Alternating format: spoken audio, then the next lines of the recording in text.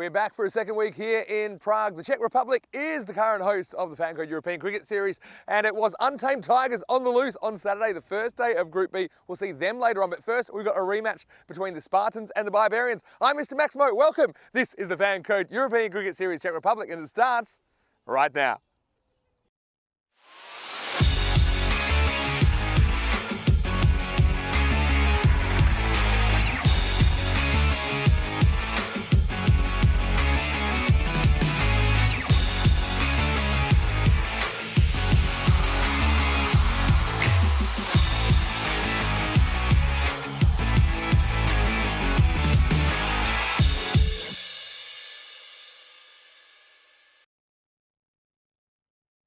Good morning to you wherever you're watching from around the world. Welcome to another big day in European cricket. It is day 7, the first day of the second week of action here in Prague. Geez, we had some action, didn't we, on Saturday? In fact, all of the first week was highly entertaining. It's going to be great to see what happens in week 2 as Group B continues. Of course, only 4 of the 5 teams in Group B will progress to quarter-finals Friday and then finals day on Saturday. So looking forward to this, and also looking forward to a rematch of match 24. It was the last game we had on Saturday afternoon between the Prague Barbarians and the Prague Spartans. I do have some toss news, and a little bit earlier it was the Prague Spartans that won the toss and they elected to bowl first. Yeah, interesting, because they reversed the innings from when they actually went down to the Barbarians on Saturday afternoon. They were kind of caught on the hop a little bit. Their top 3 only made 3 runs. I think they want a little bit more out of the captain and Venkateswamy, and also the number 3, Jagannathan, who we might see opening this morning. We'll have to see. But it was Vamisheti that really took things to a new level with a new ball. 4 for 8 he took, and yeah, Vamisheti was excellent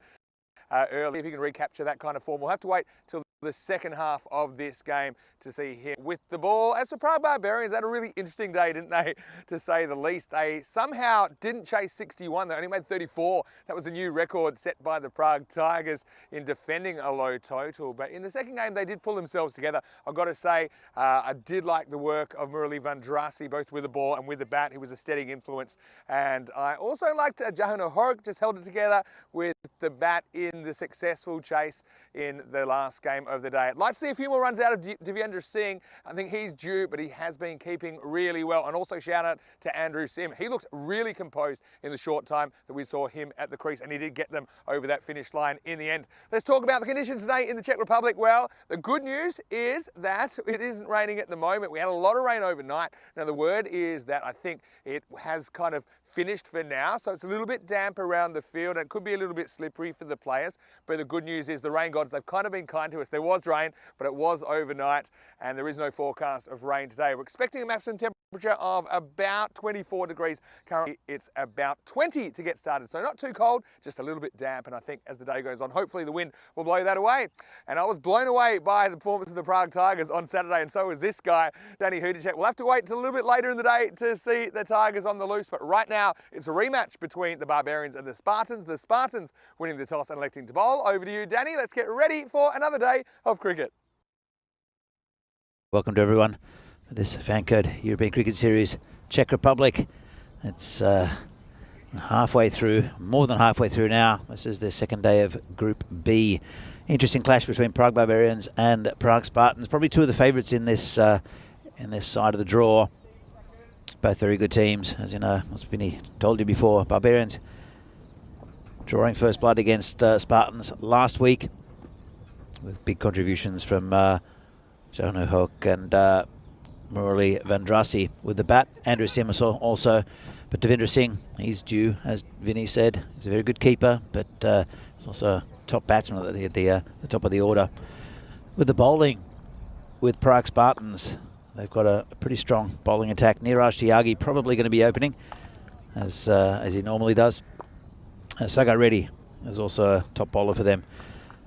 As you can see, expected scores pretty close. 84 for Barbarians, 83 for Spartans. This year, as we saw in the Tigers game, that you get through the top order and they might struggle, but they have reinforced. Andrew Sim not playing that first game against the Tigers, so he's come in and is looking very, very good. So, but I think it's going to be a very interesting game. First up, it's going to be a little difficult for the bowlers. Ball might be a bit slippery, and for the fielders as well. Should be a swing up in the first few overs, but as soon as this ball gets damped, there'll be no swing at all. Which will help the batsman, although because the ground is a little bit, I don't know about damp, but it's just have a bit of surface water maybe, just the top layer. It will slow down the field, which has been lightning over the last week. So it's probably not a bad toss to win here for Spartans,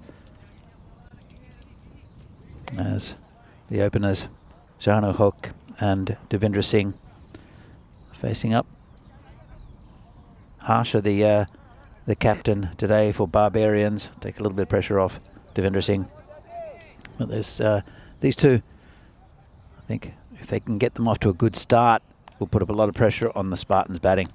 Vinny, interesting game this. Yeah, good morning, Danny. Morning again, everyone. Hope you're well. Yeah, super interesting because Barbarians could never see more of a Jekyll and Hyde performance as they were on Saturday, where they couldn't chase down 61, but then they did successfully chase 80 in their second game. It was all about their top order, and this time they will be batting first. And as for the Spartans, they'll be hoping to do kind of what the Barbarians did to them on Saturday afternoon, with Vamshi Madhushetty taking 4 wickets. They certainly have a good opening attack with Niraj Chagi and Satya Sengupta likely to bowl in the second over. There's a lot of pressure on this top order to do the job for Barbarians. Hoke will face up. Here's the first ball of week 2.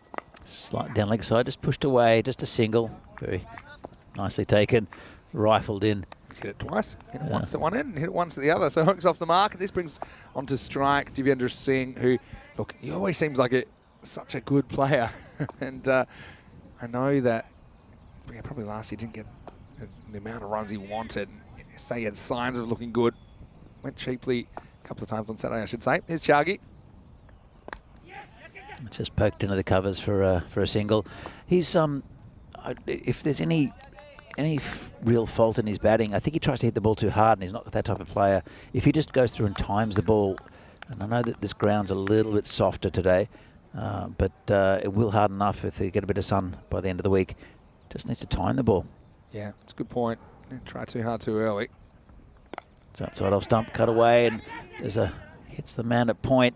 Just a single, good fielding. A slight fumble, which allowed the single. It probably would have got home anyway. They both went straight away. Yeah, one thing I will say about Divi, though, his keeping was excellent on Saturday afternoon. That's a real feature of his game. He's a weapon behind the stumps of the Barbarians. Have a slightly different looking lineup to the one we saw last year. It's Tiagi again, and pulled away. That'll be 4 runs. Good shot there by Divi.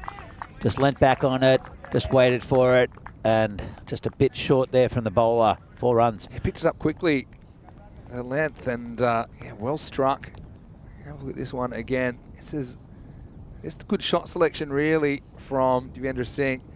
Probably wouldn't want to pull anything much fuller than that, because we know this pitch can be a bit up and down at times. But Chagi just needs to get it up a little bit further to the opener. Yeah, it's a really fascinating game between these two, because Spartans, they beat Vinarati, your guys, on Saturday morning. But yeah, they would have been a little bit disappointed to drop that last game. So both these teams taking 2 points out of their first day of action. It's a nice shot. It's got through the man at cover. They'll look for 2. They might get it. It's going to be close. It's gone to the keeper's end. I think at the bowler's end it might have been in trouble. Yeah, it's good running, I suppose. It's good running when you make it. It was kind of deflected at cover just slightly. But I do like the hustle from the Barbarians openers there, searching for every run possible early. And we'll have a look at Devendra Singh, who gets in by a couple of steps. Almost chopped it back. An appeal for, well, not really sure why, but it's the end of a pretty good over there for Barbarians. 9 from it. Let's have another look. I thought he chopped it back onto his pads. Yeah, unless they were thinking to flick the pad away. No, it can't be out. Just missed the stumps, though. Yeah, that was super close, wasn't it? But, well, maybe that's a bit of luck that Devendra Singh needs. He takes 7 off the first over, and with Hoke's 2, it makes it 9 for no loss after 1. Very good morning to all of our viewers, and thanks for joining us again. I hope you enjoyed your day off. I can see that Nad K is in the chat. He is pretty good at getting the first comment in. In fact, I opened my chat last night getting ready for today, and he'd already made a comment about 24 hours ago. So, Nat, I love the commitment. Also want to say hello to Melinda Macbeth. And where are you watching from, Melinda? Let us know. Melinda, actually, just reading down the chat, she's from Australia. And I know that Matt's also encouraging everyone to like the video. Keep an eye on the chat as we get ready for the second over. Sengupta starting off. Just turned around the corner. They should get 2 here. It might go all the way, actually. No. Slowed down a lot. The fielder slipped over. You can see it is a little bit slick underfoot there for the fielders. Yeah, you're going to get a bit of that. We had a lot of rain overnight. I know because I heard it on the window. But when I woke up, it seemed kind of overcast. It still is overcast, but the word is the rain shouldn't return. So I think it'll get better for the players as the day goes on. These are probably the most difficult conditions they'll have to deal with. So this ball, especially if it's hit on the ground like that, it's going to get a little bit damp. Yeah. It's hard to hit further when it gets a bit heavier as well. True. Just turned around the corner. That'll be 4. Lovely shot there. Just got a bit too leg side. And a very nice shot there from Hoke. It's looking pretty good touch. Yeah, we'll talk about the importance of the top order of the Barbarians, because when they failed against the Prague Tigers, in the face of some very good bowling, I should say, credit to the Tigers, but yeah, the middle and lower order just looked very, very out of touch. And it was a very different story when the top 3 or 4 did fire, and also they included Andrew Sim for match 24. They were able to chase down the Spartans' target of 80. Okay, it's a bit down leg side, just turned to the mid-wicket area just for a single. Nicely run again from the Barbarians. It's, they've played quite a bit together, these two. So there's very good communication at the top. I've noticed that already. I'm going to say hello to Ivan as well, who's watching from the UK. Nice to have you back. And it's Ivan. Sorry, yeah, it is Ivan. Oh, I keep... All right, we'll edit that bit out. All right. I'm glad you're here, Danny. It's always the opposite of what I think it is, so I actually switched it at the last moment. Like, you know, have you ever had, like, when you try and put your key in the door and you can't remember if it's if it's one way or the other, and you keep kind of... It's like a USB, like a USB stick. Yeah, I mean, I think 80% of USBs go in wrong. Should be 50-50. Sorry, my apologies, Ivan. All right, here comes Sengupta again. And it's a better ball. It's just been slightly wrong angle so far from Sengupta. He's a very good bowler. That one cut away viciously. Yeah, I love this pitch. And there's something in it for the bowlers. Don't know if I'd love it so much if it was an opening batter. I'd probably like to come out in a slab of concrete and just whack it everywhere. But do think it offers a good balance between bat and ball. Last ball, the second over coming up. Sengupta's gone for 8 so far. Hit it from outside off stump, and that's 4 runs. That's a lovely shot. And these two... You called it early. Well, you're right. But it kind of illustrates what we're talking about. The field is a bit slower because of the rain had overnight. It doesn't take a friendly bounce. That would have absolutely raced there any other day of this tournament. Just slow, a little bit slower this morning. Yeah, he would have been picking that one out of the golf course. 21 for no loss after 2 then. And a reasonable start for Barbarians. I'll be hoping to put something ton plus on the board, I imagine. And looking at Group B, the Prague Tigers, they were the story of Saturday, where they won the first game. Bit of an upset, you have to say, against Vinarati, who are 2 divisions higher. And then, they, after getting bowled out for 60 in 9 overs, they successfully defended against the Barbarians, holding them to 34. The lowest ever score defended. Here's Chagi in the 3rd. It's hit to short cover, no run.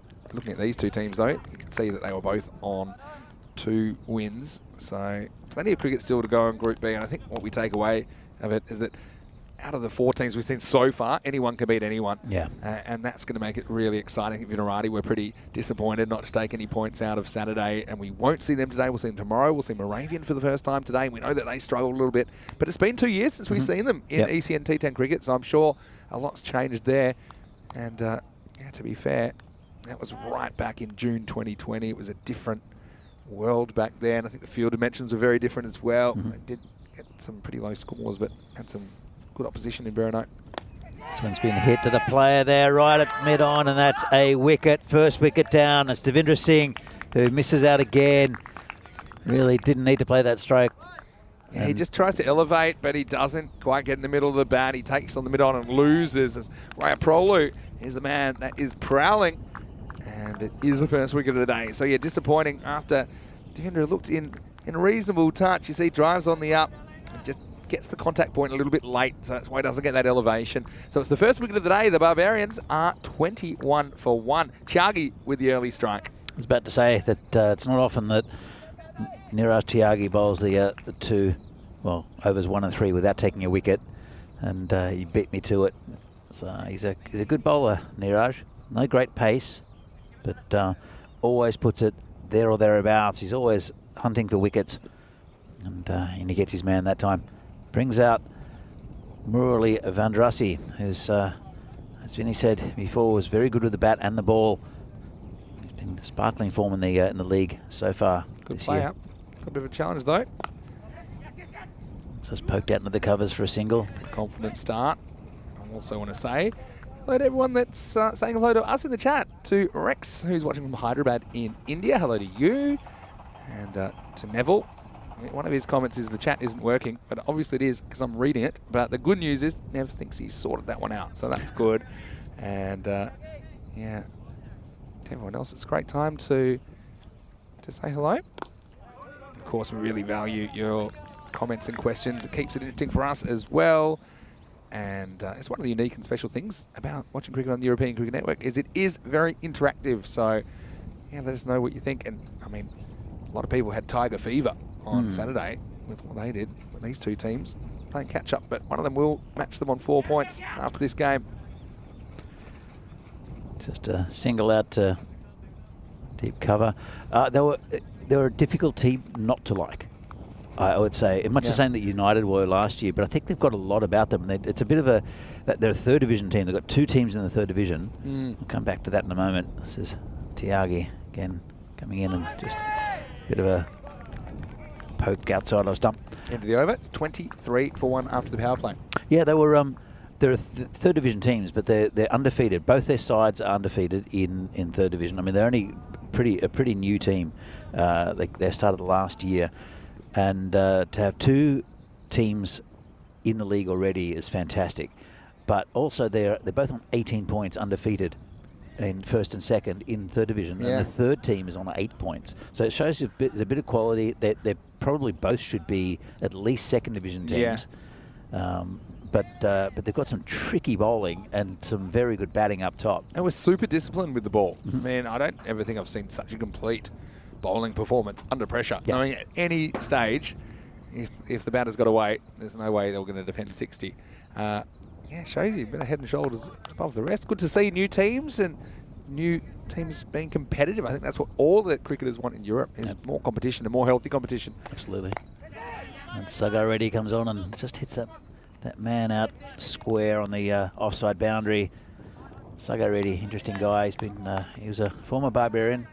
And he played a little bit for the national team, and often can bowl the old wild delivery.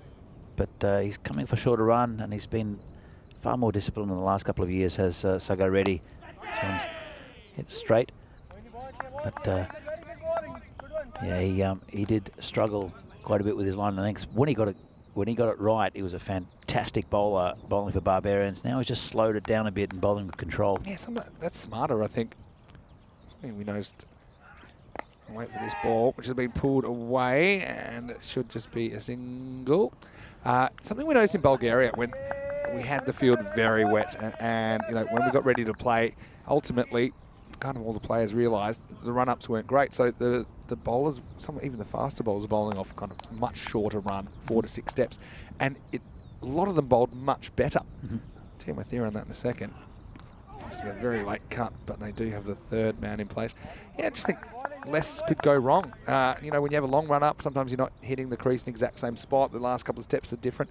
And, you know, unless you are out and out just blasting people away with pace, you know, just having a little bit less pace isn't necessarily a bad thing. I think it's all about the location. And I think that's what I'm seeing from Reddy at the moment. Pretty good control off that shorter run. So just poked out towards covers again, just for a single. I think we saw a little bit with that with the fast bowler from Bernard Afridi, who came off a shorter run. Yeah. And I don't think he was as effective. And I don't think his control really helped either. I think it was... Yeah, suits some people, not everyone. Mm-hmm. I was also saying with Joe Cope, I think he could probably use a bit of rhythm for Venerati, maybe a slightly longer run. Anyway, it's the end of the 4th over. And right now, game in the balance, I think. Barbarians 28 for 1. I think Spartans will be pretty happy to get Devendra Singh, but 2 dangerous players still at the crease for Barbarians. Very, very good morning to you. Vinny Sander here, Mr. Maximo. Alongside me is Danny Hudacek. And it's great to have your company once again for another week in Prague. And look, a lot of worries about the rain when we looked about the forecast. But like I say, the weather gods have been kind to us. The rain seems to have come overnight. It's cleared now, and we're out there in the middle, hopefully for a full day's cricket, Danny. Look, absolutely. And yeah, it's quite pleasant this morning. It's a little bit chilly, as you can see. I've got the scarf on. Yeah. Tell the story of that scarf. Well, the scarf. Last year it was absolutely freezing here in Prague. We played in late April, early May. Yeah. And so this has been in possession of Vinny Sandu for the last year, and I just got it back today. This is in hit straight, just a single again. Because in the meantime, we did get the ECN scarves, so I thought, well, it's a bit unfair that I'm holding on to 2 scarves. You very kindly donated that to me, and it's been on a bit of an adventure, that scarf. It's been all around, as you know, all the places we've been since then. I remember it was particularly good in Italy in November when we were there, the first week of November. But yeah, giving it back to its rightful owner. I remember how Italy was early in the year, because we could see in Milan, you could see the Alps. Yeah. And I could just feel that wind coming off the Alps. It was coming, it was brutal. I remember I had to chapstick my entire face after that, after each day. At least the players are running around, right? Although we do get to wear more clothing. This is in the air, should be out. And another wicket there, and that's a big one. That's Johanna Hoke, who's looking pretty good. Just a little late on that pull shot. And that's a wicket there. Yeah, it's, I guess it's good bowling by Raya Prolu, because he rushes Hoke into this pull shot, and it just is a simple top edge, which is pounched by Varun Mehta behind the stumps. I think Mehta's keeps been pretty reliable for the Spartans. He takes that one without a fuss. So another key wicket taken. Barbarians lost 2 of the top 3 now. Halfway through the 5th over, it's 30 for 2. Yeah, you've got to say that the first 2 overs, Barbarians were pretty much on top, going about 10 and over. And then as soon as they lost that wicket of Devendra Singh, just slowed down a bit, even though Murali and Johanna have looked okay. Just not quite getting the number of runs. Bat change for Murali. And this man coming out number 4, he was really good. And didn't see that much of him on Saturday afternoon, but Andrew Sim, who did come in for the last game of the day, just helped him get over the line. It wasn't only the shots he played, but also how smart he was. Towards the end of that chase, he ran hard, ran a really good 3 at one point, which got the strike back. He looked particularly strong through the cover region, hitting the ball hard. Here he is facing Raya Prolu. Just tucks that one around the corner, just a single. I think, though, we're going to see the scores a little bit lower today because the ground isn't quite as quick. And there's probably no surface water on the pitch. Yeah. But it does skid through one of these AstroTurf pitches, and especially with spin, I find. Yeah, and the ball was a bit slippery as well. That'll make it skid through as well. It's been hit back to the bowler, no run. Skidded back towards Prolu. They had to deal with it. Good fielding though. Yeah, you just feel the Spartans sense an opportunity. I mean, they would have watched what happened to the Barbarians, the match before these 2 teams played on Saturday. I feel they're just a wicket or 2 away from cracking this innings wide open as we approach the halfway mark. It's a bowler again. And this is almost over the top. Just bounced in front of the man at 3rd man. If he got more of it, that would have been a simple catch. But in the end, just a single. Lucky he doesn't get more of it, hey? This ground's looking magnificent with the boundary rope. Yes. I can't remember there being a boundary rope here before. I mean, is it something you've had here in the past? No. Again, it's one of those things you have to do things when you're developing grounds like this, and you've got limited funds because there's no real sponsorship for Czech cricket. And if anybody out there would like to sponsor Czech cricket, so ropes are something that I think we've always wanted to have, but it's just something that we just haven't been able to really prioritize. Yeah. So, but there are 2 ropes, 1 for each ground. That's great. It's fantastic. 32 for 2 after 5 overs. As we see Saga Reddy coming back for a second over. One thing I noticed, an absolutely clean innings with the extras through the first half. I don't know whether that's because maybe it's not swinging around as much, although the batter's swinging pretty hard there. Makes such a difference, doesn't it? I mean, even that game, the really low scoring game, I think 20 extras were given away in the total of 60 scored by the Tigers. It's Barbarians that were a bit loose. So yeah, the fact they haven't given any away has just kept that score under control. I mentioned that they were 21 after 2 overs, and right now, in the next 3 and a bit, they've only scored 11. That going back to that first ball, it's swung in and cut away from Saga already. That just like that one swung in nicely. That one, yeah, bites off the wicket. Actually, I mean that's the thing. When you hit the seam, it's very unpredictable. It can go either way. That one seemed to seam in, and yeah, that's what I'm thinking about this pitch. I mean, it's not all one-way traffic. Bat, bat, bat. I mean, if you bowl well, put in the right areas, you'll have good results. This one's a wide. He put the mockers on him. Vinny. Yeah, well, as soon as you notice something like that, well, I blame whoever put it on the screen because that's what made me notice. That is a wide. But you know, it's funny. That's why I often say judge the whole tournament in its entirety. You know, people were talking about when PCC guys were whacking it everywhere. It's too easy for the batters. Well, they were just good batters. Oh, got him. Oh, what about it? This delivery from Reddy, who pitches it up, and unfortunately Sim can't deal with this. And I tell you what, to get good batters, you got to bowl good deliveries. And that was a good one from Reddy. The pressure's built up, and now he cashes in a 3rd wicket down, 34 for 3. I mentioned before, you swing the ball in. So look at the replay and see it come in nicely, and he got it absolutely spot on. Andrew Sim probably playing the wrong shot, but still, you got to bow your hat at the delivery. Fantastic bowling here from Saga Reddy.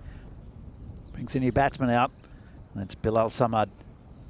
Now, what again? A little partnership. The wicket they'd want here, the Spartans, is that of Vandrasi, who's been, as I said, in good form in the league. And then after that, we saw they were struggling to get, well, they ended up getting 34. Yeah, and I'm sure that's not indicative of the overall ability of this middle and lower order, but still that'll be on their mind. And it kind of ramps up the pressure on Vandrasi, doesn't it, now, to make sure that he goes the journey. Saga Reddy has been excellent. He's got 2 balls remaining. Oh, that could be close, and he's got him! 2 in 2. Well, that's what you get when you bowl at the stumps, and he's bowling a nice little in-swing.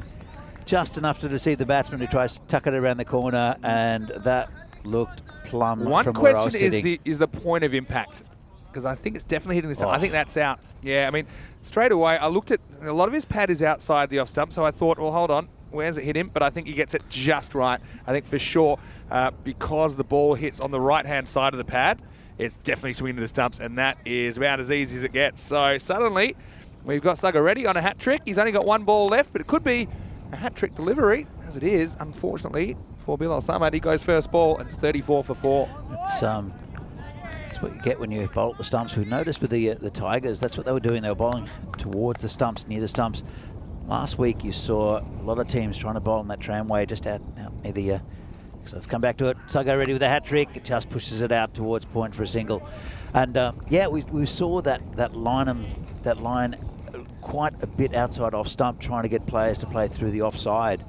But this week, I think, so far with Group B, since Saturday, it's been more attacking the stumps, very different, and the scores have been pretty low because you know, it's you get balls like that where I guess the batsman just moved his left leg across, made it difficult to bat around his leg. Yeah, I mean, exactly right. He just kind of plays across his front pad there. But yeah, not just attacking the stumps, but particularly kind of the off stump and maybe the 1 or 2 stump, imaginary stumps to the left of it. Because the risk with getting 2 straight is then if you get on the leg stump, you're going to go through the leg side. I've got to say, though, that Reddy's overs were brilliant. 2 for 8. So his first over went for 5. Second over went for just 3.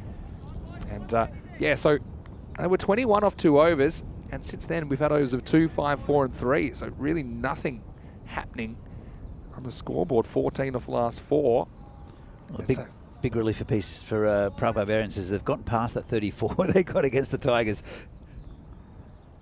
Comes Gunasekaran. It's a bit short and just prodded down. They'll get a single. So important now. You know, you've got a new bowler that is coming on, and this is what the Tigers did so well to the Barbarians the other day. The new bowlers came on, they did not let the pressure up. So goodness sake, a bit of pressure on him to keep it up. But a reasonable start. Be bowling to Vandrasi. This is the wicket they want, Spartans. And they've just poked that one into the gully area for a single. Nice shot. Didn't try to hit it too hard. Birendra Kumar's the new batsman. We are facing Naveen Gunasekaran. And there was a mention in the chat about the outfield being soggy. It's Lincoln Beggs, and it's not soggy. It's just not quite as firm as what it was. Oh, swing and a miss. Yeah, and that's probably right. Soggy isn't the word, but slower is the word. Yeah. It was super quick. I don't think I've ever seen it as quick as I saw it last week. It had been cut short, there'd been a bunch of sunshine on it over the last couple of months, as you told me. And yeah, I wouldn't say it's slow either. It's just slow work. Sacred. Oh, another swing and a miss. Oh, I think that might have been a stumping. I might have another look at that because the batsman took a big swing at it and then didn't really move back into his crease. Let's have a look. Just sort of stood there. It's tucked around the corner and chance for a run out if he hits, he's out, and could be a couple of overthrows. In fact, one at least. Well taken. And he's living pretty dangerously as Birendra Kumar at the moment. Could have been a catch, it could have been a run out. Yeah, I mean, this was, I wouldn't say suicidal, because there was always the chance the gun could misfire, and it did. In a sense, it's good running, because it creates a second. Comes the bowler again, and gets that one to the man there, and he drops him. Wow. Pretty good fielder as well, Kranthi Venkateswamy, the captain. Yeah, he is. It's just, he's had, I don't know how much luck he's had in this, in those last 3 balls. Yeah, 3 lives. So he's got 6 to go if he's a cat. As it is, it's the end of the 7th over. The score is 40 for 4. So despite the chances given, not too many runs, just the 6 off the 7th over. We are in the Czech Republic currently. We'll be in Hungary for a week, starting in 1 week, in fact. It'll be good to see some of the teams we saw last year. Debrecen Vikings, they are the new team in Hungary. They've qualified in alongside the top 4 from last year. I just saw that happen over the weekend. In Austria, it'd be great to see some of the teams we have seen before as well for a week series. Then Italy, 5 weeks. Ultimately will determine the ECL representative club from Italy. And then Germany in August. So stay with us. This is in the air, players coming around, he won't get there. Again, it's all action all the time from Birendra Kumar, and so he's offering a chance every single delivery. They haven't been able to get him yet. Count that as a 4th life, although I'm being pretty generous with what I call them now. But it is go time. They've got 6 wickets in hand, only 3 overs remaining, so you might as well go for it. So down the ground, skidding a little bit, and down there does well. Excellent fielding. Hits the stumps as well. I think it's a really good move bringing Sengupta back in. He's a top-line bowler for the Spartans, I would say. He's got a bit of pace about him. He's a national team player. And even though he did go a bit leg side in his first over, I think this is the perfect opportunity to pick up a wicket here. They've got the fine legs kind of protecting that as well at the moment, but I do think he wants to be just in that offside channel as well. I've got to say, when you win the toss and bowl, this is exactly what you want to do. To build up pressure, and ultimately that's resulted in some wickets, keeping the score very, very low. Vandrasi's still there, and he just hasn't been able to get going, has he? And he hasn't had a lot of the strike, to be fair, as well. But I mean, what's the best case scenario from here? And even if you get 10 and over from here, you get 68. Doesn't seem like a lot, but remember, Spartans, they kind of collapse at the top of the order against the Barbarians on Saturday afternoon as well. So anything's possible. We know that now. Oh, this one's been hit nicely, and that's 6. Nice shot there, Vandrasi, just put in the slot by Sengupta, and just a little bit more pace on the ball, and straight over cow corner for 6. Lovely shot there from Murali. Yeah, it was a matter of time till he clicked. There's nothing too wrong with this ball from Sengupta, to be honest, but he just goes after it. He fetches it from outside the off stump. And Maximo time, the first one of the day. You're saying with Spartans that they collapsed a little bit. I think they've got a very good batting lineup. You just didn't see it. Yeah. Golden ducks for their openers. That's what I mean. So and then there's Vishak and Satyajit here, who are all very good batsmen. So it's just poked out to the gully for a single. Slight changes they'll have to make at the top because no Prem Nandivada in the lineup today for Spartans. So I think maybe we'll see Jagannathan pushed up from 3.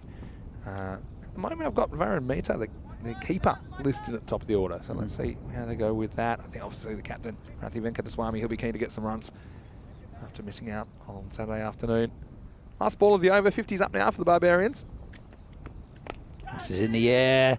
Player coming around, 2 of them actually, but it'll be comfortably taken out there. Nice catch. And, well, that's the end of Barinder Kumar, who finally his lives have run out, Vinny. Yeah, well, it wasn't a bad-looking shot, to be honest. He tries to go straight. He just doesn't quite get the timing right. So Sengupta, you say, not a bad-looking shot if you look at it in isolation. Problem was, he kind of went too high and not far enough. And that resulted in another catching opportunity for Aditya Rayaprolu, who hasn't fielded very well, I've got to say. It's 8 overs down, 50 for 5. So Barbarians, I suppose what they've got to tell themselves as well is that if they can get a decent couple of overs here, they do have 5 wickets in hand. Particularly if Mandrasi can get most of the strike, maybe they can get up to that 75 or even 80 if he gets a few out of the ground. And that kind of was what they held the Spartans to on Saturday afternoon. They held them to 79. So let's go to Naveen Gunasekaran. It all happens in the 9th, as we like to say, and here is the 9th over. Good start, just poked out towards third man, just a single. In fact, they'll look for 2, they'll come back, it'll be tight, and he's nowhere near it. Well, that's disappointing, and I'm not quite sure. I don't know why he wanted to get back on strike, but that's not going to help him. Yeah, it's one thing to want the strike, but you have to be aware of the risk level. And this, to me, even though he's running like Usain Bolt, he turns blind and goes, and yeah, it was a blind run, essentially. And if you want to know what I mean by turning blind, it's that because the ball goes to the left of screen, the correct way to run would be for him to put his bat in his left hand, you see, but he turns his back on the play and just goes, I think, without realising. Have a look at the skipper. Puts his head down right in the middle of the pitch. I think, I mean, yeah, that's a tough one. I kind of have a little bit of blame on both sides there because I think that the captain, who's out there now, Harsha Chaganty, if he's running correctly, he should have, if I was him, I would have yelled a big no straight away facing the play, because even though I know that Vandrasi wants to get back, I just don't think it was on, you see. So Chaganty is the one who gets there, and then he just kind of looks going, what do you think? But the truth is, he didn't have a great look. Well, he didn't have a look at all. Vandrasi about what was happening to that ball. Was already on its way back. Anyway, so 1 and a wicket, 51 for 6, and they do lose their key batter. You just worry about where this leaves their innings with 11 balls remaining. It's a great throw, though, as well. Yeah, credit to the fielder as well. No doubt about that. Here comes Gunasekaran again. Just an appeal. Umpire not interested. And that was Sandeep Kumar. That whistled in that throw. So it was right over the bails. And it's not a bad shout, actually. Well, if he hasn't hit that, that's plum. That's what I have to say about that.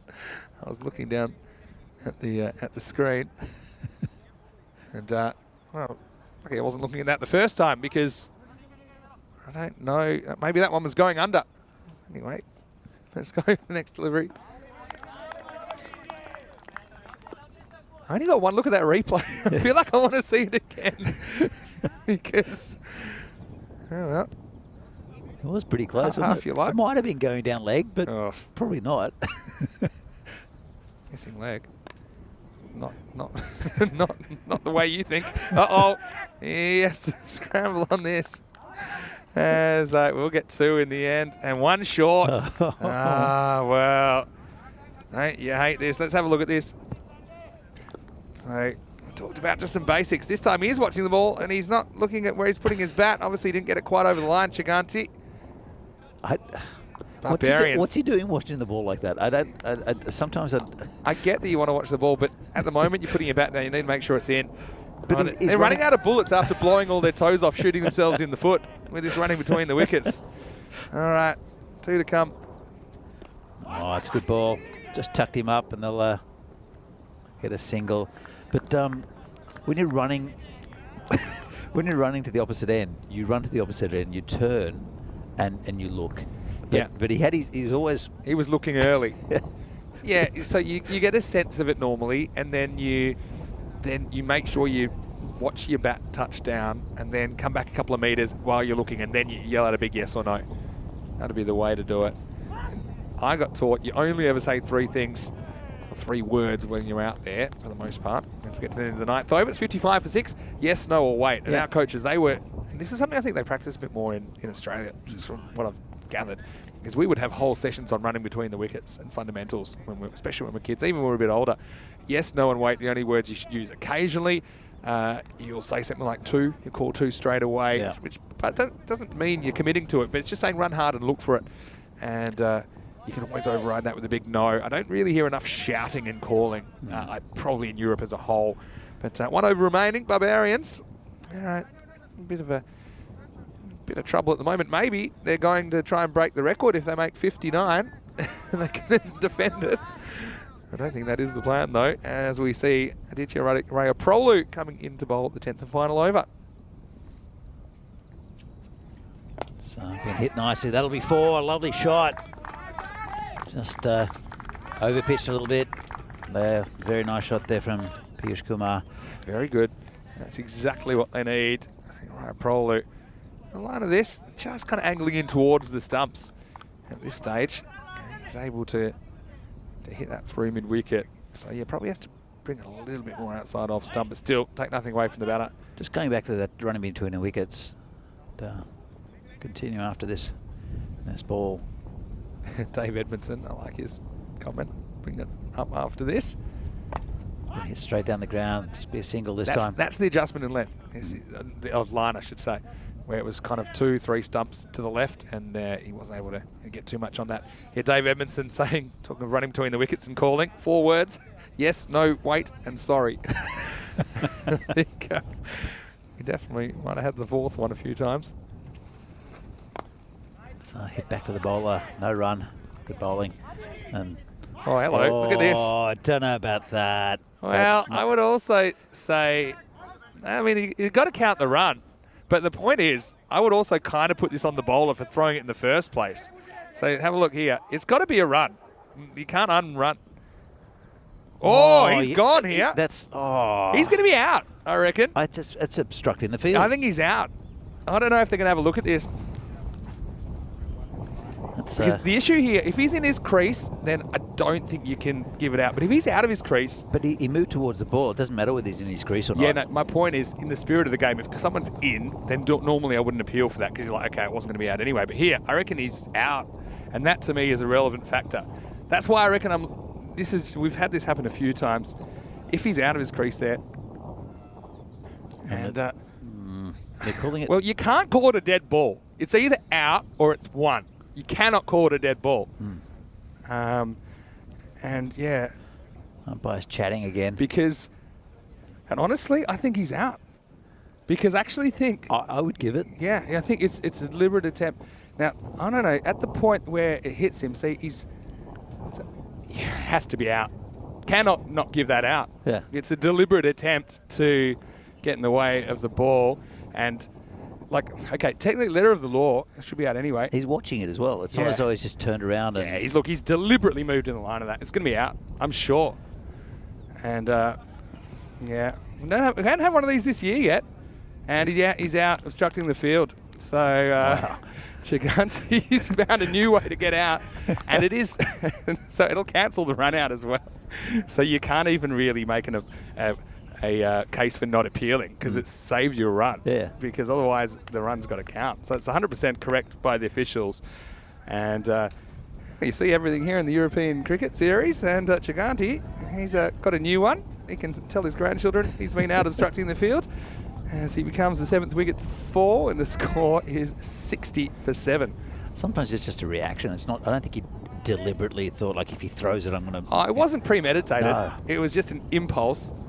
I'll come back to that in a second as we get to live action again. And, but again, that's the second time that he's watching the ball and where the ball's going, what the ball's doing, rather than trying to get back into his crease. Yeah. This is what I would say with what just happened to Chiganti. Technically, if he does that even in his crease, technically it could be out. Yeah. But what's relevant to me, if he's in his crease, then there was no chance of a dismissal of run out, essentially, that he's preventing. So as a wicketkeeper or as a fielder, I wouldn't appeal for that. But if he's out of his crease, that's fair game, because he can't be interfering with the ball if he's out of his crease. The spirit of the game is just not right. Well, there's that unwritten rule: is good ball outside off stump. The unwritten rule: if it hits you as a batsman, if the ball gets returned, hits you as a batsman, you don't run. I know it happened in a World Cup final a couple of years ago. Yeah, well, they didn't run on purpose. I know, the boundary, and right? they were discussing it as well. They didn't want the runs, in a sense. Yeah. But. This will be a run out as well. So they're going to finish at 61 for 8. Yeah, final call on that. Yeah, it's true. That is the unwritten rule. I'm a bit more understanding of it in T10, where you're scrambling for every run possible. And for example, it's kind of, for me, it's kind of on the thrower. Like, he decided to throw then, so you just got to accept what happens. Who knows if the keeper, it could have bounced off the stumps away for runs, it could have bounced off the keeper away for runs. So, yeah, for me, I'm a little bit more understanding with regards to batters running after it hits them. As we'll get to the highlights. This will be an interesting one. They do end up with 61. Well, they won't be setting records, but they'll be hoping that they can do a bit of a Prague Tigers, what they did to them the other day, Barbarians. And once again, it was a decent start, wasn't it? There were 21 off the first 2 overs, hadn't lost a wicket. We knew at the top order, there's a lot of responsibility on them. When they lost Devendra Singh after looking good early, and you just thought, it could be trouble ahead, but they still had a slightly longer order with Sim in at number 4. Look, credit to the Spartans. They were really tight from the 3rd over onwards. They didn't allow another over more than 10. A lot of single digits, not a lot of production. I've got to say, Sago Reddy, he was excellent in his 2 overs. He took 2 for 8. Yeah, it was really, really good.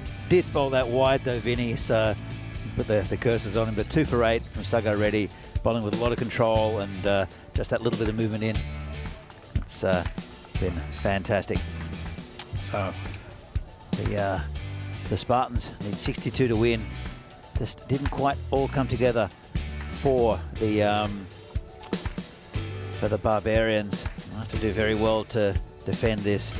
This was the run out. This is, I think, vital at this time of the innings for Murali, their top batsman, to be run out in that way. And then they scrambled to get a few more. Saw this obstructing the field. Unusual dismissal, but the correct one.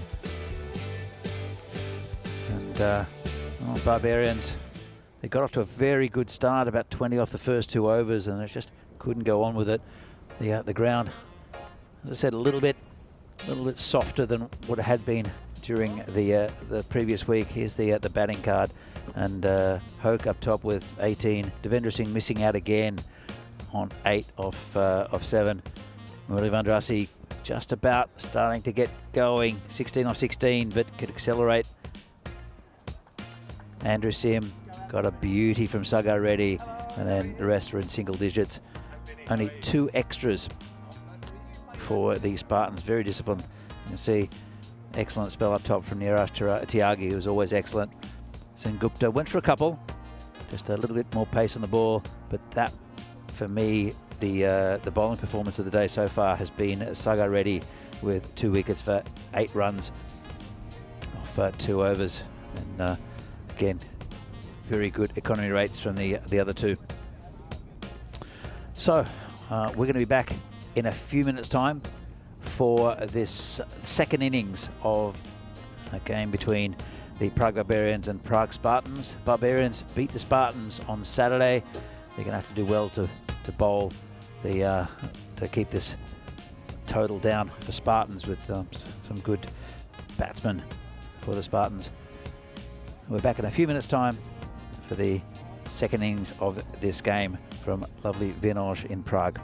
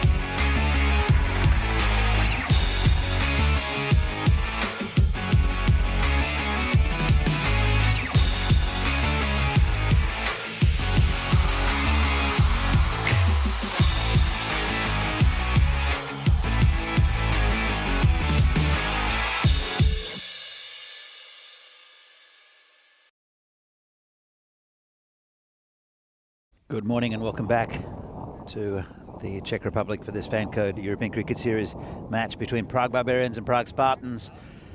Not a great total posted by the Barbarians, but probably defendable. 61 is the total. They'll have to bowl very well. But I saw a similar total defended on Saturday. 62 the target. Spartans, they've got a lot of batting. We'll see if they can get that total. They want a good start. And interesting opening combination. Gunasekaran, as we've seen before, opening the batting, but this time with the keeper, Varun Mehta. And as we've said, this ground is a little bit, not damp underfoot, it's just a little bit slower because for some overnight rain. So it's harder to get runs. Ball also might be a little bit slippery, but it dries very quickly, the surface here, mainly due to the wind that's coming across the ground. It's only a slight breeze, but it does dry the ground very quickly. Here's the first ball, and good start. Got a very attacking field. It's Metasheti, who took 4 big wickets for Barbarians in his spell on Saturday. Been very good, quite an awkward bowler. You can see he's just some sawdust there. There's a couple of little mud patches just there to protect the ground, to avoid the players from slipping. Just drying his hands with that. Comes Metasheti again. It's going to be called a wide. That's where they were very disciplined, the Spartans. They had only 2 extras in their innings. I think only 1 wide. So very, very disciplined bowling performance from the Spartans. That's what they'll need as well, the Barbarians. Don't want to give away too many extras. It's Metasheti again. Good ball, just poked down. Picked up by the bowler. They've got very short cover and a very short mid-wicket. Both very good fielding positions in this format. In fact, the man's gone back a little bit on the leg side, and good ball there for Metasheti. Just a bit too slow and deceptive for the batsman. No great pace on the ball, but he's very effective, is Metasheti. There's also a man back, just in case he gets one up too far. And that's hit out through the covers, and that's 4 runs. Timed beautifully there from the batsman. Just leant on it a bit, did Gunasekaran, and that's the first boundary for the Spartans. Just a little bit wide. Didn't try to overhit it. Lovely shot. And it would have been called a wide, actually. He did make good ground out to it, but all timing there from the batsman. There's a man at long on, and there have been a lot of catches in that area in this tournament so far. See how the bowler copes with this. One's down leg side. There's a man out there. Just pick it up. It'll just be a single. And bring Mehta on strike.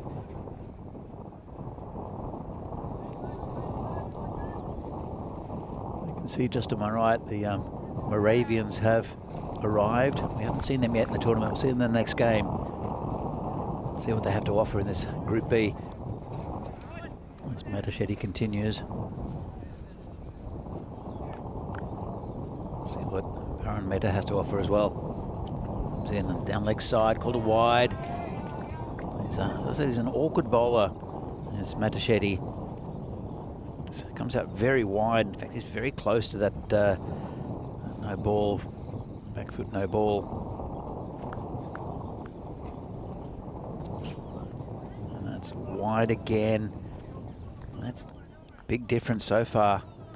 Is that the discipline of the bowling for the Spartans is fantastic, whereas he's not quite getting it right here, Metasheti. He's only got 1 ball left, he's over. Similar start for both teams. I think there were 9 off the first over for Barbarians.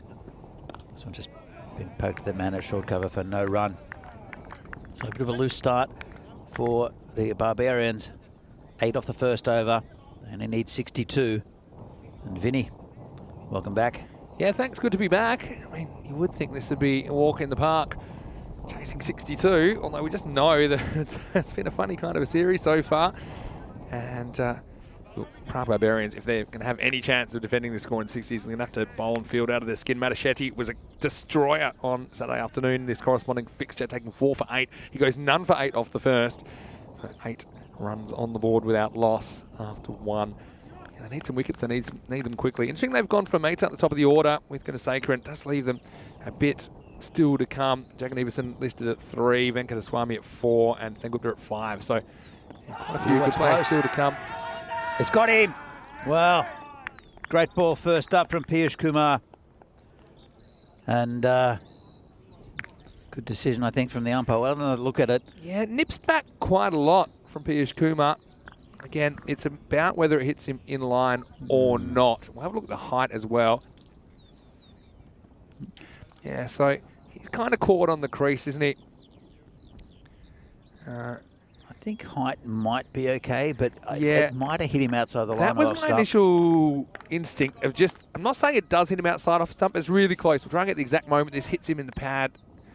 Look, it's umpire's call for me. You can't conclusively say it's outside the line. Could well be in line, and I think it's one of those ones that's not plumb, but I think it could be a very good decision ultimately. It's Kumar that gets the wicket. It's 8 for 1, and this does bring Vijay Jaganivasan to the crease. What it was is a good ball straight up to a batsman who's not set, and Gunasekaran, he looked pretty comfortable in that first over, but it went first ball from the first over from Piyush Kumar. And Jaganivasan is a very, very good batsman. Just hasn't shown the form that we might have seen a little while ago. He's powerful on both sides of the wicket. And he's just something in his game at the moment where he's not getting the runs that he should. Comes a bowler bowling to Vishak, and who hits a point and no run. But technically very good. There's Vashak. They do have a lot of batting to the Spartans.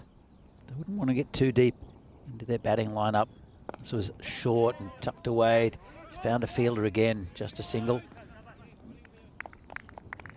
And he seems to be quite late with when he's playing his shot. As Jaganivasan, he's waiting for it, but then sort of clamps down on it. I think that's where his issues possibly are at the moment with his batting. This one's tucked around the corner, just be a single to Mehta. And that's what they need pretty much, is just ticking the runs over the Spartans. Just frustrate the Barbarians. They do need wickets, Barbarians. They sure do. They need them quickly.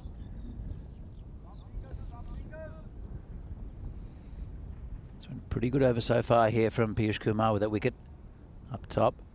Bowling to Jaganivasan. It's close to a wide, but not called.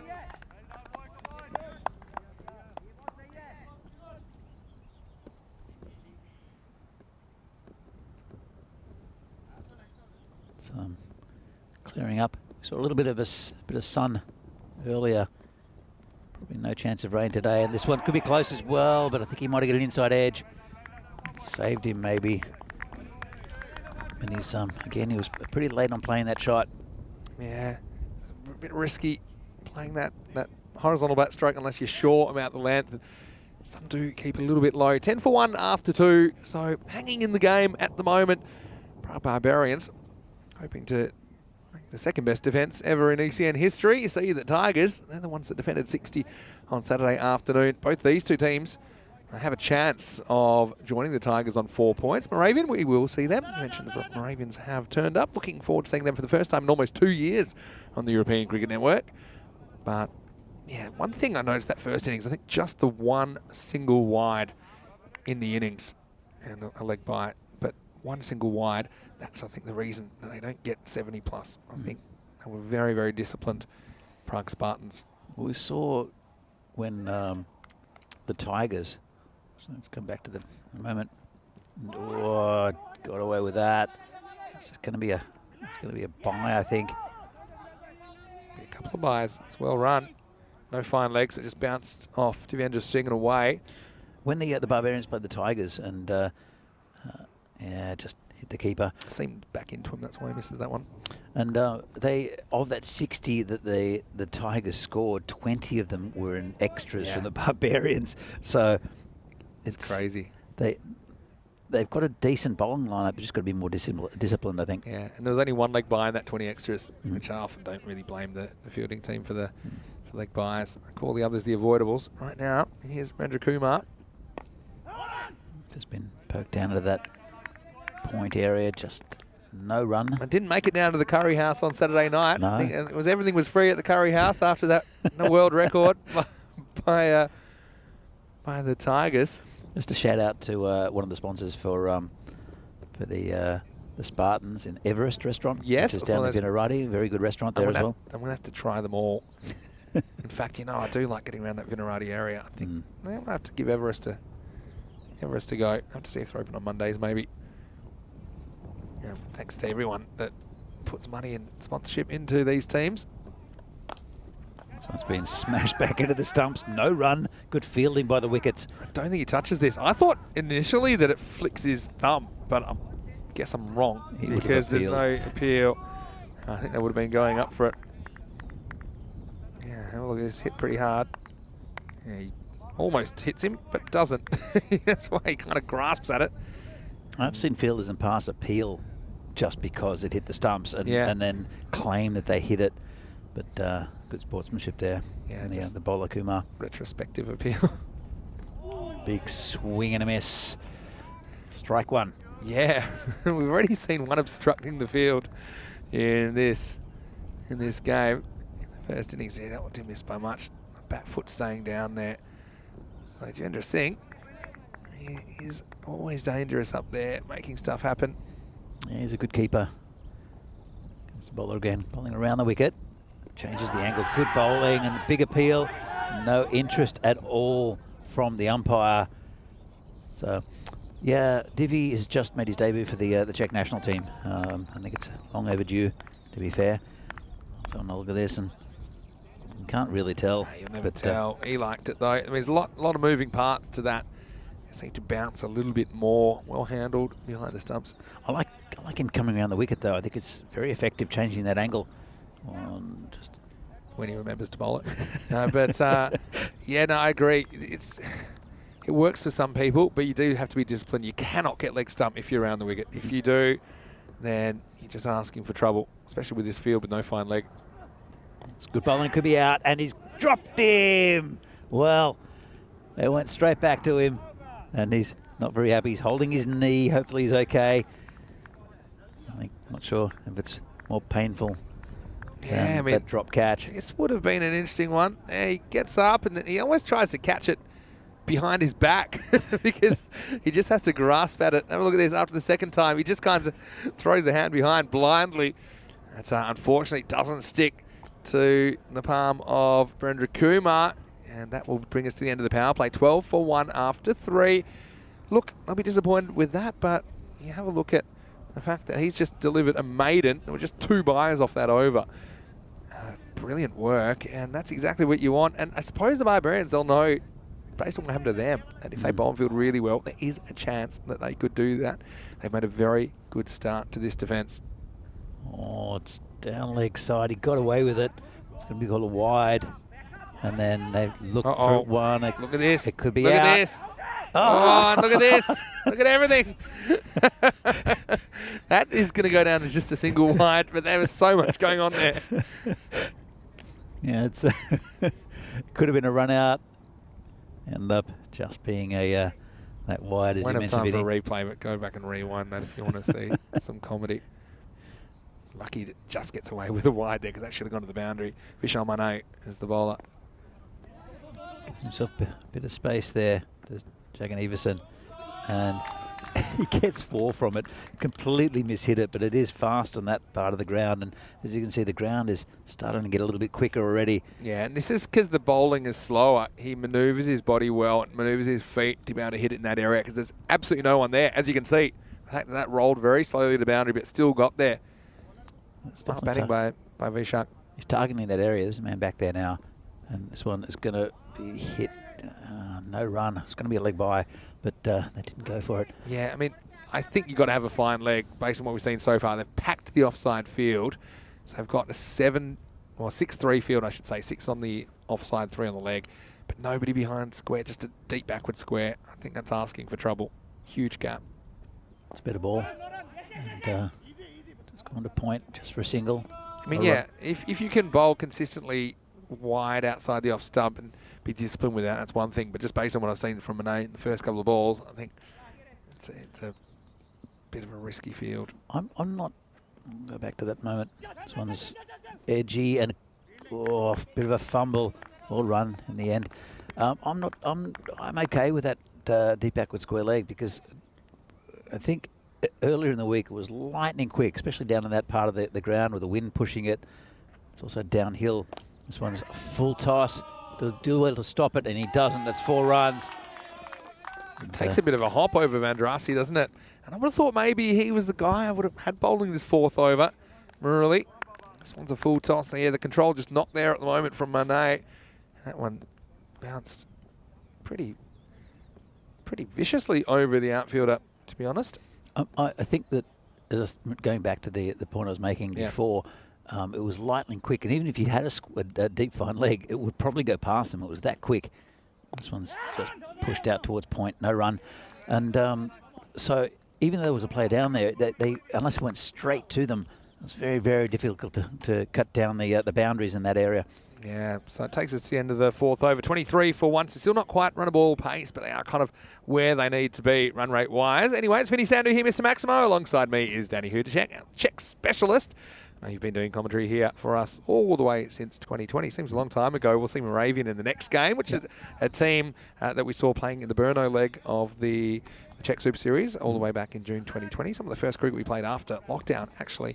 And I just want to say a big welcome to everyone else. Moravian, what do you think we can expect out of them? And we'll see them in games 2 and 4 today. I think they'll be very competitive. They're playing in the second division, but when we first saw them in 2020, they were an offshoot of Brno, and they were very, very... So it's all good, well bowled again. It's been an impressive spell so far from Birendra Kumar.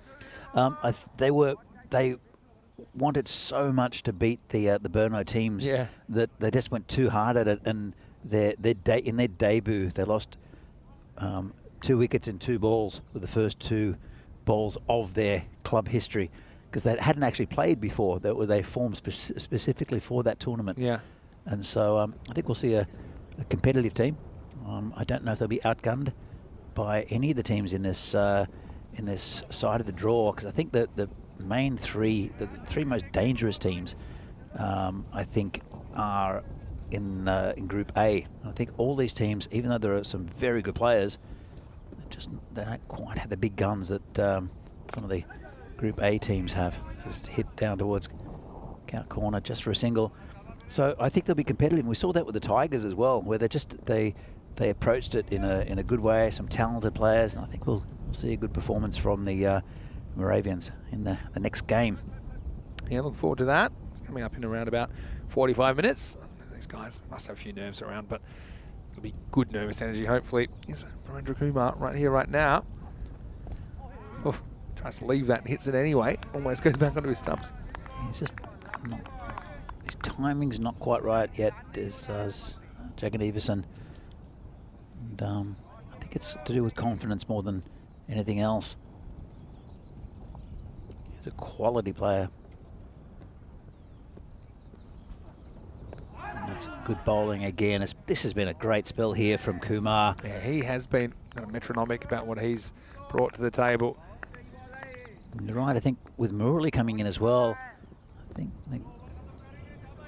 well, 24, halfway mark almost. You just got to hang in the game as long as you can. I mean, the run rate required is up to 7.1, so... They've only lost 1 wicket though, Vinny, which I think will help them a lot. They've got so much batting to come. So, I mean, yeah. Come back to that after this. This is in the air, and I think it'll be safe. Got away with it then. And they'll come back for 2, and ended up... Actually, it's going to be a pretty comfortable 2, but got away with that. Did Vaishak. Yeah, I mean, it's yeah, a bit lucky to say the least. And here's the thing with Mita. He's 3 off 11 at the moment. It's almost thanks for coming time. I think he's batted through the first half of the innings. He's got some batters to come, which I think, you know, could or should score quicker. I think you either tell him to really go for it, or you give him the yank. Anyway, 5 overs down. It's 27 for 1. We do see it sometimes. The batsmen struggle at the start of the innings and then start hitting the ball freely. I don't know if that's going to be the case with Varun Mehta, though. And you can see Jagan Iversen, 13 off 13. He'll have to go as well pretty soon, but some very good batting with Venkateswamy and also Singh Gupta, the next two listed. They can take the game out of reach of the Barbarians within an over or two. So, but you're right with Mehta. But I think Jagan Iversen has to take a few risks as well. It'll be new bowler, the skipper for today, Asha Chaganti. Yeah, this should be an interesting point in the game. This bowling did, it's just slipped a little bit. Not sure if it wasn't the edge of the pitch. Not sure if it was. Yeah, it's just the landing zone. I think he just didn't feel right about it. Maybe. Yeah. It was that back foot. It wasn't so much when the front foot landed. I think just his back foot just didn't quite feel right to him. So he pulls out of the delivery. So we're heading to over number 6. Interesting with matting as well. Depends on your footwear. Again, and this one's been hit right over cow corner for 6. Lovely shot right onto it then was Jagan Iversen, and that's what he can do. Yeah, haven't seen the best of him yet. V-Jag in this series yet. V-Jag. I like that. That was a cool shot. I was waiting for a cool shot to bring it out. And this one went and fetched it. That was, again, this was right in the slot there from the bowler. And V-Jag smashes it over cow corner. Hit that really well, didn't he? Right up in the middle. There's an economy of movement in the swing as well. It wasn't a huge swing, just pure timing. Giganti with the comeback ball. It's tucked around the corner, and that'll be 4. There's no one down there. And this is a big over already for the Spartans. And in the context of this game, starting to get closer to that total, and very quickly. Nice shot again from V-Jag. You would have thought, considering what happened to the last ball, went and fetched it from just outside off stump, that Giganti probably would have gone a bit wider outside off stump, but instead he goes straighter and he pays the penalty. So 3 fielders on the leg side, nobody really at square or behind at all. That's why there was open space for Jagan Iversen to move into the 20s. It's really released the pressure, because some fantastic overs from Birendra Kumar in the middle there. Really tighten the screws a bit.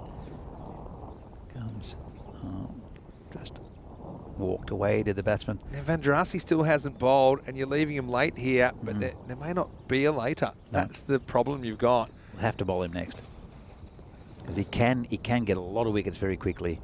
Can Vandrasi? Oh, just chomp down on that. Dodgy inside edge. It's going towards the boundary. They'll come back for 2, and does well. They might get 3 actually. Probably could, you know. Mehta thinks against it in the end, but if they'd run hard there, they would have got 3. But probably not a bad thing. I think Jagan Iversen's on strike. He's got the hot hand, even though that wasn't a convincing shot. But still, yeah, Giganti, this is just the over where you feel Spartans have pulled well ahead in this chase. I think Madashedi has another over as well, but probably keep him for later. Definitely put Vandrasi back or into the attack, and this one hit the middle of the bat, I think. I'm not sure why they appealed. Let's have another look at it. Don't know if you don't ask. Yeah, huge edge onto the pad. But, yeah, Venki in the chat asking why Murali's not bowling. Yeah. We don't know, Venki. Well, I'm sure he'll be bowling the next over. There's a reason no one would ever make me captain. I'm not gonna start saying I know better. But this one's a bit short, and I think it should just be a single. Not really timed there. by Jagan Everson. Still he moves to 26. They just needed someone to hold up, didn't they? And make some runs in their top 3 or 4. Spartans, you felt that they'd be fine. I mentioned at the start of the over he was 13 from 13. That's what happens when you get a good batsman and a few loose balls. Now he's 26 from 18. Yeah. Looks fantastic. So would have been Varun Mehta back on strike. He really need to get going. See if Harsha can give him something to hit. And it's a bit short, and he does hit it. There's a man out there, and it'll actually pretty good fielding in the end. They'll look for 2. Should get it pretty comfortably, I think. And they do. There's alert running because they just went on a slight fumble. So they do get back for a couple. That's clever as well because it will give Vijag the strike at the start of the 7th. And after 6 overs, the score is 42 for 1. 15 off that over. It was so tight with the other bowlers. And the skipper brings himself on. And now you see the win probability 92% for the Spartans, only 8% for Barbarians. And it will be that man, Andrassi, will come on to bowl. He's setting his field. Good cricketer, Andrassi. He's on the verge of the Czech national team as well. He'll be handy in the qualifiers. Not impossible here, but highly improbable because you're having to keep it down below 5 and over in the last 4 when they've got so many wickets in hand as well. Well, that's what they need. Is they need a wicket. They need Vijag to start with. See how Murali starts, and it's just got away with that. Might be 4, and it is. There's no one down there, and just a bit leg side, but got a dodgy inside edge again to the batsman. And if he just would have been a bit later on, it would have been absolutely plumb, but probably a bit straight there from Murali. It was a little bit short, which allowed him to get back deep in the crease and at least get himself in a good position to play that shot, even though he doesn't middle it. And now they do put the fine leg back, I think. Often with a spinner, you'll have the fine leg up in the circle and have outfielders elsewhere. It's very rare you see a deep fine leg to a spinner, but that's what they've got at the moment. And plug that gap finally. There's Andrassi. Oh, it's a short and rubbish and been smashed for 6. Well, we were bigging him up. Murali Andrassi. Well, I know you couldn't believe it. Danny's choked. I won't say any of the players are choked here. But look, what I will say, bowling wrist spin is pretty difficult, especially first up in the morning, slightly slippery ball. So 4 and 6, you okay there? Oh, I'm fine. Yeah, fine. Had a fur ball. Brings up the 50 as well.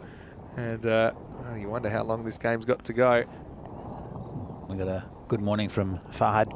Shahaz Fahad, who's we saw for Bohemians last week. It's an excellent bowler. Good morning to you, Fahad. It's a better ball. Just be poked away for a single. I think this game's pretty much gone. Lots of batting to come, and Jagan Everson, even though he's looked a little bit sketchy, there's hit boundaries at the right time and been gifted to him a little bit though. Yeah, they've just kind of ridden the storm, haven't they? This is pitched up, and it won't quite make it down to Shimada Shetty. So in the end, it looks like Spartans have executed their plan. They didn't want to chase this. Well, they did want to chase, I should say. Last time they batted first and kind of got caught in the hop a little bit early with the bat. This time, in the return matchup, looks like they're going to get some revenge. That's a nice shot out in the covers. Just a single. Again, didn't try to overhit it. Varun Mehta, he's still there. Plugging away. I think he's playing a bit of an anchor role. Just looking for singles now. And they'll get it comfortably. I think this total. Gets this one out to long on just for a single. I suppose in Mehta's defence, as we get to the 7th over, 56 for 1. In his defence, he has got them there. He's made sure they haven't been under any wicket pressure. Jagan Everson's had a chance then to have a bit more freedom to take those risks that have come off, and also a bit of bad bowling in there. You got to say a few bad balls. And, well, I'm really excited to see Moravian. They'll be back in the competition after 2 years. It's actually the ECS debut, because it wasn't the European Cricket Series they played back in 2020. They played the Czech Super Series, which you televised. Barbarians will go into this 1 and 2, looks like, because it looks like they're going down here. Barbarians did win the toss, and they're going to bat first. So, look, an opportunity for them to try and put a score on the board, bat the 10 overs. You can see some of those names up the top. They would want probably a bit more out of them. as for Moravians, I'm looking forward to seeing Sharma, their captain, and some of the players, including Diraj Thakur, who we've seen in the chat in the first week. So I think Moravians, yeah, they'll be pretty excited. And I don't think it's a bad thing they're batting second, because they'll know what they need to do with the bat. I think sometimes teams, when they're new to the competition or fairly new, essentially they are, they don't pace their innings that well when they bat first. So they'll know what they need to do. Here's Piyush Kumar. Just being into that short cover for no run. The other thing is also that Moravians normally play down in Brno, and so this pitch is very, very different. You saw Brno struggle a little bit with the bat because because of this slightly more uneven bounce. Brno's a flat. It's a lovely ground, good outfield, really good to field on. And also the pitch is a bit of a road, and so this is a little bit different. It's more active as a pitch. Yeah, I agree. The batters are tested a bit more here in Vinoj. I want to say hello to Shohaz Farhad as well. Hope you're well. Hope you're enjoying a few days off. We'll see you on the weekend. This one's been hit through the covers by Mehta. They won't get a 4. Just come back for 2. Nice to see Mehta getting a few runs now. Like I say, he's not going to set any records for his strike rate, but he just has kind of been there and allowed Jagan Everson to do what he does well. It's outside off, an optimistic appeal from Devendra Singh from behind the stumps. Also, I want to say hello to Venki. I don't think I said hello to him personally, but nice to see you, enjoying your day off. And we'll see you again tomorrow for Vinarati. Would you open with Mehta in the next game, Vinny? No, I don't think so. Because I think against Moravian, just based on how they haven't played, I'd be going all out attack. I think at the top of the order. Would you open with the skipper, with Crunty? He's due for runs. Yeah, I'll tell you what I think in a second. Right now, this could be the end of the game, and they need 2. That's exactly what they'll get. So Jagan Everson is going to finish on 40 not out of 23. So it will be the Spartans that do this with exactly 2 overs remaining. Yeah, unlucky for the Barbarians, who just couldn't quite put enough runs on the board. Yeah, for me, I'd probably move Jagan Everson up to open. Why not? He's in good form. I'd probably go Gunasekara and Jagan Everson, probably Venkateswamy at 3, Sengupta at 4, and just push Mehta back into the middle order. That's just probably what I'd do. He's had a bit of batting, and I think they probably would have expected a bit, maybe a bit more scoring out of him. Look, there's plenty of options, but I think when you see how even this group might be, the Moravians, if they are, let's say, the weakest team on paper, which we don't really know because we haven't seen them yet. But then, because it's going to be so competitive between the other 4 teams, you've got to try and maximise your output against them. Anyway, right now, we are at the end of match 25, so it kind of just meandered along in the end, but that partnership ended up being worth 54 for the second wicket. So, yeah, batting in partnerships, the Spartans getting it done, and Barbarians, they'll have to search for their points in their second match of the day, which will be against Moravians, which starts in about half an hour's time. Right here, it was the opening combination of Gunasekara and Mehta, who were opening up, but then Gunasekara after hitting a boundary, he was the judge LBW. Bit of a 50-50 call, it went against him, but that just brought Jagan Everson to the crease. And although we had some interesting moments, ultimately, after a fairly pedestrian start, and there were a few close calls in there as well, Jagan Everson really took the game away with his 40 not out. Yeah, he did, and there were 2 overs in there, one from the skipper Giganti and then Van Drassi. Well, there were 28 off those 2 overs, and after that it was very, very tight. Virendra Kumar, I think the pick of the bowlers for me, bowling around the wicket. Then the very good V-Jag took it away from the Barbarians and got a bit of revenge against them from the match on Saturday. And a good win for the Spartans. It'll kick-start them back into this week's action. So we'll have a look at the scorecard in a moment. But so Gunasekara, I think a little unlucky with that OW, but you know, I think well, it wasn't a terrible call either. I mean, there were a couple that were marginal with their where it hit him outside the line or the height. But I really think that it was a fair enough decision. I don't think he complained too much. He missed the ball after all. Jagan Everson 40 not out of 23, 4 4s and 2 maximos. Mehta didn't hit a boundary, but did stick around for 10 not out. Made sure they got across the line without too much of a drama. 12 balls remaining, 5 wides, 2 byes in there, 7 extras. So the Spartans. I know you fancy them to top the table. Didn't do too much wrong this morning, executing their plan of bowling first, keeping Barbarians to a fairly low score and chasing it down with plenty of time to spare. Kumar did well, had a maiden in there, and ended up just going for 4 of his 2 overs. 1 for 8. Piyush Kumar as well was good. Look, no one really got the treatment. I would say Vandarasi, he's bowled better overs than that. Gigantis likewise. Monet, 1 or 2 loose ones earlier. So just didn't really have the pressure to sustain their opening, where they kind of did find that they had a sniff of defending 61. Ultimately, it wasn't to be. It shows you how hard it is to defend those scores in the 60s. Anyway, we'll be back with more cricket and a brand new team to 2022 coming the other side of this break. We'll be back in 25 minutes' time. And when we do, it'll be Barbarians. They'll be batting first against Moravian Cricket Club. Vinny Sandhu here, Mr. Maximo. Danny Hudacek as well. And that's 1 game in the book in a brand new week in European cricket. Hopefully you can join us for more just around the corner. You're watching the FanCode European Cricket Series.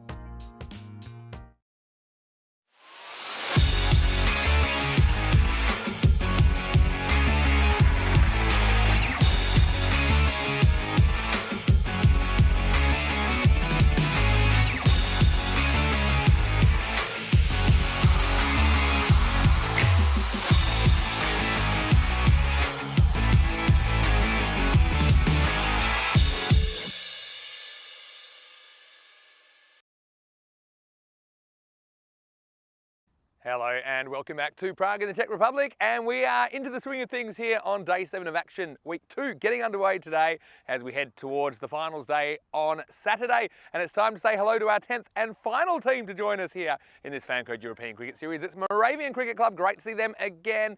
They've made the trip to the nation's capital and they're going to head into a clash against the Prague Barbarians. First up, let's go over to the centre where Charles Croucher is with the two captains for the coin toss for match number 26. Heads is the ball, and it's a tail. We want a bat twist. So it is Barbarians that win the toss, and their captain, Harsha Chiganti, has decided that he wants to bat first, so a chance for their top order to fire.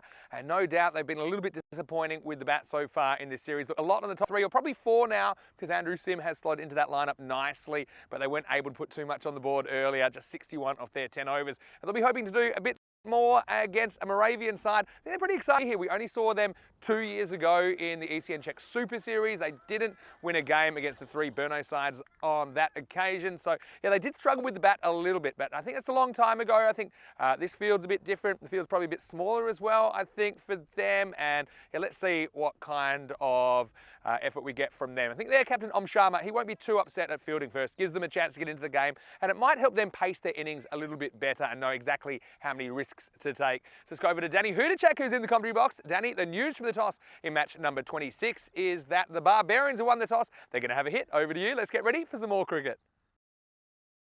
And I think it was a good toss to win for Barbarians, but also a pretty good one to lose for Moravians. I think definitely Barbarians, they want to get some runs on the board against Moravian. But Moravians, again, this pitch is a little bit different to the one down in Brno, so it's a nice one to lose and to get a bowl at. Except for Barbarians, Devendra Singh not really firing yet. Looks like Rohit Gorial might have a go at the top of the innings. And Vandrasi missed out in the last game. But for Moravians, we'll get to see them for the first time. Om Sharma, the captain, and also Amir Hussain, highly rated. Prem Yadav as well, the all-rounder. It'll be interesting to see how Moravians do against this group. It's a very, very tight group. You'll see the Tigers, the very good Tigers, coming up in the next game. But Prague Barbarians, 81 expected score, Moravians 72. They're Division 2. They have 2 sides actually, Division 2 and Division 3.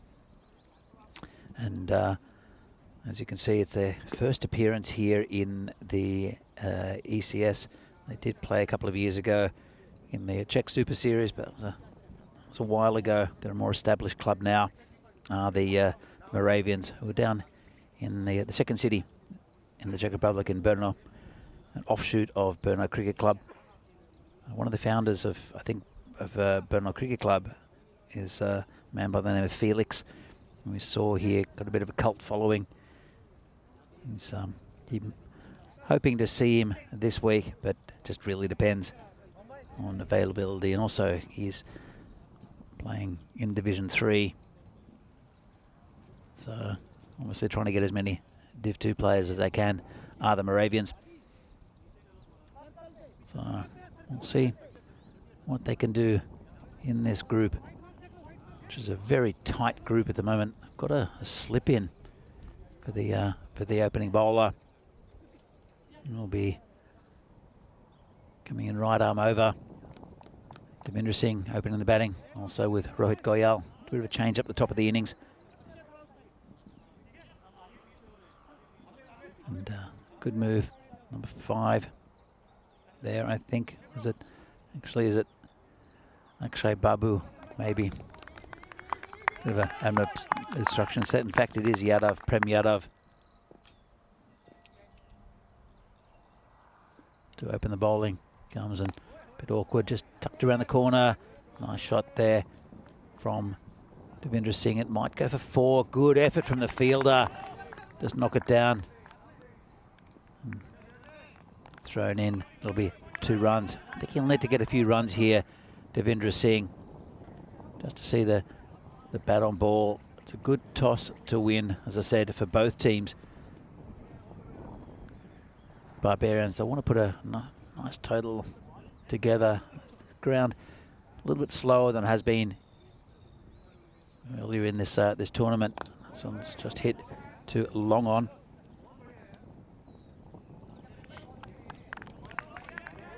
And just another run there for Barbarians. It'll bring Rohit Goyal on strike.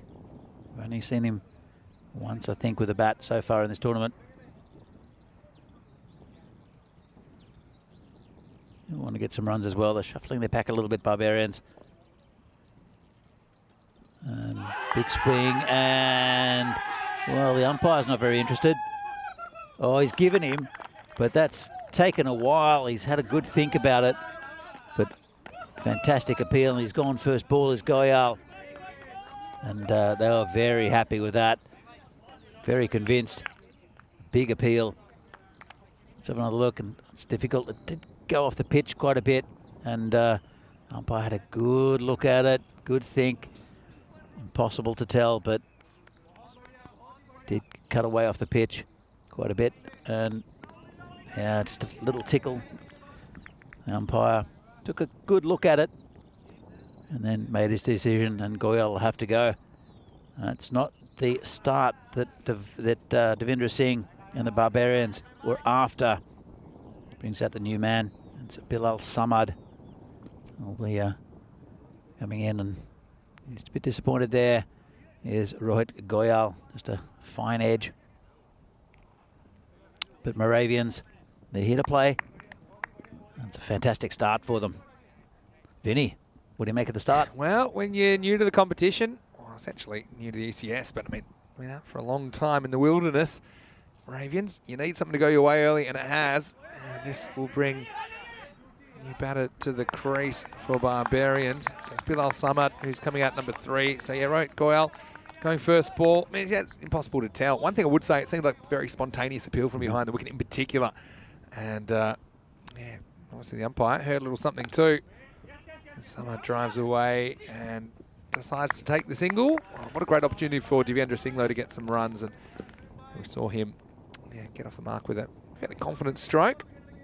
Moravians, they'll be super excited though to get that early wicket. They'll want more, and they'll probably know exactly what's happened so far in this series to Barbarians. And they have lost early wickets. End of a pretty good first over from Prem Yadav. And the score, Barbarians 4 for 1. Yeah, good start for Moravians. And yeah, with it going back to that caught behind, they really couldn't have hit anything but the bat, because he was far away from his body. So yeah, I mean, it was nothing else that really could have hit. I saw this, and this has been put together. It's average runs per day divided by average wickets per match. So you can see that on day 6, which was Saturday, the bowling really outdid the batting with 11.7 wickets per match, and the run rate 8.4 on the low side of things. That's equal with what it was on day 1.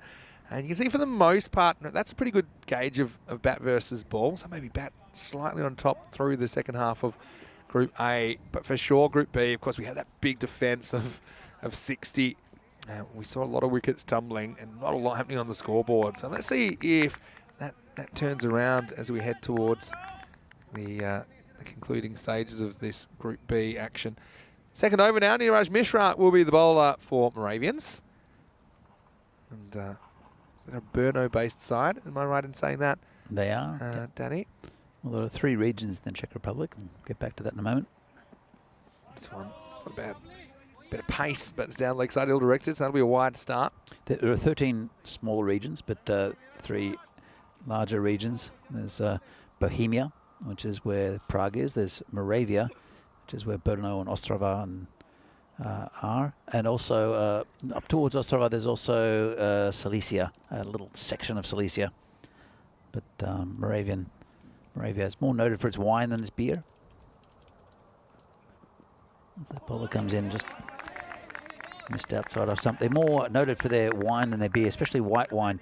Czech white wine, Czech red wine is, well, don't really have the conditions for red wine in the Czech Republic, but some excellent white wines down in southern Moravia. And it's a slightly different culture down in Brno than what it is in Prague. Yeah. As we see next ball's in the air, and it's caught and well held at gully. So Mishra in on the act with a wicket, and that's Brajendra Gupta that takes it. It went fairly quickly off the outside half of the bat, And so, well, a second wicket now. Summer has to go for just one. Barbarians in early struggles against the newcomers is 5 for 2. Yeah, it's a perfect start here for Moravians. And they're a very plucky team. The Moravians, we saw them a couple of years ago, as I said, and they were a little bit undermanned. And I think they've come up here to play in Prague. And it's, as I said, it was probably a good toss to win for Barbarians to bat first, but also a very good toss for the Moravians to lose and to bowl first. And bring new batsman. It's Vishal Manai. They've shuffled the pack a bit here. Yeah, Barbarians. Yeah, well, I mean, to give you an idea of Moravians, they played 3 matches on ECN before. It wasn't an ECS, so the boundaries are a bit big, although Burno is a slightly small ground anyway, right? But in the first match they played, they were bowled out for 27, chasing 97 for victory against the Burno Raptors. Then they batted first in their second match, got bowled out for 55, and ended up, of course, not holding on in that game. And the last game, they were chasing 69 for victory, and they ended up 29 for 9. So it probably gives you a fair idea that they struggled back then. But that's a long time ago. It's almost 2 years ago. I think they would have played a lot of cricket since then. Also, I think they would have watched a lot of this cricket since then and had an idea about how to go about it. And yeah, so far they're making the most of what I think is a pretty good bowling pitch. I think there's something in it for the bowlers, and Mishra certainly gets them through. Here he is bowling to Monet for the first time. Gets this one through the outside edge. So yeah, Barbarians are hardly setting the world on fire with their batting. Only made 61 batting first this morning, and went down to the Spartans. And this is a real test for them Moravians. They're hitting them with the big guns early up. Yeah, absolutely. I'm sure they would have watched the game between the Tigers and Barbarians, where Barbarians only managed 34 on Saturday. They would have been buoyed by that. Comes the bowler again. Oh, close. Oh. I think the bat, Vinny. I don't know if it was bad in this. I thought maybe height and also maybe doing too much. Similar to one that before. You heard an edge? I thought it came off the full face, to be fair. Maybe I'm wrong. It just sounded batty. That's pretty similar to one, impact-wise, that one that was given out earlier. Could have gone either way, if I'm honest. It's, I don't think the umpire stuck around to have too much of a look at it. Number 8, bit of a nervy moment for him early. It's a good ball, though. This one's driven and beats the man prowling at shortened wicket. Monet off the mark at the 3rd attempt. I want to say hello to Mohamed Sufyan, who's watching from Bulgaria. It's one of our former players. He played for Plovdiv there, and he said the weather's warming up, about 30 degrees, and got some cricket planned this weekend. So yeah, good luck to you, Sufyan. Hope you're well. Hello to Phil G as well, who's popped into the chat. Still waiting to get Phil G on, aren't we? Nice ball the over from Mishra. Been a good over. Driven and stopped. So very, very good start from the Moravians after 2 overs. The Barbarians are 6 for 2. Just 1 run off that over. Phil G did make a very good cheesecake the other, blueberry cheesecake, and I hope he makes another one for later in the week, because that was delicious. Thanks, Phil. It was brilliant. I should just clarify, it's 1 run plus a wide off that over, so 2 in total. Yes, Phil, anytime you want to make cheesecakes, I'm down with it. And I'll give you some stats as well on Moravians in their 3-match career on ECN. Their highest score any of their batters has made has been 12. So hopefully they can outdo that this time around. You can see this is their first appearance in the series, Barbarians. I'll be hoping to join those other 2 teams on 4 points. Here's Prem Yadav coming back for a second over. This is off the outside half of the bat as well, but it's going to make it for 4. So he just got enough on that. Leaned into the shot, did Vishal Manay. And so the first boundary of the innings, a welcome one for the Barbarians. Quite a nice shot there, just over the top, still in the power play, so it's nice and safe. Yeah, going back to Moravians and their first game in the ECN. Oh, actually, it was the Czech Super Series. Yeah. And come back to that after this ball. Just hit over the bowler's head. Just bounced over. They were very keen because there was a bit of bad blood between them and Brno. Yeah. The way they formed and it was almost like a rebel team. Yeah. Maybe this delivery from Yadav. It's worked away. It should be a run here. So they went really hard at Brno when they went into bat, and then they lost wickets off the first 2 balls, which really deflated them quite a bit. And come back to this one, and it's been hit towards a boundary, and we just feel it there quite comfortably. So so they didn't really succeed too much in that tournament. I know they really wanted to do well against Brno because of that. I know there were that a few format back words then, spoken. they were only 2-day tournaments, so they only got to play 3 games. They Yeah. didn't really get a chance to settle, didn't get another chance at any of the 3 Brno teams. The Brno club had 3 teams playing that weekend. And so, yeah, you could see maybe not a true indication of their ability. Big news, Vinny. Go on. The Pies are here. Yeah, I knew when you say that it is. That's got my spider senses tingling. Last ball, the power play coming up. And it's been a very, very good one from Moravian. Yeah, it has been. It's nice and sunny here in Prague again. Probably the ground just a little bit softer than normal, more than we saw last week. Still playing very well. Just straight squares him up there, the batsman. Yeah, Monet will get a single, retain the strikes into the power play. 13 for 2, Prague Barbarians. Hoping to get a win today after losing their earlier match against the Spartans. Yeah, the magic of our website, EuropeanCricket.com. I'm looking up that innings right now, Moravian CC. It was the 4th of July, 2020. It was week 4 of the ECN Czech Super Series. And you're right, it started wicket, and then there was 7 off that over. Actually, in that innings, when they were chasing 97 for victory, they ended up at one point falling to 18 or 17 for 8. Actually, at one point, ultimately they would kick on to ultimately be bowled out for 27, but it wasn't great. This is a lot better. Niraj Mishra coming in to bowl the 4th over. Once again, see the mid wicket.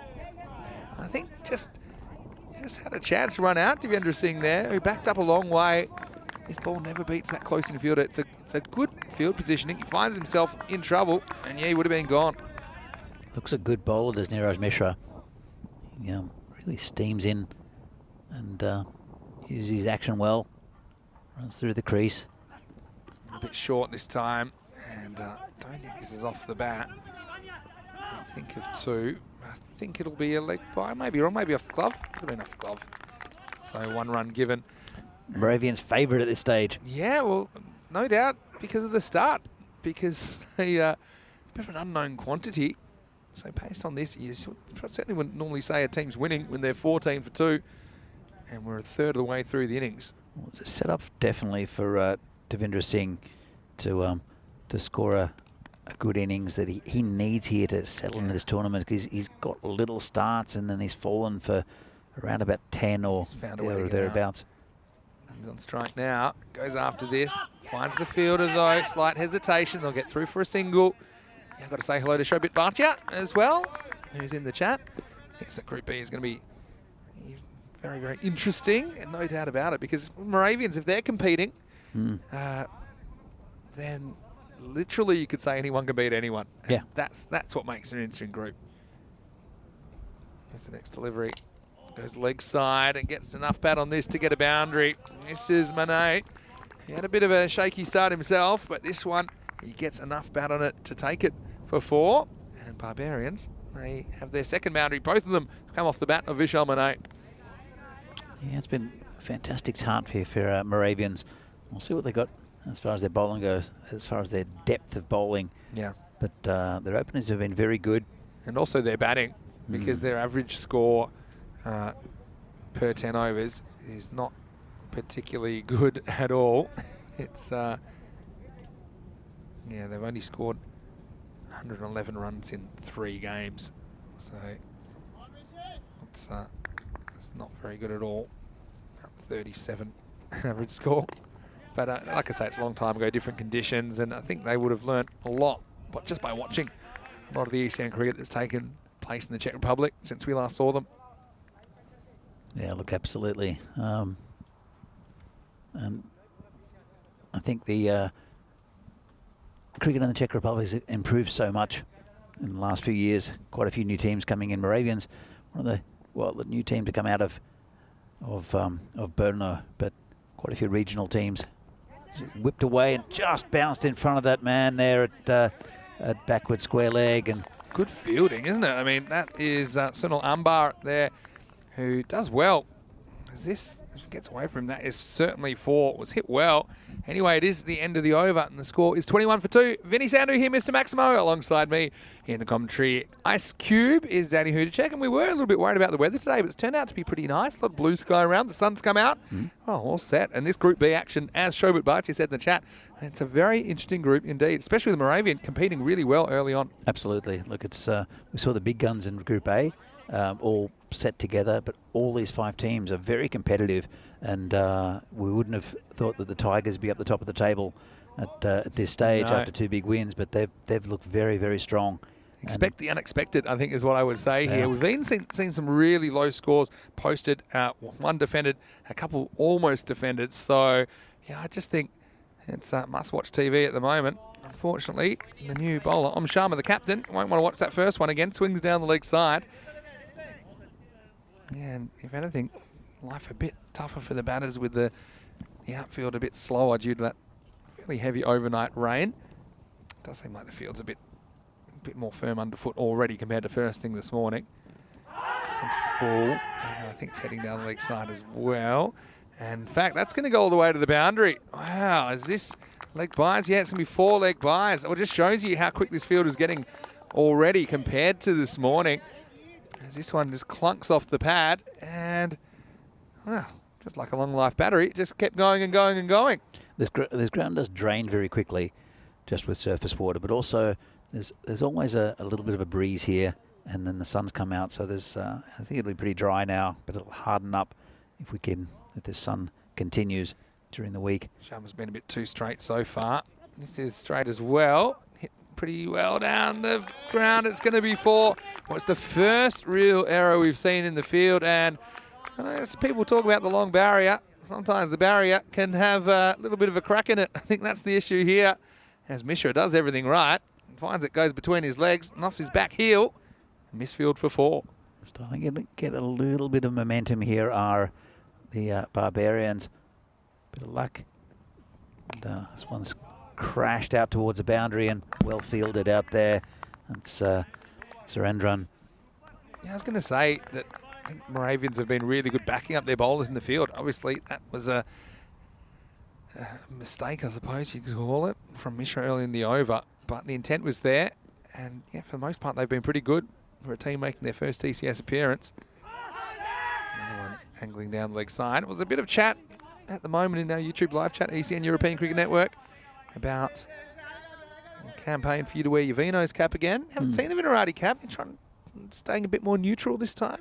Or just it was freezing last time, Vinny. You needed it for the warmth. And also, I think Venki Magashayam in the chat saying the lack of scarf is an indicator that's warmed up a bit on you, Danny. It's been a really nice day. Currently got 20 degrees, expecting 25 now. So hopefully it keeps going that way. I think, I mean, I haven't been in the sun really because we're under the ice cube, but my face is quite tanned compared to how it was a week ago. Yeah. A bit of the red faces around here with some of our crew. Well, this is launched straight. I don't think it's going to carry the fielder. And he takes the catch. And it's Niraj Mishra. We had a bit of a folly earlier in the over, but this time Monet offered him an opportunity. It was high, but it didn't have what it took to get over the long on. And a nice return to form with Mishra, as it is a first wicket for Sharma in the series. The skipper grabs 1, and now Barbarians, they lose Monet for 13. 31 for 3. Yeah, I think it's a pretty good little innings there from Monet. We haven't really seen much of him yet with the bat in this this tournament, and just a little bit more would have carried. But nice catch out there. Another wicket goes down. The current run rate about 6, and here's the big partnership for me.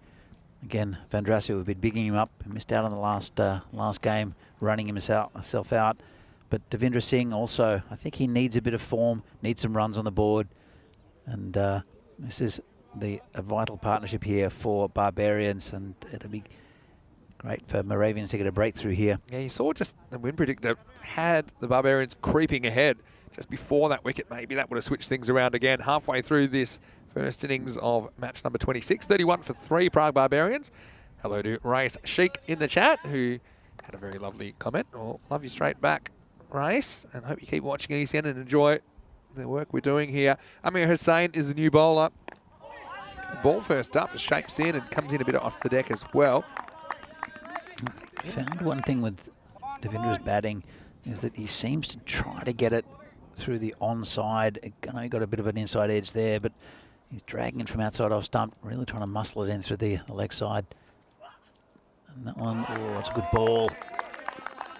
Just going back to Moravians, they have two teams in the leagues, one in Division 2, one in Division 3. The Division 2 team is called Thunder. Have you guessed what the Division 3 team's called, Vinny? Tell me it's Lightning. It is Lightning. Thunder and Lightning. They're showing a bit at the moment. Comes in again. And just dab down to that man at short cover for no run. So they've the Thunder is their Division 2 team, and they've played 5 games this year, lost 4, won 1. So they're just as an indication, top of that division are United, who did very well in week 1. Yeah. Then there's Brno second 11, then Prague Rooks, then Pilsen Guardians, and then Moravian. So just to give you an indication, this one's hit nicely. Good fielding out there. Yeah, it's been good out there. That's Rematch surrendered. Yeah, I mean, what I really like about particularly what this format offers, it offers the chances for teams to play each other that probably wouldn't play each other normally, and actually a format where they can get a result. I mean, we saw United, top of Division 2, beating PCC, reigning champions of Czech Republic. How often could you do that? And we even saw a more extreme example with Prague Tigers beating Vinharati in their first match, and even beating the Barbarians. So I think it gives a lot of confidence. I think that's healthy.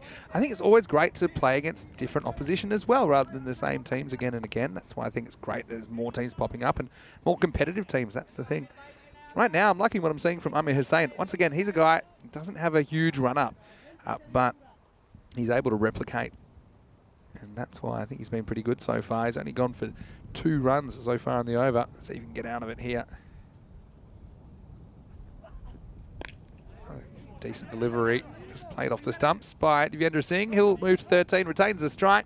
So we haven't quite seen him turn it on yet, but he's got 4 overs to do that. Prague Barbarians, they're 34 for 3 after 6. Just building a little partnership, but there would like to have been a few more runs. And just we don't know yet really what Moravians have with the bat, because it is a bit of a combination of their Thunder and Lightning teams here, and their Division 2 and Division 3 sides. But they'll want to get pump that score up to at least 70. Will the Barbarians, conditions not quite as quick as what they have been on other days, and you can see the Moravians a bit favourite at the moment, but it has been crisscrossing that win probability baffling graph that I can't quite work out. It's into the gap. That's going to take some stopping. In fact, it won't be stopped. A good start to the over. Devendra Singh, matter of time, you feel, till he finds his rhythm. And that one was not a terrible delivery from Om Sharma, but Devendra is after him. He just saw that ball tailing into him, and he helped it on its way in between long on and the deep mid wicket for 4. Yeah, he's aiming in that area as Devendra Singh. It was up to run a ball. Comes the bowler again. Oh, he's gone a second time. He tries it and he misses out. So he's so disappointed once again. He gets the start, but he can't go on with it. He goes for 17, 4 and out in the 7th. And it's Om Sharma, the captain, that breaks through with a second wicket. And now Barbarians lose their other opener, 38 for 4. And this innings is a real crossroads, Danny. Yeah, absolutely. Not the greatest shot. Kept a bit low. And yeah, as I said, he's trying to muscle it through that onside, but it's just not on. He should be playing normal cricket shots. He's a better cricketer than that. But it brings out Andrew Sim. Who's, in fact, it's not Andrew Sim. I think just having a bit of a look. It is Andrew Sim. It is. Yeah, I thought I saw him there. Didn't see his name down on the list though, Vinny. So a bit of confusion there on my part. All right, Andrew Sim. List. Very, very good player. They give you a fake list, did they? Yeah. There he is, right there. Oh, he is in your list. He's listed at 4. He's batting at 6. That might be why you're looking a bit higher. But yeah, I mean, Andrew Sim, we missed out this morning, but do like the way he's got a pretty good technique. He's got a good bunch of straight bat shots in particular. He hits the ball hard through cover, can elevate through cover as well. Be tough against the ball that's bowling it into him. See, again, he's got a slightly inside-out technique. I don't think that's a bad thing. I think with a lot of the fields, you have a leg side heavy at this stage of the innings. So, see that ball, a lot of batters would try and play that on the leg side, but he prefers to go inside out to cover. With that, I think often players that do that, they have a straighter bat, is how I'd put it. They don't miss the ball as much. It is hard to get the same sort of power, though. Tell you what, Andrew Sim this morning, come back to that in a moment, called a wide. He got an absolute beauty from Sago Reddy in swinging a Yorker, and don't think it'll be the same. It's a tough call there. Tough one, 'cause it did come in a bit. Thing is, if it gets any of that line at all as it goes past the crease, umpires will call it. It's down leg side, and hit that down. Might be a leg by, actually. Yeah, I think so. So, leg by called. Sim still yet to get off the mark. Yeah, he's very strong through that offside, and he's looking for it, but he's not giving any room. Is Om Sharma? It's good bowling. Yeah, and player like Sim prefers the ball actually moving away from him because it kind of goes towards his strength. So the in-swing bowl is a bit more challenging, I think. For the identical delivery as the last one, but still. See, Moravians a little bit ahead according to the win probability chart. Now, I reckon that's 2 millimetres wider, but it's not called. If you want to say they're both 50-50s, then I guess it's a fair result. One was called, one wasn't. This one will be called as him reaching. That was a clear one. Vandrasi, he hasn't had too much of the strike, has he? And yeah, he'll be keen to show what he can do with the bat because he has looked in decent form. You mentioned he's been in good form domestically. Let's see if he can get after Om Sharma, last ball of the over. He tries, and he absolutely pumps it out of the ground. Maximo! Vandrasi, I mentioned he's capable of it, and he's trying to lift Barbarians up to something reasonable. It's the end of the 7th over, 47 for 4. What a good shot. Yeah, lovely shot. Just dragged it out from outside off stump and smashed it over long on. And that's what he can do. Just a reminder, Danny, before we move further, that I can let you know exactly where we are. And I can tell you that, well, currently we're in Group B, actually. And so these 2 teams, well, these 5 teams, I should say, are competing for 4 spots in quarterfinals Friday and then finals day on Saturday. And, yeah, well, Moravians is the last team to join the tournament, and you know, like what I'm seeing out of them so far, I think it'll be up to them. We'll see what kind of composure they've got with their bat. I think their bowling and the fielding has shown that it's up to scratch, but again, you know, to bat at this level, you do need to have a good temperament and be able to read the game. Here's Vinesh Surendran, Vicky, as he's called. Starts with a big wind down leg side. I'm looking forward to Friday. I'm looking forward to tomorrow and the rest of today as well, Vinny. It's been great to see cricket in the Czech Republic and at a really good standard. But Friday is going to be super interesting because, as you can tell, like the only undefeated team so far are the Tigers, who are a pretty new team to this competition. Come back to that in a moment. It's been hit through the offside, just be a single.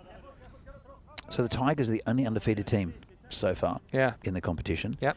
Some of the fancy teams, including PCC, got bowled out for 49. I think we might see a slight change in their lineup coming up on Friday. They lost their opening game as well to Bohemians, don't forget. Yep. Who then in turn lost to Prague CC. Yep. So it's a lot tighter competition that we've seen in the last few years here in Prague, and it's all good for cricket here. Yeah, I think so. Pushing for 2 here. And I don't think they'll get it in the end. Fielder just labouring towards that. Yeah, I've got a question from Mohammed Bitlob in the chat, asking what's a good score. I mean, based on what we saw the other day, I mean, 8.4 was the run rate.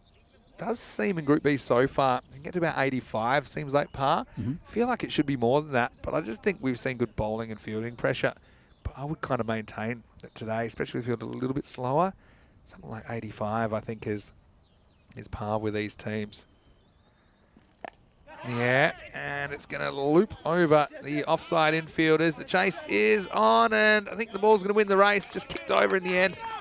Prashendra Gupta did get a boot in it, but he couldn't get the angle, and so Sim gets his first boundary as he looks to kick along this innings in the last few overs. Yeah, this ground's really starting to play a little bit faster. I think what we've noticed in this division, I mentioned it earlier, is that the bowlers are bowling more towards that off stump, just outside off stump line, whereas in the first week, definitely you could see with the field as well that they were trying to bowl towards that wide line. As the bowler comes in again, it's hit in the air. This could be trouble, and it should be. He's already shown he's got a good pair of hands. Neeraj Mishra, he's in a key position, and so Sim tries to elevate, do much what Vandrasi did a short time ago, but unfortunately he has found the safe hands of Neeraj Mishra, so it becomes the 5th wicket to fall, 54 for 5. Yeah, just as I mentioned, that one was on about off stump, and have another look at that, and it was probably middle stump, and what it's doing is just forcing the batsman to hit straight, and there are a lot of wickets going down to that long on area, and then they could tuck it around the corner, and I think we saw probably the most dynamic batsman that we'll see in this tournament for PCC and for Bohemians and the really big hitters. We saw in Group A. I think we don't have the same big hitting in this Group B, but what we're seeing is the bowlers attacking the stumps a lot more, and it's really changing the whole dynamic of this week of Group B. It's just it's almost like it is a completely different competition from what we saw in Group A, but just as effective, just that the bowlers are getting more out of it. Yeah, for sure. So new batter is in. Starts with a white. Piyush Kumar will not just get the one wide, he's actually going to get 5 of them here. So, in fact, it's a good no ball for off the pitch. And look at this, so completely losing it. That was obviously considered to be on the edge of the pitch. And so, not just a wide, it'll be a no ball and 4 byes. It means that 5 go to the total. And a nice little kick up for Piyush Kumar. He essentially gets a free hit first ball. Just as I was saying, they're aiming at the stumps. That one couldn't have been further away from the stumps. I'm sure he'll bring it back here, will Surendran. And just confirming it's a no ball and 4 and lots of signals there. Yeah, that'll get your arms working and on a free Monday hit, morning. Free hit as well. Yeah. You get the free hit signal? You just then, yeah. Yeah, cool. Here we go. Oh, good ball. Goes over the stumps much better, much straighter. And I want to get Vandrasi on strike here, but that kicked a bit, used his height well. Oh, look at this. Just over the stumps, came in a bit, good ball. That's what's the highlight for me so far in this Group B, is the bowling. Well, just as I said, the bowling was the highlight, another wide. But seems a good bowler, does Surendran. Just spraying him a little bit. Yeah, inconsistent, probably the word I'd use there, but yeah, I mean, this will be a super interesting chase. It looks like it's not going to be out of sight, this total. Vandrasi's still the wild card that's there. He's at the wrong end though, and he might stay there because this will be a single to Kumar that gets him off the mark, but he will retain the strike heading into the 9th. Prague Barbarians are 61 for 5. They have brought it back slightly, the Barbarians. The big 6 from Vandrasi, and also those 5 wides just pushed up the score a little bit. But it's just this whole group's just a bit of an arm wrestle, as you mentioned. I think you like that analogy, Vinny, and it's pretty right. It is, isn't it? And every time they've kind of counterpunched, it seems like Moravian had the answers. You see 2 for 18 on Sharma. Probably a little bit loose at times. The openers were pretty tight, both going under a run of ball, picking up a wicket. Also, Amir Hussain, I think he bowled a pretty good over. He's coming back now. He only conceded 3 off his first, and Surendran picking up a wicket as well. So here we go with the 9th. It swung in and swung away, and I think this one might have gone all the way. Maximo! It has, and Piyush Kumar, well, he wants to get things moving. This one, I think just the movement into the right hand allows him to pick this up, and he deposits it on the other side of the rope, 6 runs. Tell you what, that was a lovely shot. He just used his wrists, just flicked it, and beautiful shot there from Kumar. This one straight back over the bowler. just be a single. Gets a lot of in-swing. A lot of in-swing with his action, Hussein. And so I think that he has to decide what his tactics are. I'd go full, and I'd literally probably aim at that tram line, thinking it'll just swing inside at this stage of the innings. I don't think he needs to be greedy and go at the stumps. Tries. This one is going, and it's gone. Maximo! Vandrasi's turn. He says to Kumar, whatever you can do, I can do as well. And see, just missing that Yorker length. He's just short of that length. Gives him something he can get under. And geez, he hit that one pretty well. 6 more to the total. And this is pumping up this Barbarian score again. And I don't think there's been too much wrong with this over. It's just been good batting. See how he replies, the bowler. It's going to be wide. He's getting quite a bit of in-swing, but it did go into that hitting arc, and that one just not quite getting it right. Came back, but not enough. Again, it's just too short, even though they're not short balls. I think you've got to get up in the block hole. This one does come in, deflected away by Vandrasi. He's had hardly any of the strikes since he's been out there. Yeah, still doing all right, 15 off 6. And Kumar, so he can hit the ball nicely.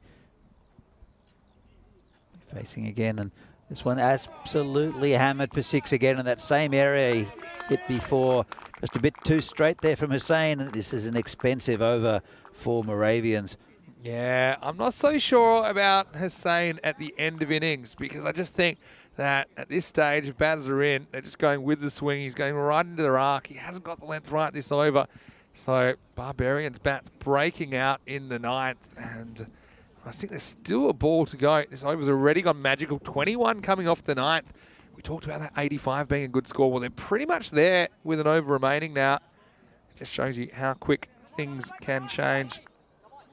Well, this last delivery, which I think should be one. They may think of it second here. Geez, he takes a long time to get to the ball and fires in a throw. I think he's going to be run out here. And I think they probably will have a look at this, but I got a fair idea that Vandrasi's going to be out. Didn't look to have the bat down. I do think it's probably the right thing to do, but even Vandrasi's kind of labouring a bit in that first run. Then when he does decide to go, and yeah, I think we go back a little bit as well. I think the stumps are gone just before he reaches the line. So this next shot here will be the one. Yeah, so he is gone. And so I suppose it was clever fielding in the end by Babu. He kind of foxed his way around to that. So it will be 1 and a wicket to finish the 9th over. 22 come off it though, and the score's 83 for 6 heading into the last. Well, it's 2 innings for Murali this morning, and twice he's running himself out. Probably a bit closer than the one earlier where he just turned blind and ran and was about a quarter of the pitch short. But that's a big wicket, and you're saying that they're bowling to set batsmen, and I don't know if Piyush Kumar was too set when he hit that first 6. Yeah. But he's looking good. He's very strong over his legs and hitting down towards that backward square leg area. It does bring out a new batsman. Yeah. Well, Yeah, new batter will have to face course, run out on striker's end, but it was the end of the over. So we'll go back to Vicky Surendran to bowl the 10th. Venki saying unlucky Murali twice today, but I think that one was on. I do think he probably could have run a little bit harder the first run, because when you think of how much he was out by, it was half a step. But again, he turned and just ran and doesn't really look at where the ball was. Yeah. I think he was always looking for that second, but again, it was a good piece of fielding and a good throw, because we have seen a lot of wayward throws in this this tournament so far, and that was another one that was right near the stumps.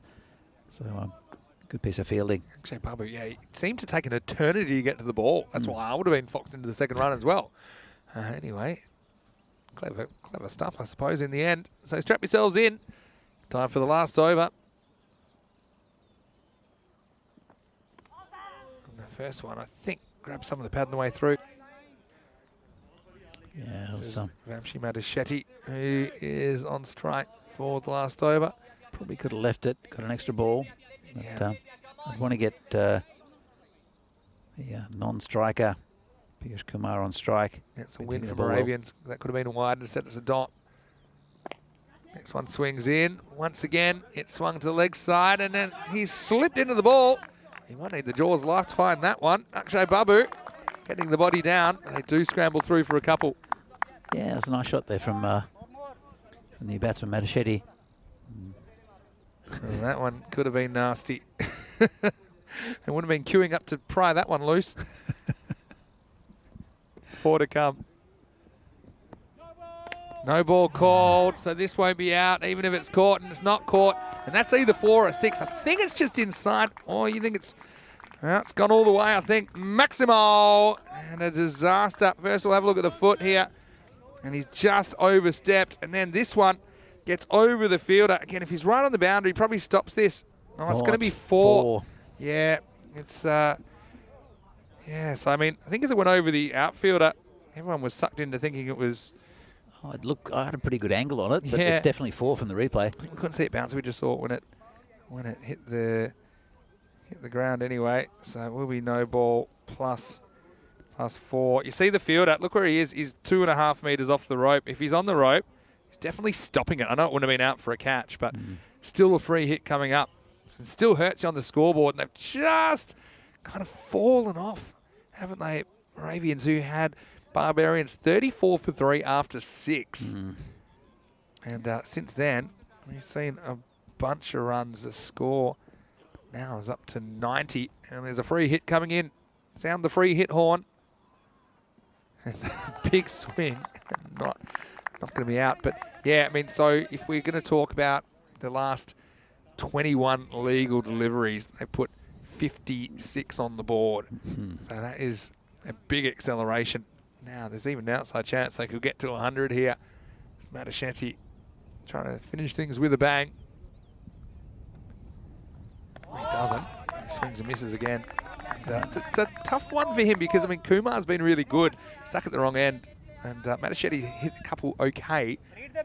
Probably not at the stage where you want to push a single with just 2 left, so he's going for broke. Yeah, he needs to go, but Kumar's 15 off 6, or 7 actually, and he's hit 2 big 6s. There's a bowler again. This one's in the air, and they will get the single, so it means that Piyush Kumar will get one more chance for a curtain call. Before we go to the innings break, I want to say hello to Liam Day, who's watching from New Zealand, as well as James Stewart, who's watching from Estonia, to Phil G, of course, to Maiden Waters, who is watching from Australia, and Lily Panda from New Zealand. Thank you so much for joining us today. It's great to have your company for another week of European Cricket Network action. Here's the last ball. Just ties him up. Maybe a leg by. Maybe not. Induces the throw. Well, that's smart running, because he basically said, I want you to throw, and I'm gambling you're going to miss. And if you do, I'm going to take 2. So I think that was off the leg. We'll wait for the signal. Yeah, leg by is given now. Kind of hits the pad up onto the arm, but I think he's just kind of goading him into a throw. Maybe even flicked his pad on the way through there, but it wasn't a particularly good throw at all from Dhiraj Thakur. He then has to kind of hold his head. And in the end, let's have a look at this final score. It's going to be 93 for 6. So Moravian, they'll feel like they could have kept that to something, I think, around the 70 mark, way things were going. Still, Moravians, they are in the game. It's a double-digit chase.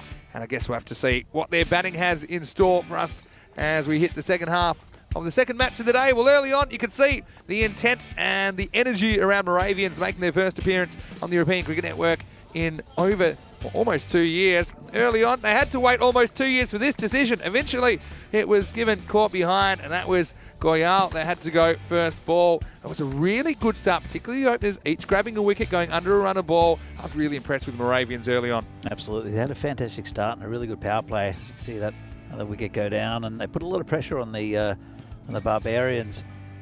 You almost felt the Barbarians, if they got a good little partnership or two, that they would pump up that score. Probably not up to 90 though. And, some good batting in the last few overs that got them there. And that man out there, Niraj Mishra, taking a couple of nice catches. That's Devendra Singh, no longer troubling the scorers. But they did pump it up a bit. Some good hitting from Vandrasi and also from Piyush Kumar. And again, just a little bit of luck there going for the Barbarians. A couple of big hits, but this ground is getting a bit faster. This is where Vandrasi was run out again. So Moravians, it was a very good start for them. As you can see, Right, Goyal and Bilal Samad really not troubling the scorers too much up top. But then good little contributions from Devendra Singh and then Michel Monet going about run of all 13. Murali Vandrasi 15 off 6, pumped up the score a bit, as did Piyush Kumar. And then a nice little cameo at the end from Matashetty. The bowling, Prem Yadav, very good up top, taking a wicket, as did Niraj Mishra, who I thought was excellent. Om Sharma with a couple of wickets, but then very expensive over, a couple of overs there from Ami Hussain, going at 12.5 and over. And a few wides, 20 extras, mainly leg buys, but 7 wides as well, did help a lot for the to really raise that Barbarians score. Now you see the win probability shifted around. See, it was crisscrossing all through the innings, but then they got away from Moravians, did Barbarians. Another win probability 80% for Prague Barbarians, 20% for Moravians. We haven't seen them bat yet in the tournament. Let's see what they have to offer when we come back in a few minutes' time for the second innings of this game. Match 26 from the FanCode European Cricket Series in the Czech Republic. See you in a minute.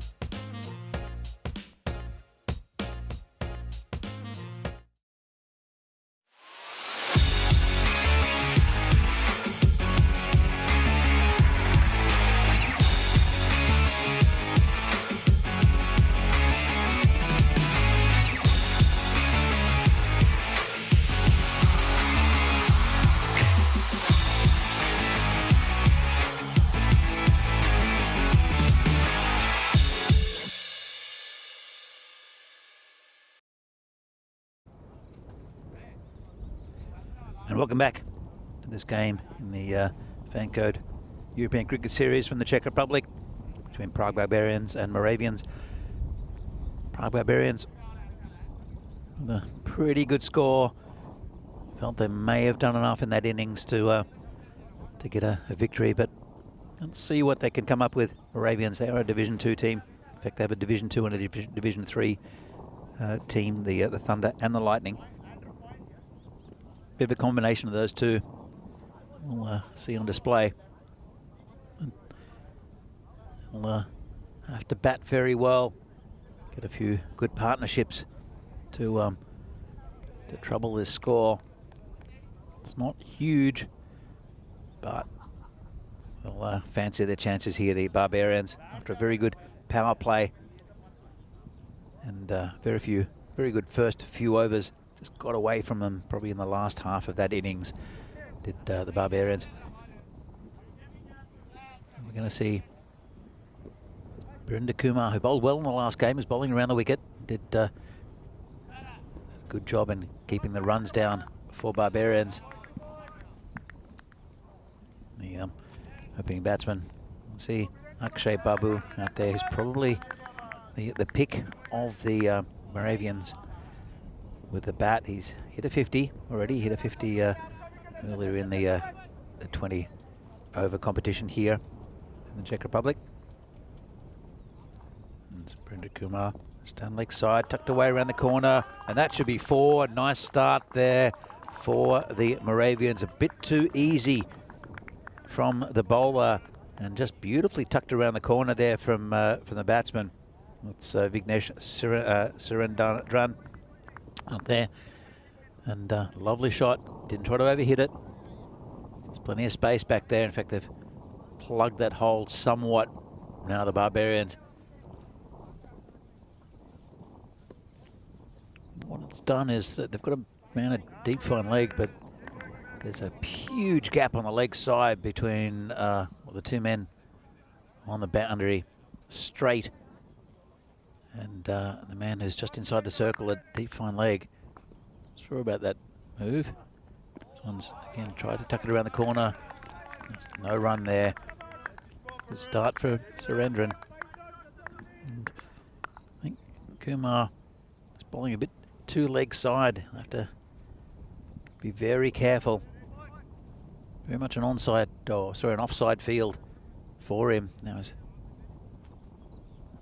got a bit of success bowling around the wicket, so this one's just a bit of a hit and a miss from the batsman. Hit him after he missed.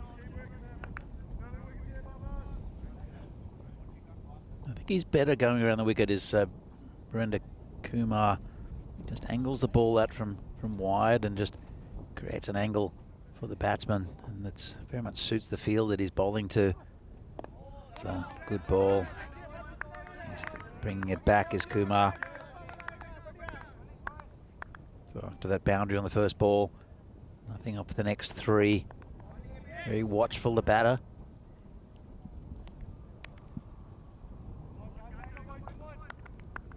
I said very impressive in the previous game against Spartans was Kumar, probably the pick of their bowlers.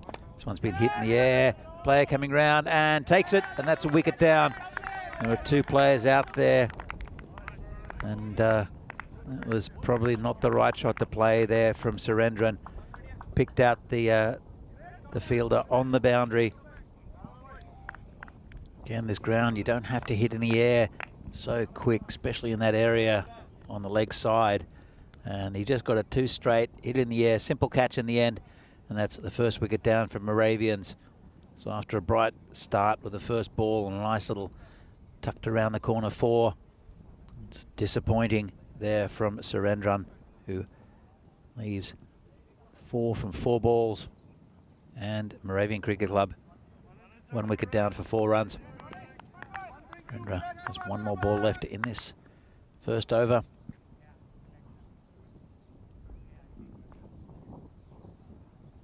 And it's the keeper, Dheeraj Thakur, who's the next batsman. Well, probably want to see this ball off from And the bowler here, Kumar, just again tucked around the corners, the man there, just a single. And Akshay Babu will have to wait to face his first delivery. It's the end of the over. Thakur will retain the strike. 5 off the over, that wicket down as well, probably unnecessary. As I mentioned, there's a huge gap around the leg side. And it's mainly square, but unfortunately the batsman in Surendran found the man at cow corner instead. So the new bowler will be Rohit Goyal. So opening the batting for Bohemians, he missed out after getting a fine edge. Be bowling to the keeper, Thakur. Down leg side, flicked away, that's 4. Lovely shot. Can't afford to go leg side on this ground. Looks very strong in that area, does Thakur. Nicely clipped away, it was almost 6. Just a couple of bounces, in fact it's probably 1 bounce and over the boundary. That's a safe shot as well. It's very difficult for the man down at fine leg. As it goes a couple of metres either way, it's going to be a boundary as this ground starts to speed up a bit. It's downhill, there's a breeze going in that direction as well. So unless it goes directly to that man down there at deep fine leg, get good value for shots. And this one's full toss, probably called a no ball, I'd say. Just tucked around the corner to square leg. And we'll see what the umpires say. Having a discussion. And it's okay. We might have another look at it from side on, just to see if it was a no ball or not. So if we'll have that replay. Gets away with it maybe, I think, the bowler. Brings Babu to strike. Plays it nicely. It's a bit of a discussion. Don't quite know what they're appealing for. Yeah, Barbarians.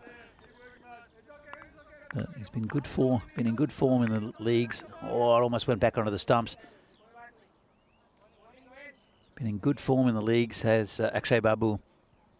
Said hit a 50 earlier in the season. This one's clipped away. Didn't quite hit it as well as what he'd like to, but it's probably a good thing because it went straight to that man there at cow corner again.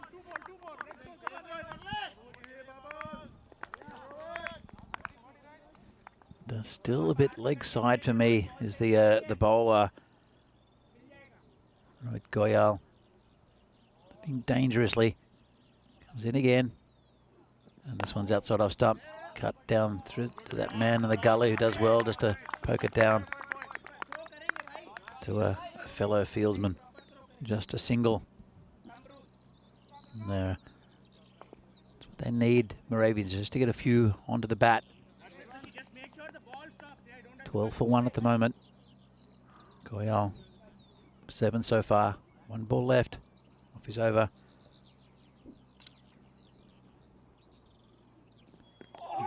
Good ball. Lucky to get away with that. The batsman tucked him up. Almost played on. And that's the end of the over. And Moravians, okay, need to get about 10 and over from here. It's about the same as what Barbarians were at this time. They'd lost an extra wicket though, had Barbarians, but they just accelerated in that second half. Here we see the table. Prague Tigers, undefeated, been very impressive. You'll see them in the next game against the Spartans. So top of the table clash there in the next game. That'll be a very interesting game, I think, between those two. Very competitive. See if Spartans can get one over the Tigers. Ravens not scoring any points at the moment, or yet, because this is their first game in the tournament. Vinarati down the bottom of the table as well. Unexpected at this stage, but I think it's a very close Group B. Any team could beat any team on their day. We saw it with a couple of big upsets from the Tigers, and then Barbarians and Spartans each sharing a win. Comes bowler again from around the wicket. tucked away. Again, just straight. That man at cow corner just for a single. It'll bring Babu back on strike.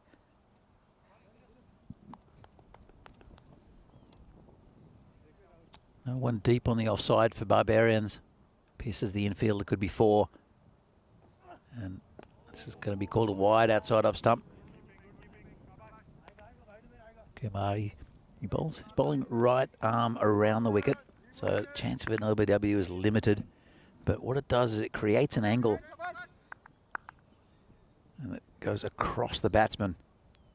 Comes in again. And this is in the air. Could be caught.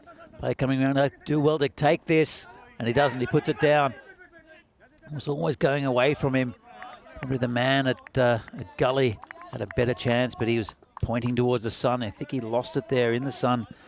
Did Vishal Mane. And got a bit lucky. There did Babu. In the end, only a single.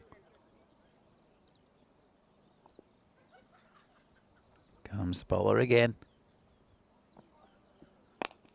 It's hit away into the covers. They'll look for 2. And, well, would have been a good throw. Seen a couple of run-outs today.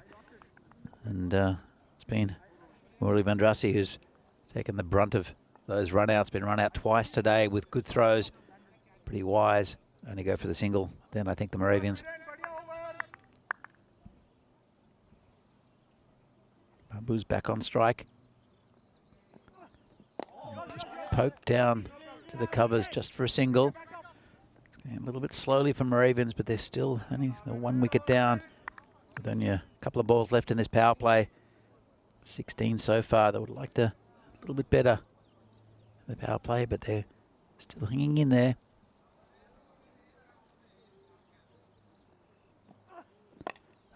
Tucked around the corner. Long chase for the fielder out there who does well. They'll come back for 2. Didn't quite get as much as he'd like to on that, the batsman. But it's a safe shot out there. There is a man at a short mid-wicket. Really, between that fine leg. It's on about a 45. And he, the man at short mid-wicket, big gap. Want to get it outside off with a bowler. He doesn't. That one, it's gone a square leg again, and well done by the fielder there. Just a single. And at the end of the power play, Moravians 20 for 1. Chasing 94 for victory. So it's about the same as what they were, the Barbarians. Lost a couple of wickets by that stage. It was a very good power play by the Moravians, but a few overs right towards the end where they got pumped for quite a few. And that's what they'll need also, the Moravians, just to get closer to this score. There's a pretty big target on this ground, as we've seen, even though the ground is getting a little bit quicker. As you can see, bathed in sunshine here in Prague is this ground, as it has been for the whole of the week. I'm not going to jinx it by saying that we're not going to get any rain, but let's hope that we don't. Forecast looking pretty good. The new bowler will be Rahul Rungta. Didn't see him in the last game. He bowled okay for Barbarians on Saturday. This one's been hit straight. Nice shot. Player comes around. It's Madashetty, just a single. Quite well hit straight. But fielder doing the business. In fact, they've got 2 fielders straight who are very, very straight. There's Piyush Kumar picking that one up. So they're obviously trying to bowl the stumps. And that means that they have protection with that long off, and the long on does bring a few gaps into the field though. As the keeper, Thakur, faces the next one. It's down leg side. It's called a wide. Vinny, what do you make of the start from Moravians? Yeah, I mean, it's not the worst start ever. I mean, you also can consider that in the first half of this game, Barbarians only were 21 after 4. They really got a move on towards the end where after being held to 34 in the first 6 overs, they scored 59 in the last 4. It was another big wide. So look, they are in the game and they have 9 wickets in hand, but I just think they don't want to fall too far behind. I think it'll be a bit too much to do at the end. And yeah, very fascinating contest so far. Moravians competing and competing pretty well. Yeah, they are. I think Barbarians have to be a bit more disciplined with their bowling. A couple of wides here from Rungta already. It's a big unit. It looks like he can hit it pretty hard. This one slightly mishit, but we'll get him a single down to long on. Yeah, so it really tells us a lot about their batting. And with 9 wickets in hand, they need to take calculated risks, I think, to stay with the rate or not to let that rate get out of hand. I don't think they want to see it to a ball or more. Currently, it's just approaching 11. Chopped away off the stumps by Babu. We'll get one here. Just want to say a quick hello to Mandrake, who I see has joined us in the chat. He said, we had some fantastic games on Saturday. We sure did. And, well, kind of the stars of the show of Saturday, Prague Tigers, they'll be up in the next game. So they're playing in the 3rd and 4th games today, Mandrake. So, bet you're looking forward to that. Last ball of the over. This one is elevated out of the ground with ease from Takur. Maximo!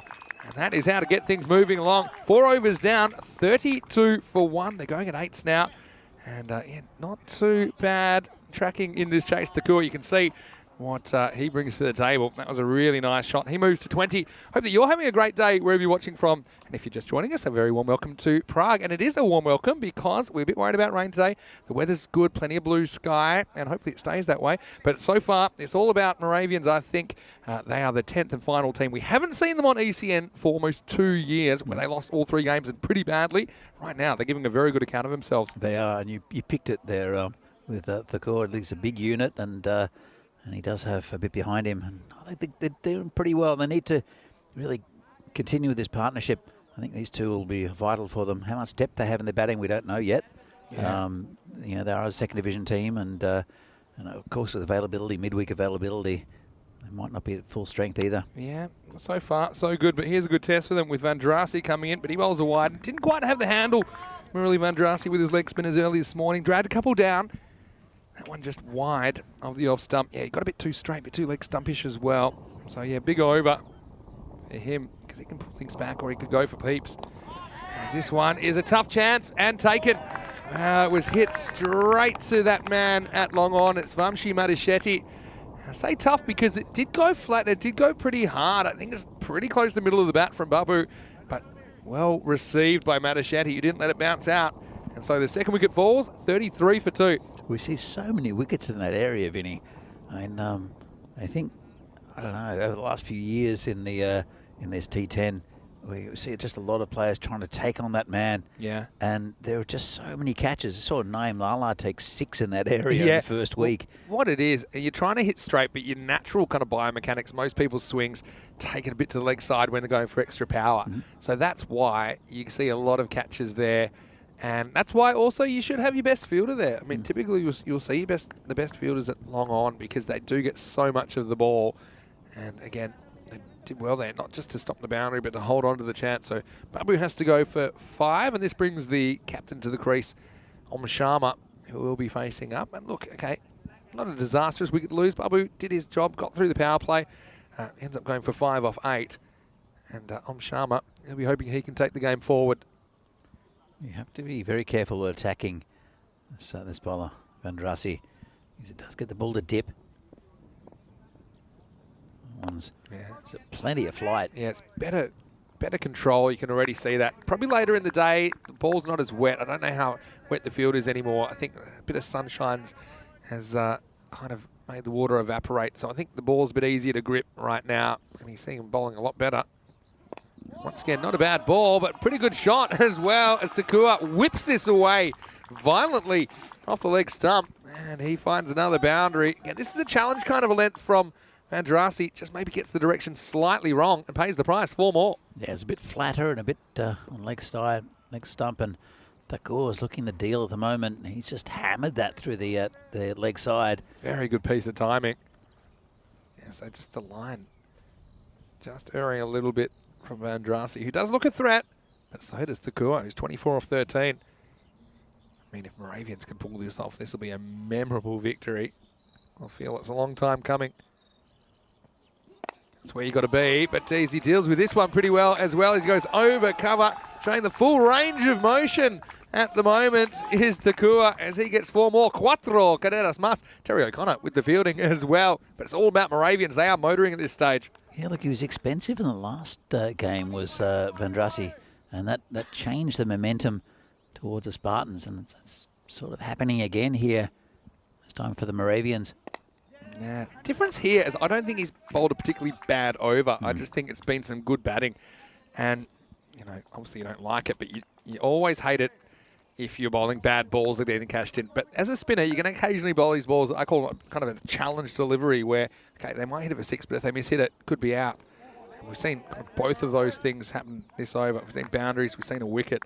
So Vandrasi, if you add all those things up, ends up being 11 off the over. And at the halfway point, the score is 43 for 2. Yeah, it's you can see the probability in favour of Barbarians. They did accelerate from just about this point onwards. I think about 6 overs was after the 6th over is when they really pumped the score up. But 43 for 2 off 5 is not bad actually on this ground. They've still got quite a bit of batting to come. Yeah, I talked about maybe 85 being par with these teams, maybe slightly slower outfield today. Do feel like it should be close to 100, but just we haven't seen that the consistency in Group B that we saw from some of the Group A teams once they got motoring. Right now, we're going to see a change of bowling. Rahul Rungta will continue. I don't think we've got the same sort of firepower in this group. There are some very, very good players in this side of the draw in Group B, but most of the big hitters I think were in Group A. So this man, Dhiras Thakur, who's looking pretty good. Got a bit of an inside edge on that one. Yeah, Rungta. His first over went for 11.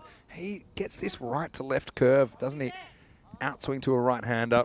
Pretty unusual for a left-handed bowler. And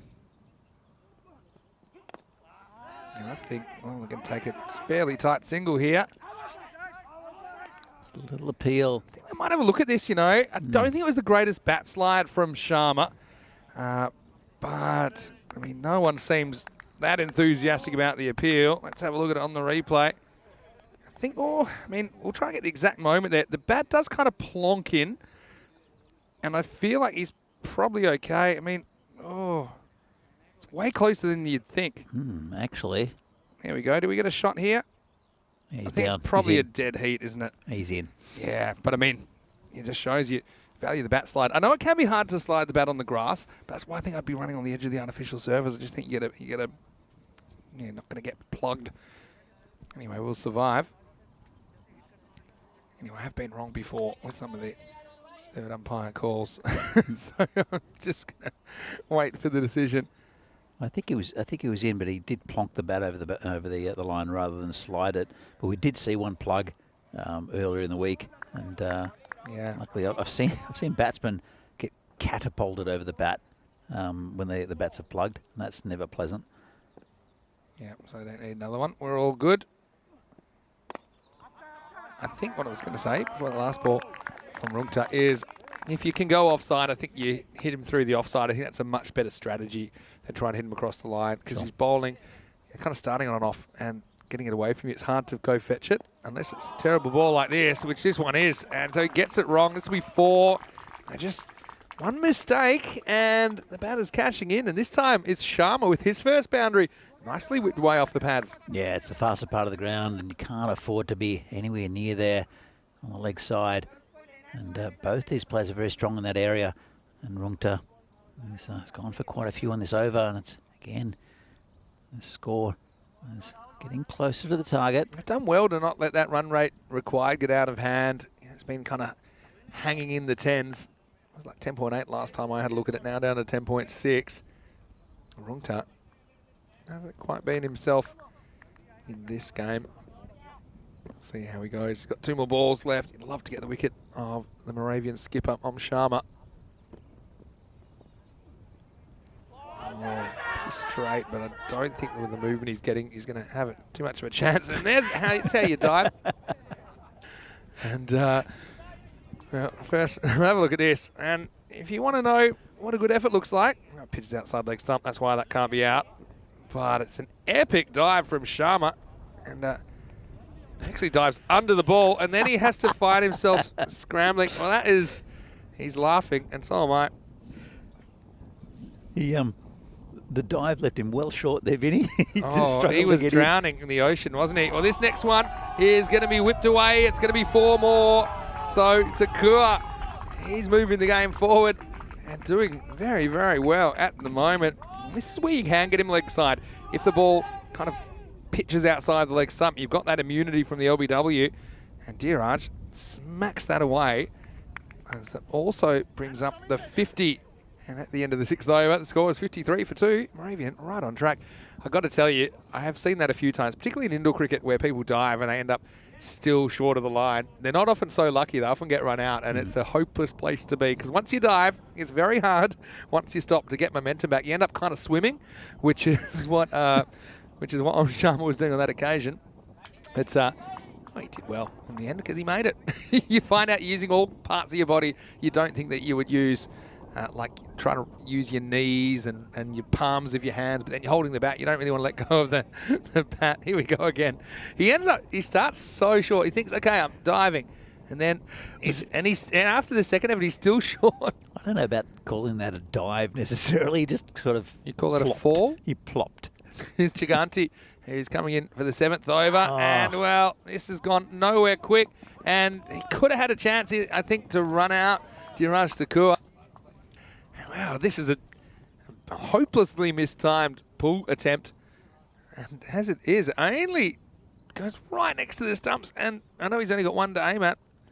I think he probably would have got home in the end. But Chiganti almost creating a wicket first ball. I think this is a big over in the context of the game because Chiganti did go for quite a few in that last game against Spartans. And it just changed the momentum. See how he goes here. Good ball. Yeah, much better delivery. Cooler. It's going to get carried away. He gets away with it though. Still at this stage, I see 65% Barbarians, going up to 71 in the space of one delivery. But I mean, the pace they'd need to be is essentially 19 per 2 overs. So they'd want to be 57 after 6. They're not that far behind, especially with Takua showing that he can hit the boundary. Same with Sharma, who's hit a 4 already. Relies on this partnership though, I think, if they're going to get close or if they're going to do this. Short. Just tucked away. Should have been launched. Yeah, just in a great position to hit it leg side with any sort of authority. To do that, you kind of need to get your back foot back and across outside off, which kind of puts you in a good position to get some power through the ball. But it was effective for 1 run. Sharma on strike, then to Giganti, captain to captain. And he goes offside, and this should sneak over the infield, and I think it'll be 4. So yeah, smart batting, I think, to go over that area because it is a fast bit of the field. So he was bowled off stump, it was hit offside. Sharma with the second boundary, and he has an early knockdown in the battle of the captains. Yeah, it was too short and too wide, and very well played. 2 men out there as well, so it was a bit of a risk. Oh, now he goes down the ground and he's going to get 6 here. Maximo! Sharma went walkabout and he was able to clip this one over mid-wicket. Really nice shot, Moravians. And they're starting to believe, Danny. Oh, they've got good reason to believe. I think they're doing well, these 2 batsmen. Hoping I put the jinx them here, but it was expensive in the last game was Harsha, the skipper, and he decided to have a go against these 2. Don't think it's paid off. Sharma doesn't need to get carried away here. If it's there to hit short, but don't go crazy. Last ball of the over. Misses out.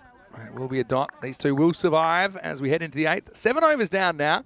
Moravian Cricket Club are 65 for 2. They'll need 29 off the last 3 overs. Could be a crackjack finish coming up. And if you want to talk about big finishes, well, it didn't get too much bigger than the other day where we saw this brand new side, Prague Tigers, who were able to do the unprecedented defending 60 against the Barbarians. They'll be here for the afternoon session. They're taking on the Spartans, who they haven't played yet in match 27. You can see Tigers, the only undefeated team left in the Czech Republic in this ECS. Will have to bowl first because the Spartans have won the toss and elected to bat. So they won't be defending this time. They will be attacking from the get-go with the ball. I'm sure they'll want to get those Spartans top order. If they don't do that, it'll be pretty tough. Prague Tigers still haven't seen too much of their batting, except the top order has been effective. But we know that when they went cheaply the other day, only making 60, which funnily enough turned out to be enough. But yeah, that game is coming your way in just over half an hour's time right here on the European Cricket Network. And we'll head into the last 3 overs of this. And right now I've got no idea who's going to win this game. Shomit Bhatia in the chat saying, great to see Dheeraj play such an innings. Really happy for him. Yeah, well, he's a guy that loves his cricket. We saw him in the chat last week. But big over coming up. Piyush Kumar's going to bowl it. This game's hanging on a knife's edge. Yeah, only 3 overs to go. This is, again, a big over in the context of this game. And it's been cracked through the offside, and Andrew Sim does well to try to get there. And actually, it's going to be 4. What a shot. And he pumps the air. Yeah, it was brilliant by Thakur. And it's a really classical cricket shot. Look at that. He takes a good stride towards the ball, races away to the boundary. And Dheeraj, he is absolutely fired up at the moment. And yeah, you watch him going, saying, yes, come on, we can do this. The finish line within sight, but still plenty of work to do. Right now, completely loses his mind as he goes walking. And yeah, got the full gamut of emotions. He's probably telling himself, nothing silly, nothing silly. That was a little bit silly. That wasn't there to hit. Good bowling, though. And, yeah, right spot. A lot of pressure on Piyush Kumar here. Piyush Kumar batted pretty well. Made 15 off 8 with 2 Maximos. It was one of the reasons they got as many as they did. Right now, he's got a task ahead of him. Because, yeah, if you need, what is it, about 9 to 10 and over, it's very hard to do without a boundary. They do get the boundary. At this stage, Barbarians were miles behind. They came home with a wet sail. So it's more intelligent from Thakur, who gets 1. And what I would say is that Om Sharma also has his role to play here. And I think at a minimum he'd want to get 1. Just that kind of 1 boundary and over, I think would get you close to 8. The second boundary and over will definitely get you ahead. This one's an attempted pull shot. We're just a bit late on it. So Kumar, despite the boundaries, been pretty tight. That's a surprise slow bouncer from Kumar. Yeah, very, very interesting game this. This time kind of drives on the up. They're thinking of 2, but I don't think they'll get it. It's pounced on by Andrew Sim. He's just patrolling the circle there. He's recovered well from that first boundary, has Piyush Kumar. It's been a pretty tight over. 6 from it so far. He'll want to keep this to a dot ball as well. Thakur now 40 off 23. Bit of length, and this is more work for Sim. He does at least knock it down and keeps it to 1, so that will be the end of the over. Not a bad one at all. 7 come off the 8th from Piyush Kumar. The Moravians, again, they are in the hunt, but anything can happen in the last 2 overs. It's 72 for 2 off 8, with 22 runs required off the last 12 deliveries of this one. Yeah, you think they need a big over here, the Moravians, just to settle them down, not to get them not needing too many in the final over. And be interesting to see who they turn to. And it is, this is interesting. It's the skipper, Harsha Shaganti, who took a bit of stick in the last over. And it's a very brave move from the skipper. Yeah, well, when you're captain, you can do whatever you want. And he wants to bowl the 9th over. And his first over went for 12, 4 and a 6 in there. He's got the chance to have the right to reply here in over number 9. Yeah, so it's interesting. They've still got Van Drassi up their sleeve, but he hasn't quite been himself today with the ball. Piyush Kumar, I have a feeling he'll come back for the last ball. Rohit Goyal as well, only had the 1 over early on. Wasn't a bad one, but I wonder if we'll see him again. Goes after this, it's on the stumps, and this one's going to disappear. Abracadabra and Maximo. This time is Sharma who elevates, and once more, Giganti, he gets taken down. Hasn't been a good day for the captain. Yeah, I'm surprised he bowled himself, but yeah, as a skipper, sometimes you just have that feeling, and it was, it's gone for 19 off 1.2 so far, has Giganti. And this could be a big, big over for Moravians. He comes in again. Swing and a miss this time. Well, getting to this point, aren't we, Danny?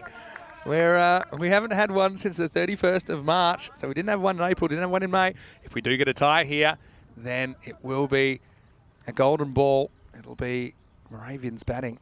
2 runs to win. Otherwise, it'll go to the fielding side. This one's launched. It's high in the sky. Coming down from space at a furious pace. And Maximo Sharma is able to take another one down.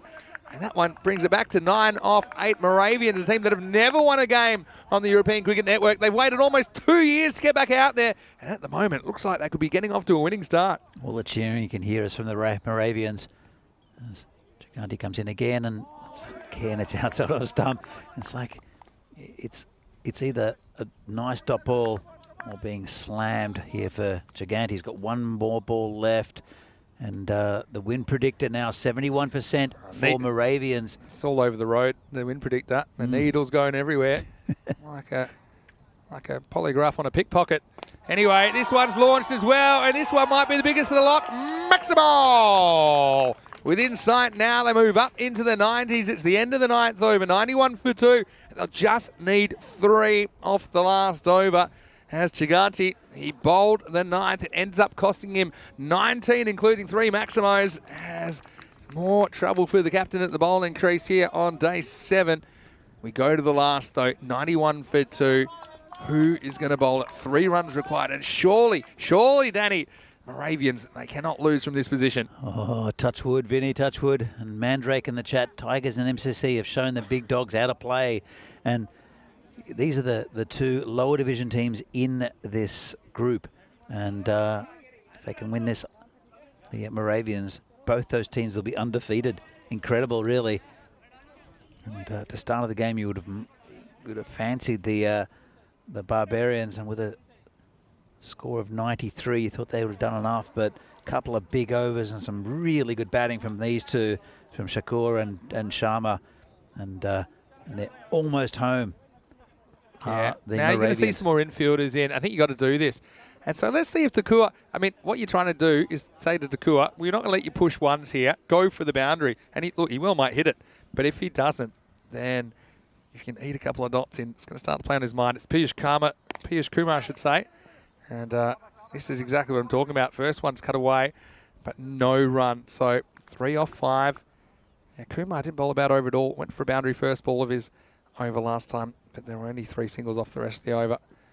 Oh, he's playing with fire, and I think this one might do it. It is going, and that is to the ropes. And Moravians, almost 2 years after we first saw them on the European Cricket Network, they are back in the ECS, and they make a winning start. A big upset in match 26. The Barbarians, well, once again, they go to the new kids on the block. And the final score is a fantastic win to Moravians, 95 off 9.2, defeating Barbarians 93. Big well done to Dheeraj Takua, 46 not out of 27. For me, he's probably my player of the match, the way he engineered that chase. Good support, though, from Sharma, who really came into his own at the end, 35 not out of 16, with 4 big Maximos. And when it came down to it, Moravians, they held their nerve better. And, well, they can be very, very proud of their return to ECN cricket. Look, absolutely, and congratulations to Moravians. And I was there when they made their debut, and they've scored almost more runs in this innings than they did in the 3 in the first time they were in the ECN in the Super Series a few years ago.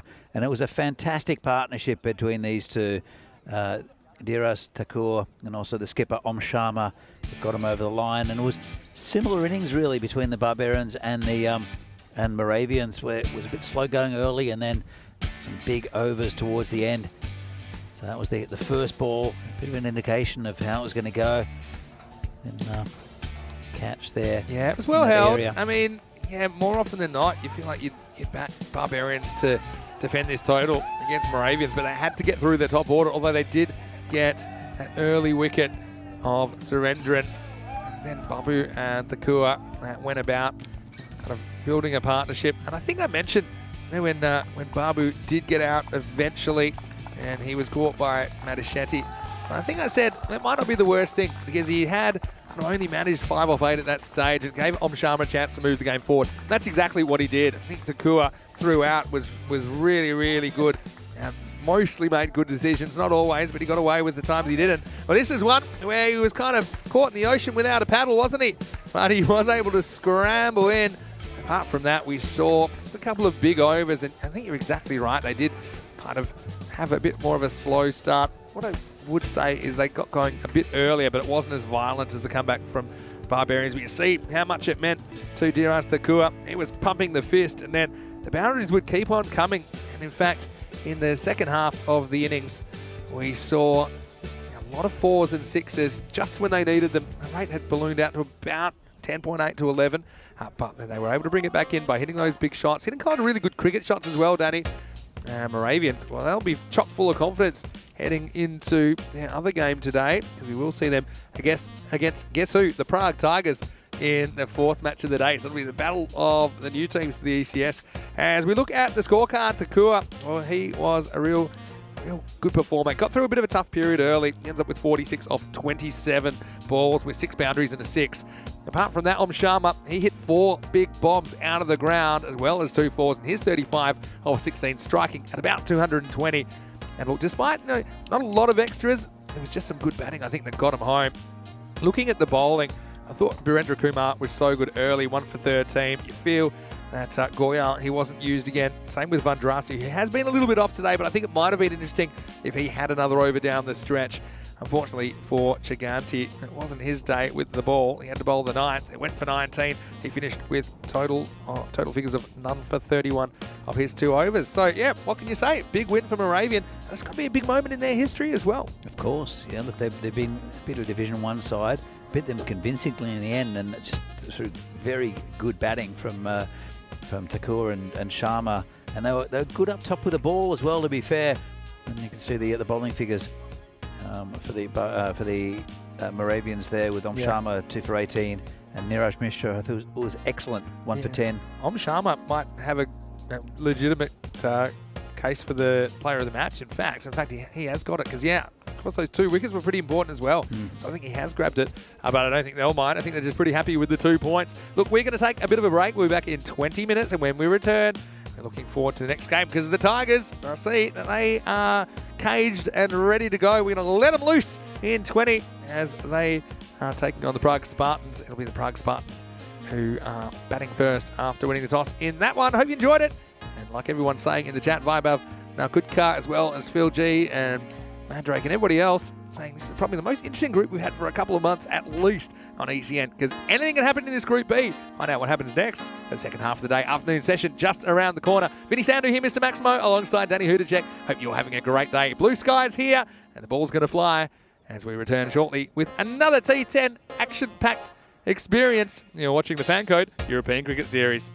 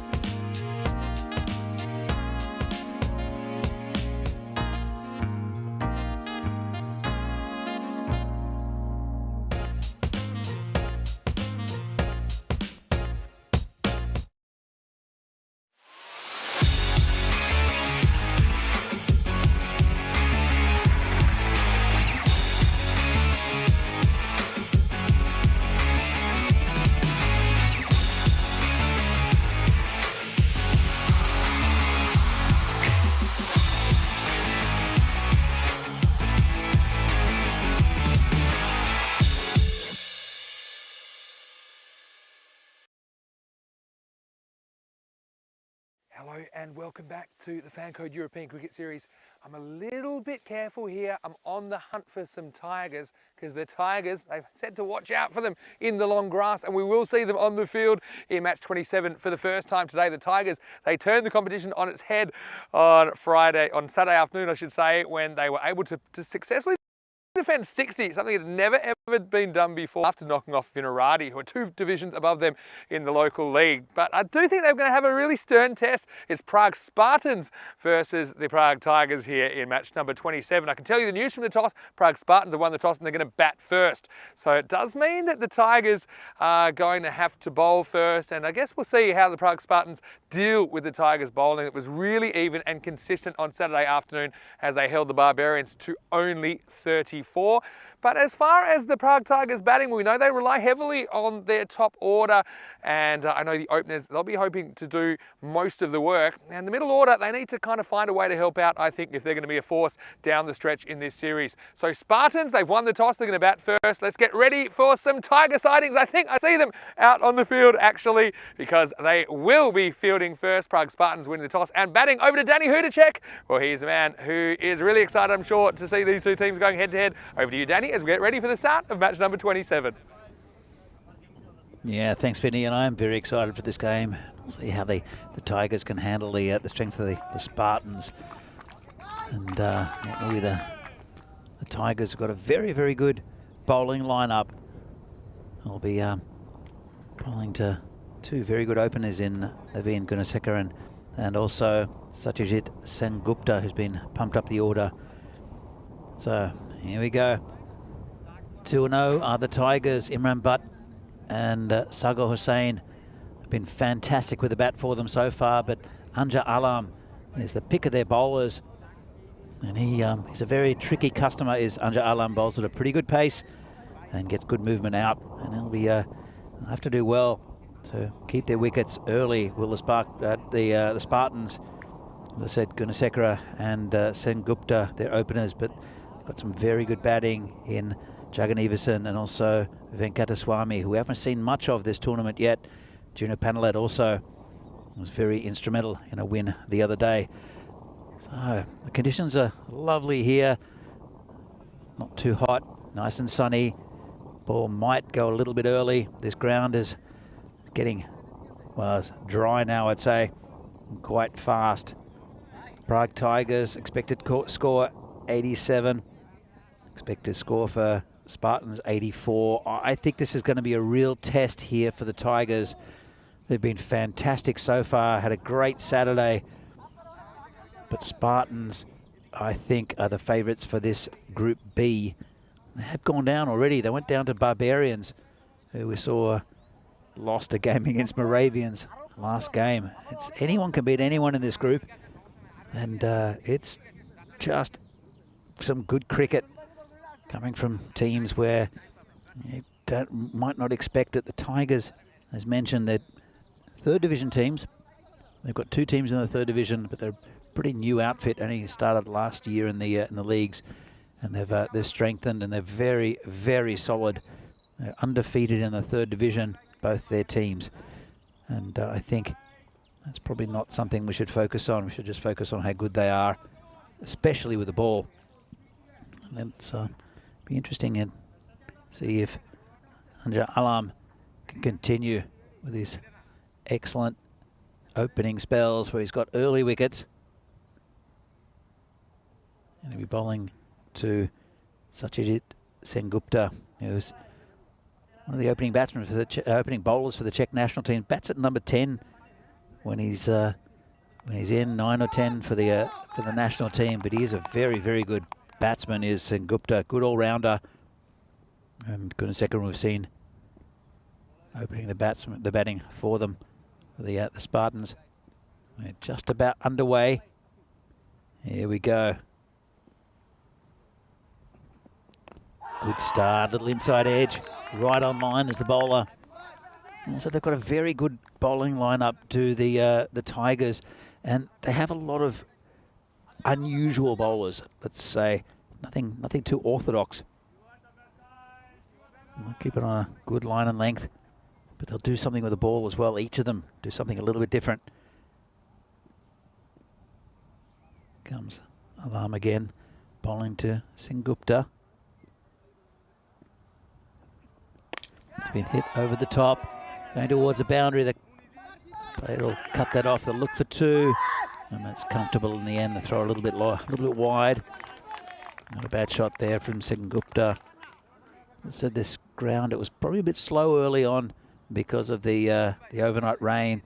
It's much faster now, especially in that area behind the batsman on the leg side. There's no protection there. There is a square leg, but keeps it normally very well on off stump or just outside the bowler. This one is outside off stump and left by Sengupta. Not a wide. It's been a good start here from Alam. He was excellent on Saturday, was Alam. Got quite a few early wickets. Just kept the run rate down and put a pressure on the batting teams. Here it comes again. This one mishit slightly, could be out. Oh, just wide of the fielder there. And that was Sagar Hussain. It's just always going away from him. Bit of a false shot. Good start again from Alam. He'll be bowling to Naveen Gunasekaran.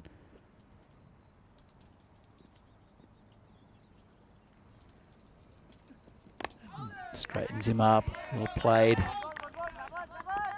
Another excellent over here from Alam.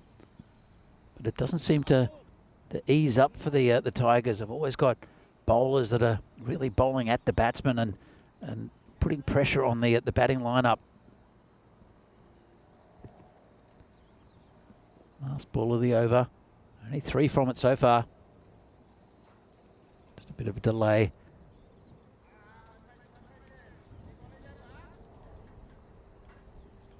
There's the bail there at the batsman's end that fell off. It's a little bit of a breeze.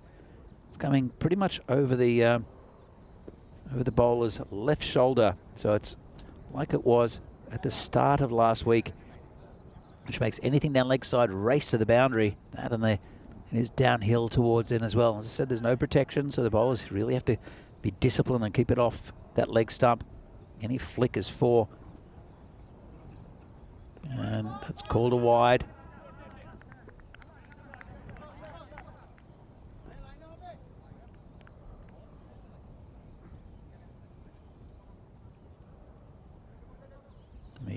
The Tigers are at the top of the table. Moravian catching them up after that very good win against Barbarians in the last game.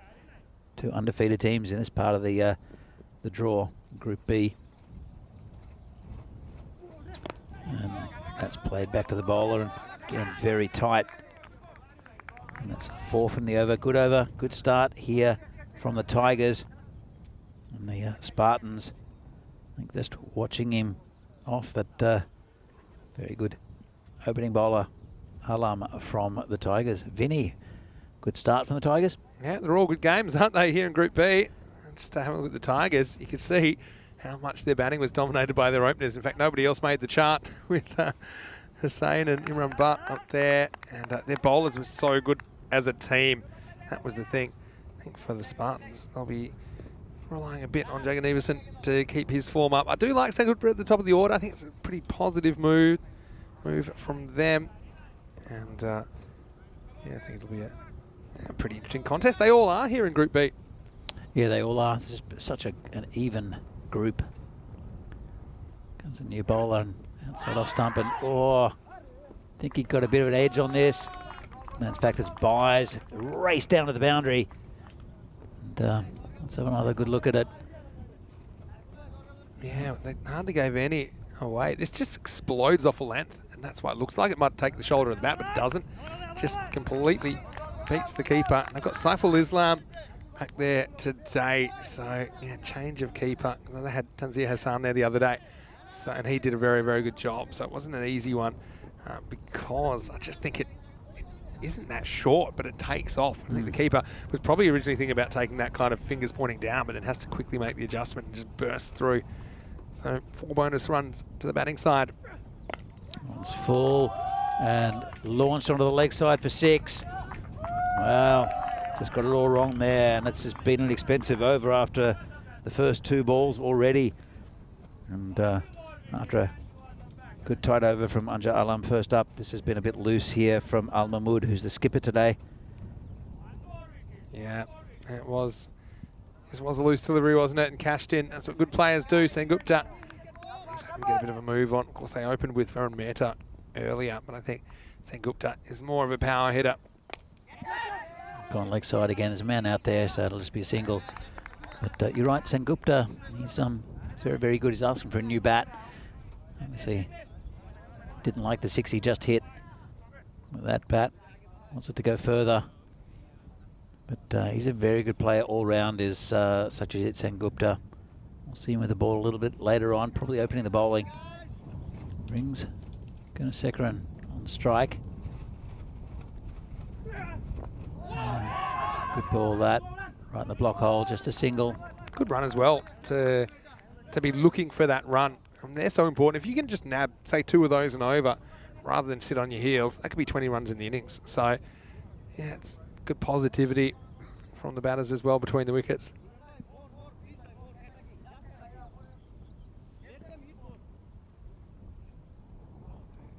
A lot of chatter still with the Tigers.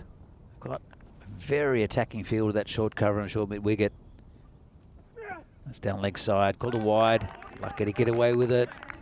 Got anything on that, the batsman, it would have been 4. There's just no one down there. And even if there is someone down there, it's just so difficult to stop that part of the ground. That was just a regular square leg. But just, if he gets it wrong slightly, the bowler, very strong possibility of being 4 if it's down leg side. It's a full toss, been hit again. Didn't quite get all of it. And that will go to the boundary for 4.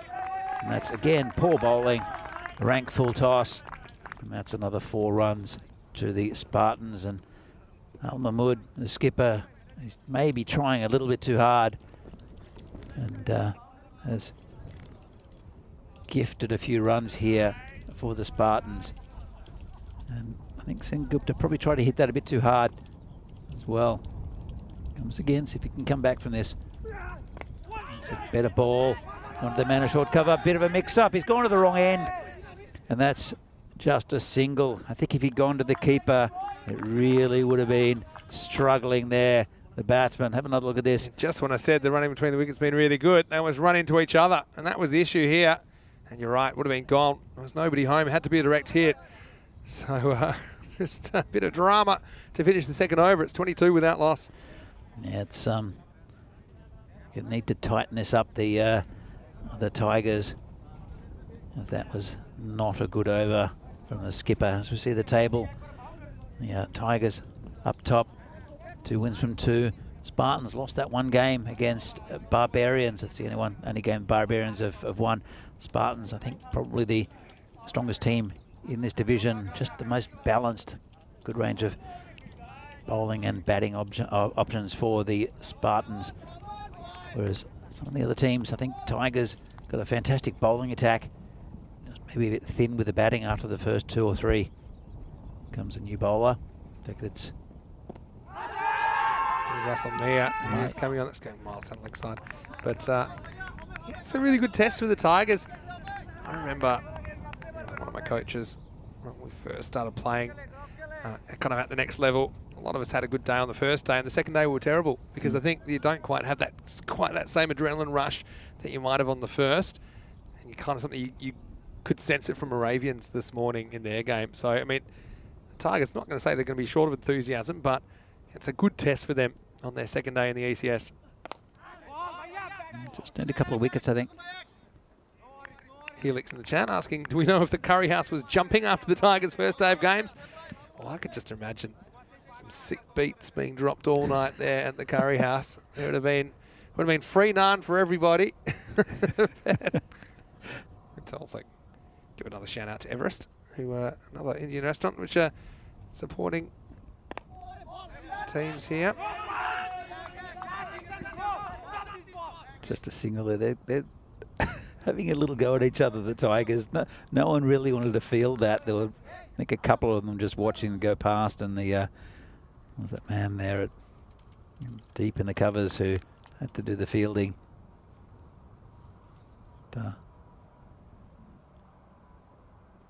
Very enthusiastic, the Tigers. Yeah, still not away yet, despite not taking a wicket. Bit of a false shot there from Sengupta. Tried to make it happen, charging the wicket. We saw him actually on Saturday play some delightful shots using his feet and moving into a half volley. Not quite onto that one though. Played it really well. I think the thing is we're in the third over, so I think he's really going to be quite attacking in these two balls, looking to go over mid-on. Because I think he knows that after this over, mid-on will be back, and I think that's his area. Sengupta. Oh, he's got him. Well, it's a good ball right in the block hole. And Sengupta just has a wild swing at it, just like he did the one before. And that's the end of Satyajit Sengupta for 16 off 13 balls. And Russell Mia, he's pulled it back for the Tigers with excellent bowling. Just 2 runs coming from his over so far in that vital wicket of Satyajit Sengupta. Yeah, brilliant bowling. And it's exactly what I thought. He wanted to go after it. The power play was running out. There were just 2 balls left. So you see, it's exactly where he aims this one, but the ball's too good. He doesn't give him any length to work with, Mia. So essentially yorking Satya, who has to go for a bit less than I think he wanted. His final score is 16 off 13. Score total is 24 for 1. Brings the VJag to the crease. Vishak Jagannathan at number 3. It's interesting you mentioned about going hard at the power play. I think if you have a look at the last game, the last 4 overs in each of those two innings, it was the ones that really were where all the runs came from. And I think, firstly, you can go over the top if you've got the ability, and you can really hit a lot of runs in the power play. But then again, you're getting the second string bowlers coming in those middle to final overs.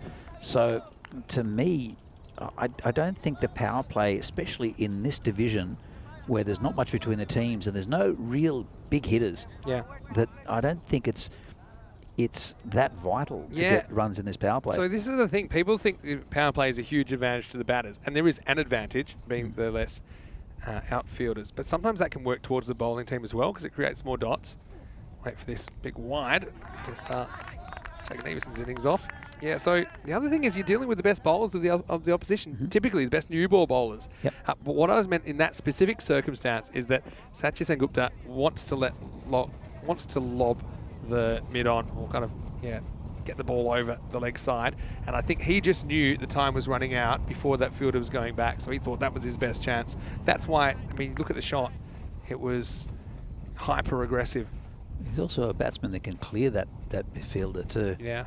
So it's always easier if you only have to clear the guy kind of 30-yard circle rather than the 50-metre boundary. As it is, it's the end of a pretty interesting power play. On as even, I think, for me, at the end of 3, it's 26 for 1. Yeah, he's brought it back very well, has Russell Mia just then. Only 4 runs from that over, and a big wicket out of Sengupta. So have a look at the power play, and look at that. It's like a big middle finger. It does a little bit. It's one thing it looks like. And so you got the over by over scores. Just going 4-18-4. So pretty dramatically different. It was Al Mahmood that was a bit expensive. And I think now going to go back to Ajar Alam, who bowled the first over. So bring him back here in the 4th end of the power play. So you can have up to 5 outfielders now. So let's see what happens as we head into the middle overs. I think it's a good move. I saw him gets quite a bit of movement on the ball, Alam, and he does. Only comes off a short run, but it's a bit of pace. It's in the air, and good effort there from the fielder. Just dropping short, and Jagannathan maybe a bit lucky. Yeah, look. It carries, but it's a half chance at best, if you ask me. It was hit pretty flat. And he does well to kind of make this into a chance. I think it just gets a finger on him before it hits the turf, then fumbles the stationary ball. Sajid Mia, good effort, just a single. Good defensive pressure, I think, from the Tigers all up. Well, we've seen a lot of players in the last in this tournament just wait for the ball to bounce and just pick it up on the bounce, and it was a great effort there from Mia. Try to go for the catch. This one's in the air. And I think it's going to go way back. And that's 6 runs. Lovely shot there from Gunasekaran. Just picked it up off a length and over the fielder there. Well, we had the V-Jag, Danny, but now it's the end gun. He actually shoots this one up and out of the ground. That was still going up when it left the arena. And what a good shot that is. Maximo time. Gets his innings going. See how Alum can come back from this. Rolls his wrist over it. Cut down to that man. It's he's like a super deep slip. Like a fly slip, I guess. But on the 30-metre circle. I guess it's a catching position as well as being a run-saving position. In fact, there's a man at gully as well, so they know that there's trying to plug that gap in that area. Still is a bit of space between them, though. If you want to play that cut shot, there's nobody back at third man. It's a pretty good field set for them, though. That one's got past the bowler, just a single. It's a pretty good field set, though, I think, especially on the offside, because there are those 2 men back for the anything goes behind square. And then there's a man deep at point and a cover as well. And there's that short cover. So if you can get it just on that line outside off stump, there's plenty of protection on that side of the field. Yeah, well, been pretty good in this series. I love a wicket. It's just a dot ball. It's an attacking short cover in there as well. Imran Butt in that position. So, yeah, twofold, preventing any chance of a single. Also, perhaps get a catch in there, something uppish. They also have a cover that's kind of on the circle. So just angles there. Just counting how many infielders they got at the moment. I think just the 4 infielders, so 5 out. Oh, it's 4 runs. Can't afford to bowl anywhere near the legs because all it is just a little flick shot, and that's 4 runs all day, every day on this field. Yeah, sure is. It's poor delivery. And this is what they didn't bowl the other day when they were defending 60 against the Prague Barbarians. So just a bit too loose. It's the end of 4 overs, 39 for 1. Vinny Sandu here, Mr. Maximo. Alongside me is Danny Hu to Czech. And it's turned out to be a beautiful day. We're a bit worried about getting rained out today. Well, tell you what, we should get the sunscreen out actually because it's turned out really, really nice. Look, I'm going to do what I do just once today. I'm going to do a lurker call out. If you're watching this right now, we want you to get in the chat, ECN, European Cricket Network. I want to say hello to you. Let us know where you're watching from. I know we've got viewers from all around the world, heaps here in the Czech Republic. If you are in the Czech Republic, let us know. We would love to say hello to you and thank you for supporting European cricket. So the lurker call out, it has been done during this innings. I'm keeping my eye out in the chat. But Tigers, they've got a lot of fans in the chat and around the world already after Saturday. Here's Russell Meir coming in for his second over. It's been dragged from outside off stump by Jagan Everson. Look for 2. Could be out if he hits. Oh, it doesn't gather the throw. That's a little unfortunate there. It was a bit of a risky second run then. Gunasekaran was struggling. He was. Let's see exactly what happens. As Gunasekaran does a fair bit of ball watching. And again, turns blind. It's just one of those fundamentals. And yeah, better throw. I think he's in all sorts of trouble there. Yeah, by turning blind, I mean, you should be able to turn either way, but you should be facing the side of the ground when you turn that the ball is hit. So you see he turns his back on the play there. That's why it just makes you blind for a second. Oh, that's a beautiful shot. Dragged from outside off stump and smashed over that cow corner boundary for 6. Wow. I think he's getting a little bit of form here is V-Jag. V-Jag is on the loose. And I tell you what, poor Mia, he doesn't know what to do here. He's tearing whatever hair he's got available out. And he said, how did that go out there? And it's just a good bit of batting to pick that up. Got the length he wanted and deposited it long over the mid-wicket boundary. That was just beautifully timed as well. I think he struggled with his timing a little bit, has V-Jag this tournament so far. This one's hitting the air and it's 4 runs. And now we can see what he's capable of, V-Jag, because I think he's been a little late on the shot and bringing his hands in pretty quickly and just mistiming shots. Now he's getting his timing right. And this call could be anything if he stays in, because he is destructive when he gets going, is V-Jag. Yeah, so I mean, what's so clever about this is he probably knows after he's hit one marginally outside the off stump over leg side, he probably knows the bowler's going a bit wider. So he's kind of sweating on it, and then he kind of anticipates it, I think, and then carves it away to the backward point boundary. Really smart batting. Let's see what's next. Oh, it's out. Has to be out. And he's given him. Well, that was right in front. He says he got a bit of bat onto it, but from here it looked absolutely plumb. Yeah, it did make a big thump into the pad, didn't it? We'll see it on the replay. And, yeah, I think he's going to have to go here. I mean, it looks out to me. Got to be really honest with you there. Well, there's a bit of collision. And this isn't something, yeah, no, they actually collide. Yeah, this one, I mean, it hits him in line. It's going through, and yeah, I mean, unless, yeah. And the only thing is here, if the square leg umpire has picked up an edge, but I don't really think it's the job of the square leg umpire to interfere with stuff like this. Even if they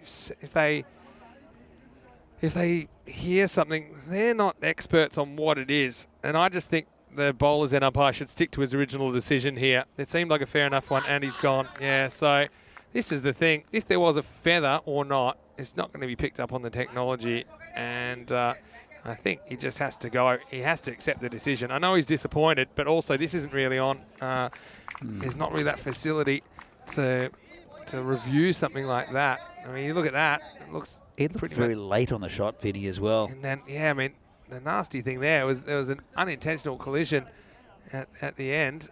And yeah, I think Jack Davison saw him coming. I don't think Russell Meyer saw the collision coming. But in the end, he's going to have to go. And so promising innings is nipped in the bud with the 50 just coming up for the team. But Jack Davison goes for 15. It's 51 for 2.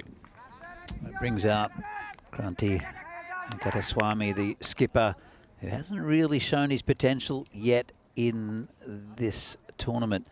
When he gets going, though, Kranti, when he's in the mood, he is impossible to bowl to because he's strong on both sides of the ground. Let's see which Kranti turns up, because they'll need him towards the pointy end of this tournament. Comes the bowler again. Just poked down, and they've got a bit of a sniff now to the Tigers. Only 2 wickets down, 51 on the board, going at a good rate, about 11.5 and over. But it's one of those things, a couple of wickets here, and that'll get down to the soft underbelly of the Spartans. Yeah, needed that, didn't they? Just felt this innings just slipping away from the Tigers. Good ball again. You could see Asamio, hands on his head, even though the ball did come off the centre of the bat.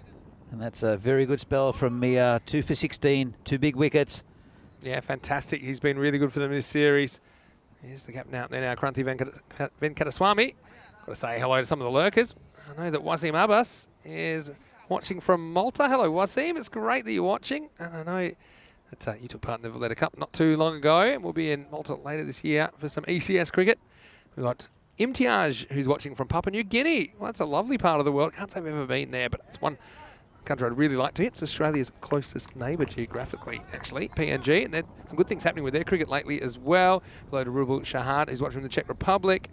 Hello to Kitty, who's watching from the USA. To Parth Baladia, who wouldn't be watching from too far away. As we start a new over, and this one could be a wicket, and it is. So Sahadat Hussain comes in, and Segura gets a slow ball a little bit wrong. And it's just an attempted turn away on the leg side, but it grabs the leading edge. Gunasekharan has to go for 13, so the wicket's starting to fall. And a bit of luck, I think, here, because that's a ball which I think the batter fancies himself to put away. Instead, it's just spooned to Alamin Hussain at cover. 3 wickets now down. It's 51 for 3. Yeah, that he did try to turn around the corner and just got that leading edge. And another big wicket. 2 new batsmen out there now. Yeah, so chance for this innings to be kept under wraps with the 2 new batters out there, but pretty good batters, I've got to say.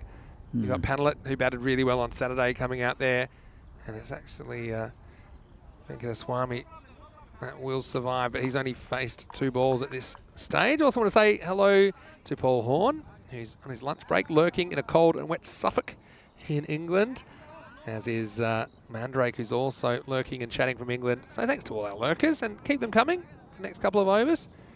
I know that Java Iqbal is watching as well from Bohemians, and I'm sure a lot of the Group A teams are watching this pretty intently. So perfect start for Hussein. Here he is to the new batter, Panlet. Just poked down to that man at that fly slip area. Very short. It's only the third man. It's pretty straight there. Brings Grunty, the skipper for Spartans, on the strike.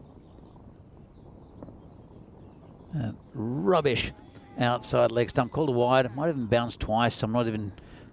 Have another look at that. Yeah. Rolled his wrist over it, got it wrong. Yeah, so he's continuing to try this slow ball. It does bounce twice, but the second one's after the stumps. So there's no issue there, but it was a wide.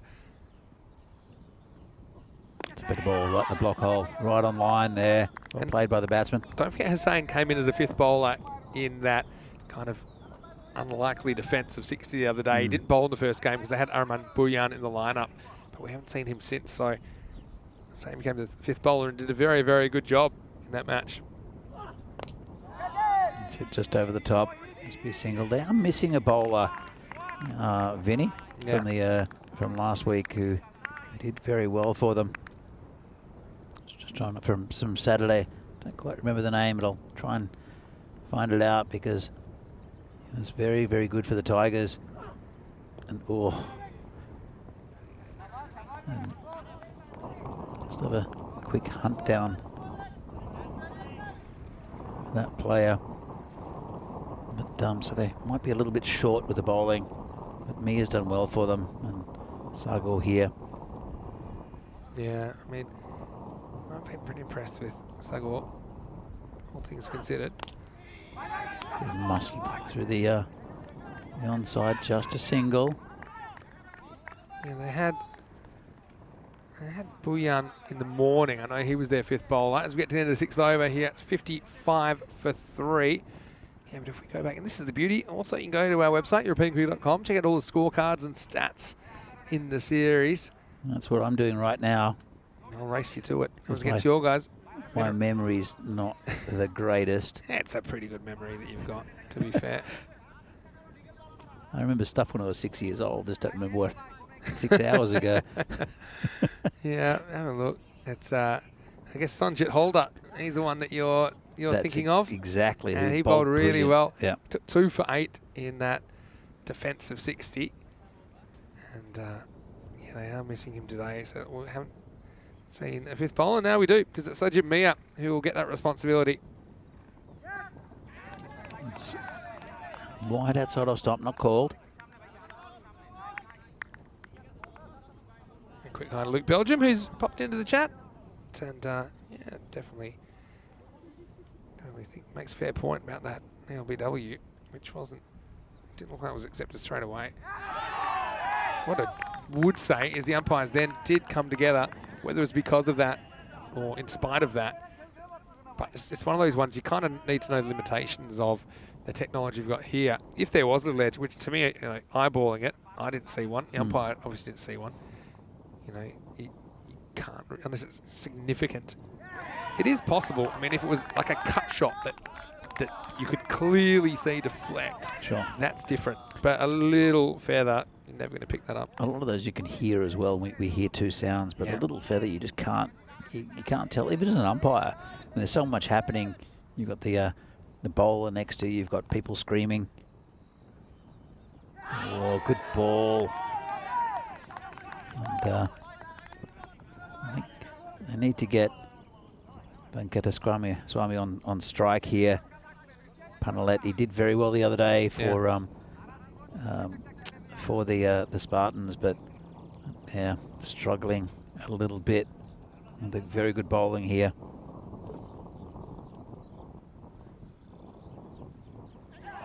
And just outside off stump as well, and fantastic really bowling from Sojip Mia. Yeah, really good ball that.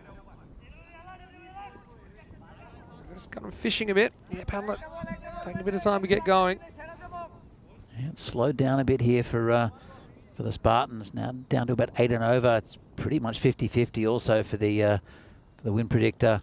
This one's in the air. There's a player coming around. It'll just stop it. Just be a single.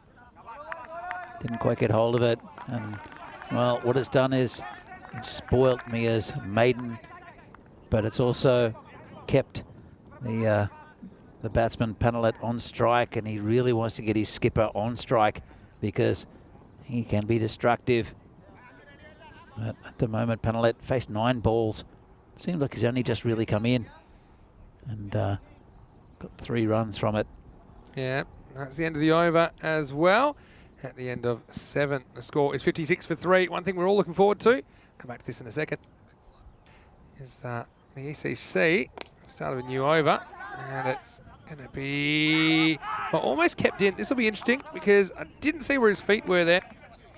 I think he's okay, Vinny. You think he's taken? I was just a bit concerned that he sneaks out. I think he did very well. Get a good shot of it here. There. Whoa. See that last step? Do you reckon that last step there? I think he's okay. This one stopped. Oh, almost. Yeah, let's have one more go at this. It's that last step. Is it on the rope or not? I don't know if we can freeze frame when his foot comes down. Not this one, but the one before. No, the one before that. That one there. To me, it looks like that's come. He's jumped off the rope. So I think that's 6 because he can't jump from the rope. So if he's on the rope there, then I think that's 6. And to me, that looks pretty clear cut. If the officials aren't sure, though, they'll give the benefit to the fielder. Okay, this last step here, his right foot there, that to me looks like it's 6. I've got to be honest with you. What do you think? Well, his foot wasn't touching the rope. He was in the air. When he hit. That's true. But if you take off from the rope or outside, then even if you're in the air, then it's going to be 6. Yep, agreed. So actually, I think they get that right. It was a really good effort, though, got to say, for Russell Mia. But annoying, because he was probably centimetres away from being fine there. Well done by the officials. A bit of luck there. I think it's a good piece of fielding there. They've kept that man in at short mid-wicket. That's Imran Butt. Just been smashed at him and did well to cut off any runs. But yeah, that's a bit of luck there for Spartans. Maybe that'll kick them into gear. This one's been hit in the air. There's a player coming around and he won't get it. Oh, no. He's playing with centimetres here as Panalet. He said, all right, well, if the last one was just right, I'm going to go the same way, doesn't he? And look at this. This time 2 fielders are interested, aren't they? It has some hang time. One needs to almost lift up the other. But centimetre perfect, does it again. Back-to-back Maximos here. 6-0-6 to start the 8th. And yeah, good hitting Panalet. He took an age to get going, but now he does clear the ropes twice. So yeah, he can reply here saying it's been hit straight. Should just be a single. And it will be. Bring Venkateswamy on strike. And I don't think there's too many batsman I prefer to watch in the Czech Republic when he's on song is Kranti. He's been bowling very well to him. I think that's a 3rd Yorker he's got so far in 5 balls. That's the difference between bowling just short of a Yorker length and Yorker length, is that even someone as good as Venkateswamy can't do too much with that at all. So good stuff by Hussain. He's got 2 more balls, or 1 more ball now left in his spell. Swing and a miss. And that's over. Yeah, so 8 overs down. Let's go back to what I was going to talk about before all the action kicked off there in the 8th. It was the European Cricket Championship, which is coming your way from the 12th of September. I know Czech Republic have been drawn in Group A. Pretty tough group, but I think they like playing good opposition, and I think they've got some players that can step up. Ireland making their first appearance in that competition, along with Spain, Austria and Portugal in Group A. Some other new countries that'll take part. We've got Scotland and France and Malta, so 3 new countries in Group C. Also, we've got Switzerland in Group D. And yeah, really looking forward to seeing some of these teams. Denmark as well. We didn't see their national team last year. They're in Group B with the Netherlands and a couple of their northern neighbours. Here we go with over number 9, Sajid Mia, to finish his spell off in this one. Just quickly, I want to say hello to a few other people in the chat. To Dean Mohammed as well. And I think we had a new face, Ian Coburn, in the chat saying, hey guys, greetings from Melbourne. Now there's one place I love that I have not been for ages, since pre-pandemic. I've got some really fond memories of playing in Melbourne and also just hosting some events there. What's the name of your breakfast place in you remembered? Melbourne? Oh, I remember. I do bring it up every time that we talk about Melbourne. Food related. Yeah, of course I remembered. This is going to be, I think, something that's in the gap. It is. So 4, and Venkateswamy finally gets going. They bowl pretty well to him, but this one, just on his pads, clips it away. 4 carreras. Good Nice batting. shot. Nice shot that. There's a big gap there and he found it. It's called Archie's All Day, and it's in Gertrude Street, Fitzroy, and that's not a paid endorsement. It's just they do a fantastic breakfast. Here I am years later, still remembering it, and every time I go there, I make sure I go to Archie's. So if you are able to go, Ian, you can try the Godmother burger. It's kind of chili scrambled egg and bacon. Yeah, it's as good as it sounds. Talking about that sort of place, last time you were in Prague, I took you to a very nice barbecue place that we haven't mentioned yet, and you haven't mentioned it, so I don't think you've been back. Remember Cheese's Crust? Oh, Cheese's Crust is one of the great names, and also a fantastic restaurant. Here's the next one. All right, this is skewed up in the air, and it should be a simple catch, and it's taken. So he holds it up and says, that's what you do. And well done to Al Mahmood, the captain, who made that his. And so it gets a mistake out of Venkateswamy. So a pretty handy wicket to get at this stage with an over and a half left. It is Sojib Mia who breaks through with his first wicket, and the score is 74 for 4. Yeah, it's a good wicket at this time. And Venkateswamy's, he can be... It's a proper ice cream cone. That's why he's held it up. It's kind of ice cream weather, I guess. We call it an ice cream cone because it almost pops out and creates that illusion of the ice cream cone. Lots of good ice cream shops now in Prague, actually. So if you're into gelatos and an ice cream, it's a good place for it. Your batsman is Sagar ready. And squeeze that one past the fielders and can't catch up with it. No, well, he was right. It felt like the ball was running downhill, and I bet that the general manager there, GM Hasenhut, he feels like he's running uphill here because it feels like his ball's always gaining on him. He thought he had a shot at it there, but the moment was gone. And down it goes. It's 4 more runs to the total. So despite the loss of the captain, the score plugs along. Sagar Reddy has had a pretty good day today. Gets a 4 first ball. It's an inside edge there. There's a man out there. Just be a single. Good fielding. And nice throw in. Now, we've gone very early on food chat because this is only game 3. But yeah, Cheese's Crust. And Phil has spelt it in the chat. If you're wondering what we're saying, it's CHEESUS, like cheese, as in the cheese you eat, and crust, CRUST, Cheese's Crust. Yeah, you took me there last time. It was brilliant. Sit down, straight down the ground. Biggest problem I have with Prague? Too many awesome options and not enough time. I mean, you've been here, what, 14, 15 years now? So I'm sure that you've been getting around. As it is, it's the end of the 9th over. The score is 80 for 4. So the Spartans hardly batting the Tigers out of it. And don't forget, the Tigers chased down 101 against Vinarati on the first morning of Group B action on Saturday. So I do think their big guns are going to have to fire, but if they do, could be game on here. And the Tigers, remember, they're the only undefeated team in this tournament, and they are a new team. Not really. Moravians. Pardon me. Yeah, you've diddled me there, because Moravians are also undefeated. Moravians will remain undefeated out of their one game, heading into the last game of the day. All right, here we go. It's the captain, Al Mahmood, to come back in the 10th. This one's been whipped away, and that... Oh, good effort there from the fielder. That's 4 runs. He went for the catch. And good effort there from Russell Mia. But unfortunately, it's the second time he's gone for catches. First one, he got something behind it. This one, just a little bit wide of him. It's a tough one, because you might say, okay, go back to the rope and try and get it on the bounce. But it was going to be a really tough bounce to deal with. So I think his best chance of actually keeping that in the field was to get it on the full. He couldn't quite manage to do that. And a pretty good shot by Panelet, who is a bit of a finisher, isn't he? He looked very dodgy early in his innings, and now he's just like the last innings that he took. Oh, it says hooked and didn't get much of it. Nobody home. Should take 2. Nobody at the stumps. And good throw might get him, and hasn't.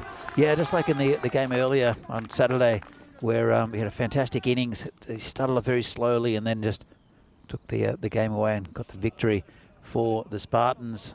Panelet doing the job here for the Spartans today.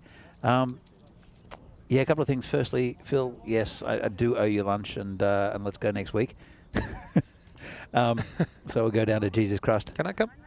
You're more than welcome, Vinny. I think you'll be in Hungary, though. Yeah.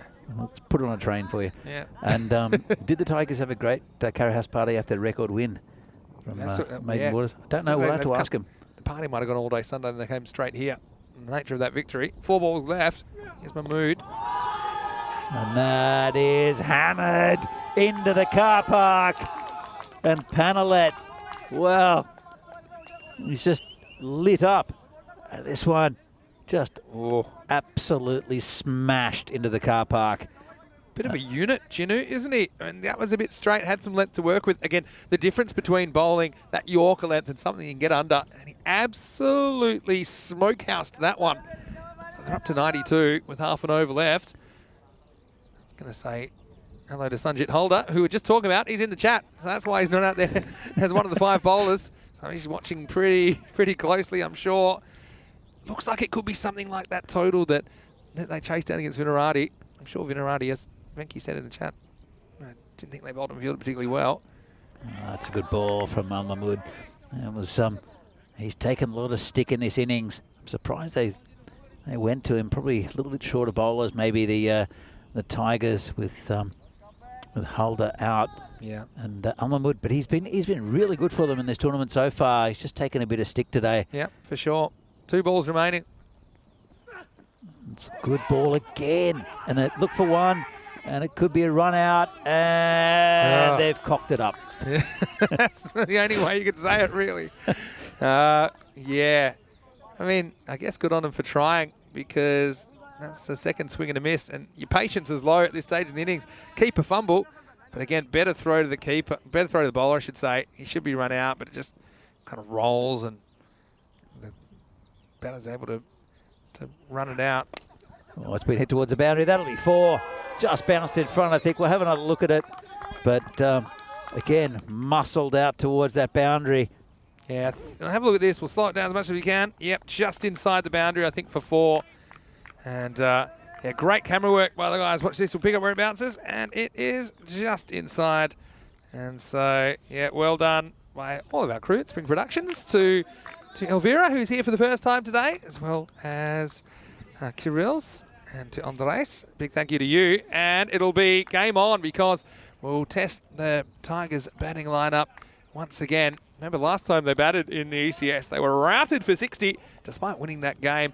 But in their first game, they were able to chase down triple digits. Not quite that many this time, but close. They'll need 98 for victory. Prague Spartans ending up with 97 for 2. And well done to Sugg already. Well, he was itchy to get the strike, and he certainly made the most of it. Smacking a 4 off the last ball and taking some momentum into the second innings. But we were waiting for the Tigers to come out of the cage, and it was time in match number 27, as their bowling was so disciplined the other day. Probably not quite as consistent this time around. Sachin Gupta was sent up to the top of the order to do a job in the power play, and he certainly looked good for some of it, but then I think he just tried to over-attack that one and totally missed out as he fell for 16. And ultimately the Spartans, I think they had the right approach. I think in the face of some good bowling, they tried to cash in on the bad deliveries. Tigers, though, I mean, this game is in the balance. We know that they have been doing the mercurial so far in Group B. Well, I think the strength definitely for the Tigers is in their bowling. I don't think they bowled badly. I think you now see what I was talking about Spartans having a bit about them. And I think they've got some very good batting, some good bowling depth you'll see as well coming up. And picking up a few wickets, but really I think the Spartans batsmen in the end just having a real go at these bowlers. And that was a little unlucky. Good attempt with the fielders. But the Spartans, they had launched themselves at some of this bowling, especially that of Al Mahmood. And that's the one that just got away from the fielder there. That was the general manager out there. Pretty good effort by the Tigers, but outgunned, I think, so far by the Spartans. We'll have a look at the scorecard in a moment. We go with Sengupta up top with 16 off 13. Not a bad start. Got a good bowler. just played the wrong line. Everyone making a little bit of a contribution. Going to second with 13. Jag and Everson. V-Jag 15 off 7, looking pretty good. Venkateswamy just missed out a little bit with 5, but a fantastic contribution towards the end. Gino Panalet, as we saw on Saturday, can really hit big, 30 off 20, and Sagar Reddy, nice little contribution at the end with a 9 off 3. And up the top, Anja Alam, good as again, but Al Mahmood is one that really copped a beating. No holder today, which might have well, affected their bowling. The man who came in, Sojip Mia, was very good, 1 for 12, and then 1 each for the other bowlers. So 98 they need for a win. Here's the win probability, looking good for the Spartans, who are a very good side against the Tigers, who are, as I mentioned, 3rd division. That's a bit deceptive. Also a very good team. Don't know if they've got the depth in batting after the first 3, the Tigers, but we'll find out soon if they can get past this total. They need 98 to win, do the Tigers, everyone's favourite team at the moment from last Saturday's efforts. And we're back very shortly to see if they can reach the total they need of 98. See you very soon.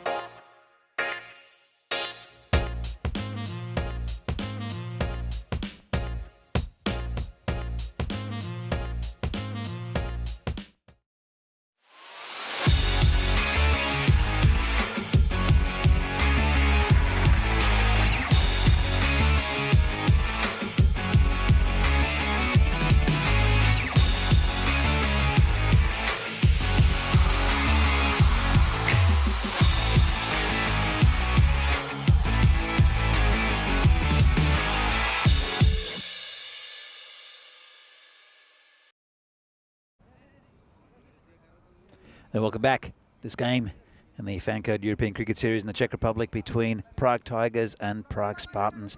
Spartans, very good innings there. Gonna be very difficult for these Tigers to chase them down. But the Tigers, as we've seen, they enjoy winning games. They did very well on Saturday to knock off two very good teams. It'll be Niraj Tyagi to open the bowling. Imran Bhatt and Sagar Hussain, the two important batsmen here for the Tigers. If they get a good start and also a partnership, I think they'll have a chance of getting somewhere near this total. They need 98 to win. But the Spartans have a very good bowling lineup. It'll be Niraj Tyagi, as per usual, to open the bowling. Just outside off stump, leaves him a little bit. Good start.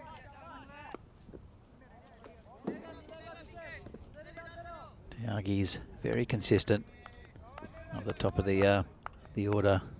Not much pace on the ball, gets a bit of movement. Uses the crease well as well. Here comes again. That's dabbed down towards a man at third man. A bit of a fumble, but won't cost any more. And just a single there. It's their innings underway. The Tigers gained a lot of fans on Saturday in the way they played the game. And they got two good wins. I think this is a little improbable. Let's see how they go. Just push down out through the covers. They might look for two, and they won't. It's good early in the innings, just to settle for that single. Both batsmen now off their ducks. Sagar Hussain, big hitting batsman. Imran Bhatt likes to push it round. It's in the air, just to cover again, and just a single. Not happy with himself, the batsman. It was one of those shots where he really didn't follow through on it and could have been caught. If he'd had a bit more of a go at it, probably would have hit it over the top of that man at cover. Comes Tyagi again. And that's outside of stump, called a wide. He's floating with that wide line is Tyagi. It's a good call. A little bit of outswing, and then it cut off the seam, but further away from the batsman.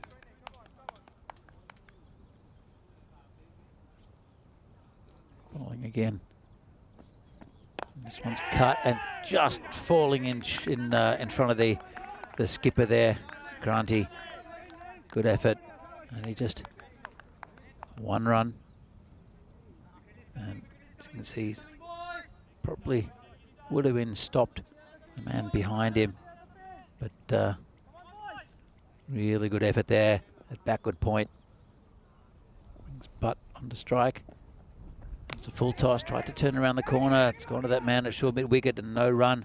Got away with that a little bit, the bowler. It's been a pretty good start here for the Spartans. Only 5 from the first over from Niraj Tyagi. And so look at the throw coming in. I think it hit the batsman. So intriguing game here. The Tigers, they were fantastic on Saturday with their first 2 wins in the ECS. First time they've appeared as well, undefeated so far in this Group B. But any team can beat any team, as we saw Moravians with their first win in the ECS as well in their first appearance against Barbarians in the match before this. Sagar Reddy is the new bowler. In fact, it's not, it's Sandeep Kumar. And that's rubbish. Through the offside. It's called a no ball, and it's going to go for 4. Not the start that he would have wanted. Sandeep Kumar. Let's have another look at that. And he's playing on turf. Everyone else is playing on Astro.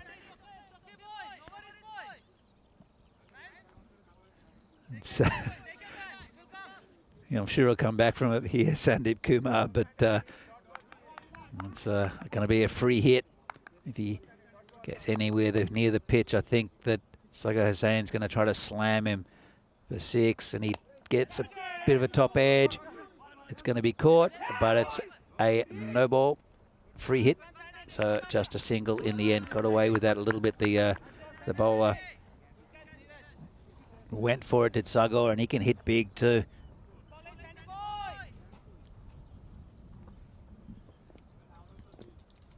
Brings butt onto strike. Oh, that's a much better delivery. Big swing and a miss from the batsman. And his figures don't look too bad, even though he did concede the 5 wides, because 4 of those go to the keeper, which was a bit of a silly rule to me. But not much I can do about officialdom in cricket. And that's, well, it should have been a run. They didn't take it. It's a little bit of odd running. Not sure why they didn't go for that. There was a pretty standard single out towards that point area. Much better over here from Kumar. After that first ball, as I say that, he's whipped it down the leg side, and they'll get 2 wides. Bring Hussain back on strike. I think if they've got any chance here, the Tigers, this pair has to bat deep into this innings.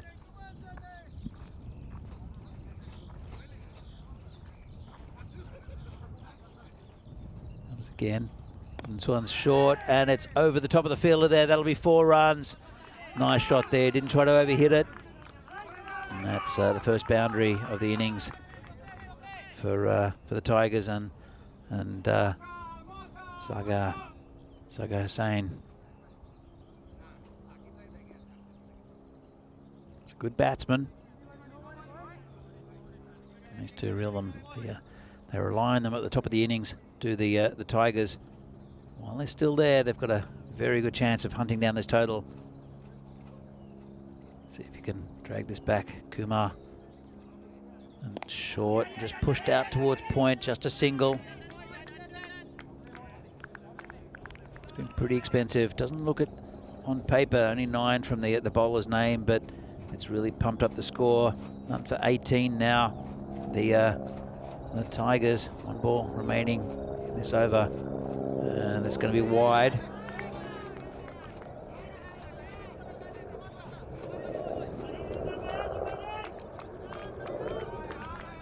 As Venki says in the chat, this opening pair is key for the Spartans. I totally agree with you, Venki. And that's a better ball outside off stump. And that's the end of the over. 19 after 2. They're there or thereabouts with the run rate. Need just under 10 and over. And Spartans will have to come back with a nice tight over. It'll be that man, Niraz Taigi. So as you can see, Tigers at the moment, top of the table. Spartans, if they beat them here, will go top.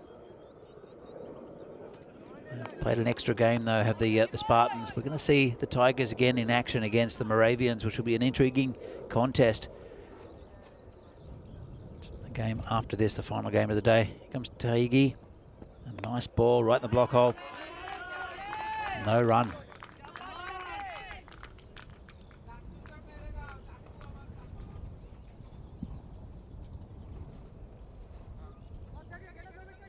Target of 98.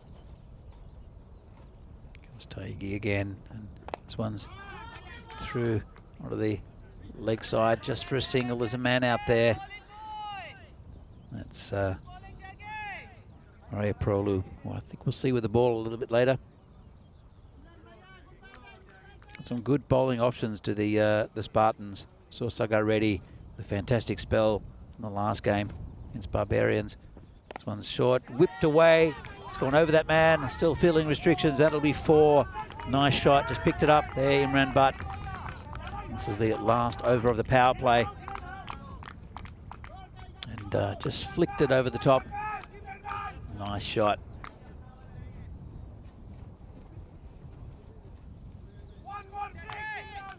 It's a pretty good power play here for the for the Tigers. Still 3 balls left from Taigi. That ball just a bit loose. I'm sure he'll tighten this up.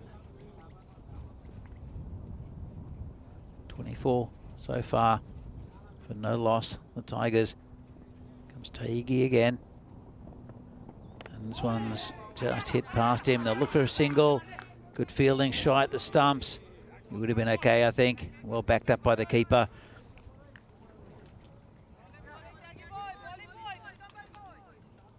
And we'll bring Sagar Hussain on strike. Let's have a look at this run. And there was a bit of hesitation. And he's going right off the side of the pitch there, the batsman. This one's right onto it, and that'll be 6. Lovely shot there from Sagar Hussain. He is a good batsman. And that was picked up just short of a length. And 6 runs, just a little bit short of a length. And right onto it was Sagar Hussain. Lovely shot. And Sagar Hussain's now 15 off 9. 1 ball left in the power play. 1 more left for Niraj Taigi. He's gone for 17 so far. I'm sure he'll tighten this up and get that dot ball. But it's been a very good power play here for the Tigers. Gets it out towards that short cover. Does well, just knocks it down, no run. And a good over there for the Tigers. 31 after 3, going at about 10 and over. That's what they need, but they have to do that consistently. And it's a good game so far. Chasing 98 to win. They're pretty much on target, the Tigers.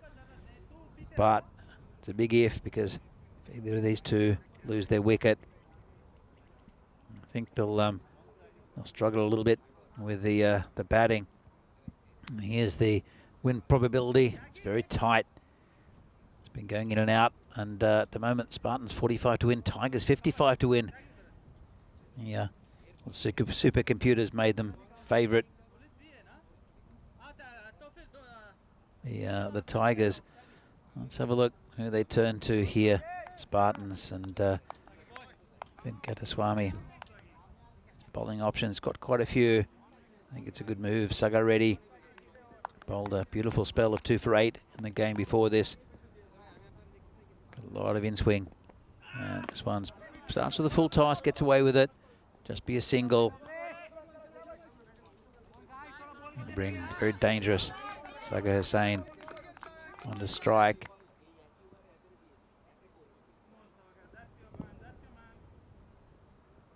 Interesting if there's not a tight few overs here from the Spartans. It's a good ball, hit down the ground. Should just be a single. Bit of a fumble there, but just 1. Good start so far from Reddy.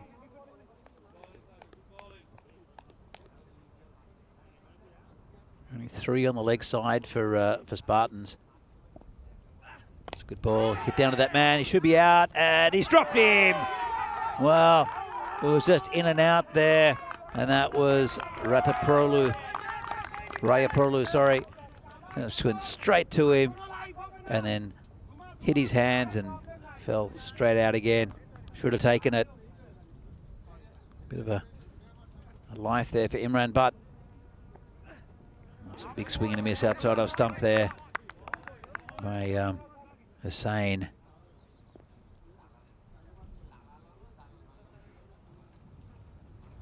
Yeah, as Maiden Water says, Tiger luck. They are making their own luck here. The Tigers have been very good so far this tournament. Oh, this could be out, and he's gone. That's a big wicket, and it's Sagar Hussain who has to go. Sagar Reddy right on the money, and that's a big wicket in the context of this game. Let's have another look at it. Don't think there was much wrong with it. Hit him on the back pad. That was going to thunder into the stumps. No problem with height, as you can see. And that's the first wicket down for the Tigers. 1 for 34, and this is an over that's turning this game. Bring a new batsman out, but it'll be the general manager, GM Hassanat. He's looked good in patches, but once they their quality batsman in Sagar Hussain will have to go.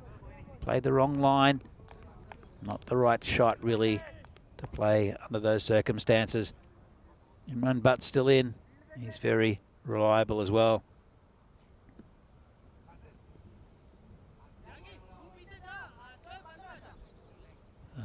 Sagar Reddy's having a very good day with the ball.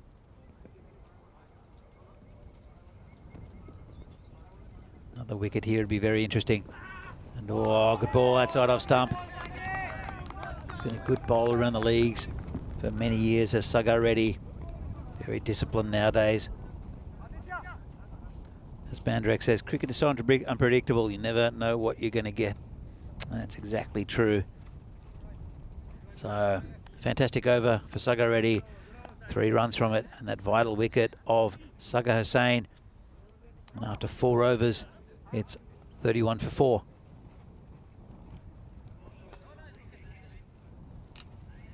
So, just having them good, these Group B games. We're it's match 27, 48 games altogether in these 2 weeks of cricket.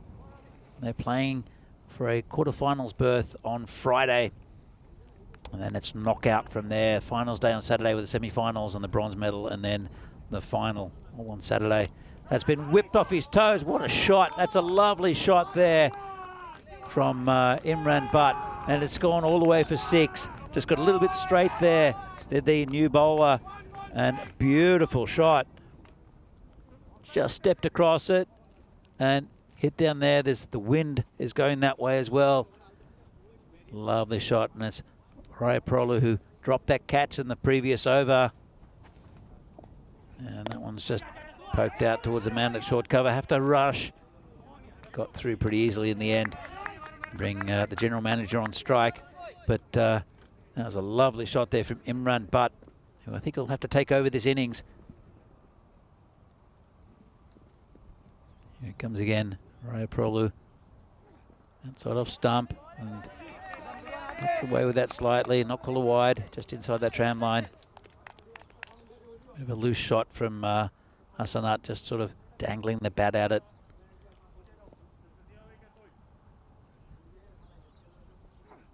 This one's a better ball, and Hassanat, I think he needs to get Imran Butt on strike. Have a very strong offside field. Got that short cover, 2 men on the boundary, 1 straight, 1 square. That's good cover. And oh, he's lost that one. That's going to be 5 wides. Well, just when it was tightening up a little bit for the Spartans, that one got away from Raya Prolu. That's not good bowling. As a massive wide, gave the keeper absolutely no chance. This will pump up their score.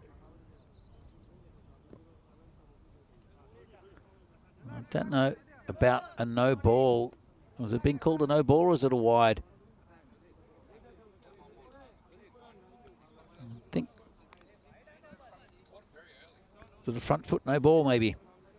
Not sure. Either way, it's gone down to the boundary as well. So if it was a front foot no ball, which I think is what the umpire's called, then it's a free hit.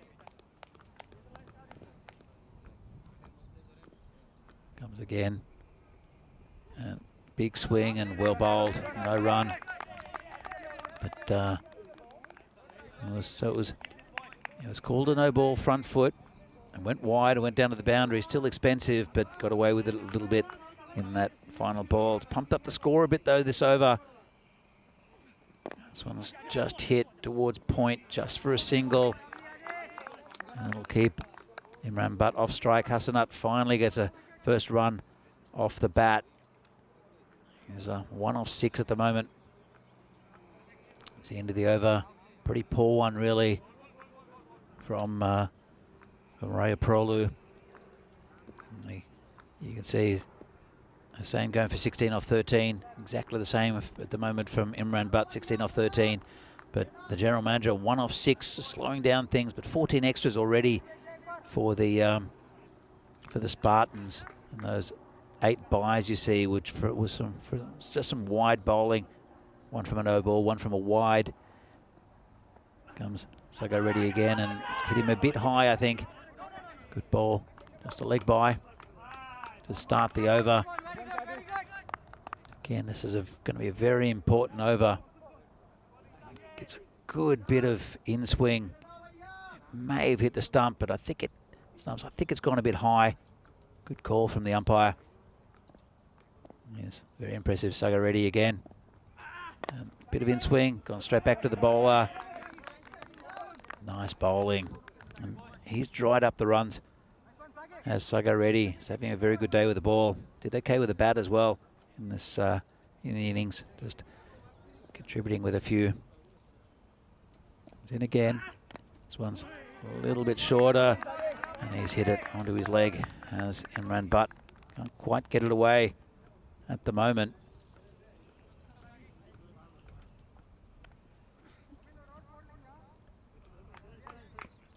Interesting to see who they turn to after this over. The Spartans.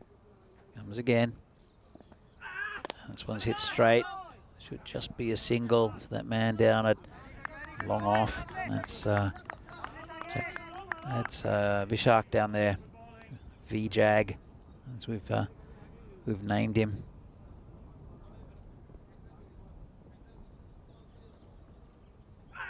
Good ball again.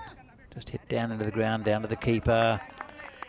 It's been a fantastic spell again from Sago Reddy, who's been the pick of the bowlers, I think, so far in this Group B. It's been steady all around, going for very few runs. In fact, only 4 runs. And he's got 1 ball left off his over, and also a big wicket out of Sago Hussain. This one's down the leg side and hit the pad. And what a fantastic spell from Sago Reddy. It's gone for 2 runs and over. As I said, picked up that big wicket of Hussain up the top. And that's, again, shifted the momentum towards the Spartans. And the Tigers, now look at their percentage, 13%. They were ahead a couple of overs ago. 87% for the Spartans. So they'll need a big over or 2 here after 6 overs. The Tigers 1 for 49. Still got 4 overs left to get the 50 odd they need. They'll have to go about 12 and over roughly. Not too different from their start, just has been that fantastic spell from Reddy. It will be Gunasekharan. Just mishit slightly there from the batsman, just hit down the ground, just a single. They'll have to attack Gunasekharan here. And as you can see, if the bowlers are on song, it's difficult for the batsman to get the ball away, even though this is a small ground with a very fast outfield. This one's hit the stumps, and that's a good piece of bowling. Well, that's the end of the general manager. Top bowling there from Gunasekharan, right up the block hole. Take the off stump, and that's another wicket down for the Tigers. Got to try to get Imran Butt on strike. Part of the problem is that the bowling's been very tight here from the Spartans, and that's a feature of this Group B, has been the bowling at the stumps or thereabouts. It's very difficult for these batsmen to get the ball away. It's a very different tactic to what we saw in Group A, where the ball was well outside off stump. Just a different style of cricket, and it's working well for these teams. It's worked well for the Tigers as well so far. Spartans taking a bit of a page out of the Tigers' books. We go again, and get right at the batsman. Just a single.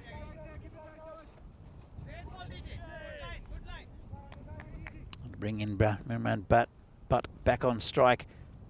He's a very handy batsman. Gets a loose one, he'll try to get that boundary. It's down leg side, and he's got him around his legs. Well, you can see the area he's trying to go to, and that's a big big wicket in the context of this game, and I think the Tigers might be gone after losing Imran Butt. Good little innings there for a runner ball 18. Tried to flick it down the leg side, gave himself room, ended up taking the, well, would have taken off stump, but I think he got a bit of pad onto it. And that's the end of Imran Butt, and possibly the end of the Tigers. Not going to write them off yet, but it's going to be a difficult one to get back from here after a really good couple of overs in the middle of this innings from the Spartans. And Spartans, well, predicted at the start of this Group B, I think will be the team to beat. But I think any team can beat any team in this part of the division. See Moravians with a good win against Barbarians in the previous game. Comes Gunasekar and again, mixed swing and a miss. I think the difference between the Spartans and other teams within the Group B is the depth in batting, and also just a well-balanced outfit. Some of these other teams are very top-heavy as far as the batting goes. Another big swing and a miss. Well, the Tigers really rely on Imran Butt and Sagar Hussain.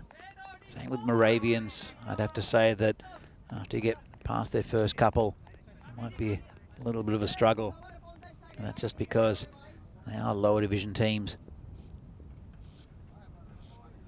Whereas the Spartans were a very well-established first division team. And here's the preview for the next match. Prague Tigers against Moravians. Should be a really good game. And again, Moravians now undefeated in this tournament. I saw a very good innings from Diras Thakur and Akshay Babu, I think. And O.M. Sharma is, I think, vital for the Moravians. So we'll see that after this game. Still a long way to go, though. There's a new bowler, and it's been hit towards the offside. Should be cut off quite easily. And that's first ball there from Satyajit Sengupta, who hasn't been used yet. As I said, he's probably one of the key pieces of this this Spartans lineup. Very good with the bat and ball. Comes again. This is in the air. Player coming around, should take it, and does. Comfortable catch. And that's another wicket down. And it's the skipper, I think, Kranti, who's taken that catch. It's good under the high ball. And Sengupta takes a wicket. It's falling apart a little bit here for the Tigers. I think I'm just about to call this game because I don't think they've got the firepower, the Tigers, when it gets deeper into their batting lineup. And when you get a national team bowler like Satyajit Sengupta coming down at you, it's a very difficult task. 52 for 4 now. Only a little under 3 overs to go. Get around about the 46 runs they need. Comes Sengupta again. Just going to pull up, and dead ball signaled by the umpire. It'll open up this group again. Mean that Spartans will be top after 3 wins.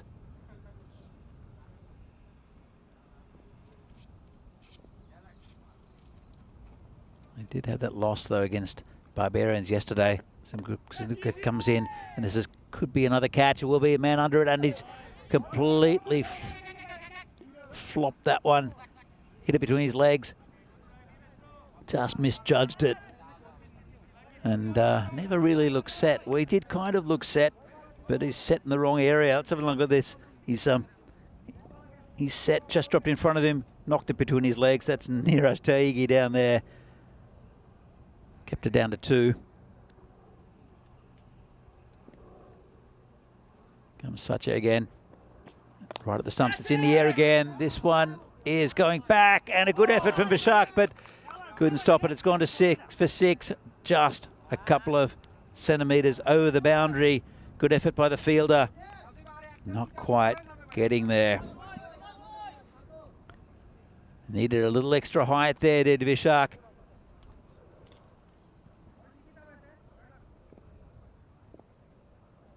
Comes Sacha again, hitting the ball a lot in the air. This one is not, and it's gone to the keeper and no run. It's in Gupta after taking a wicket.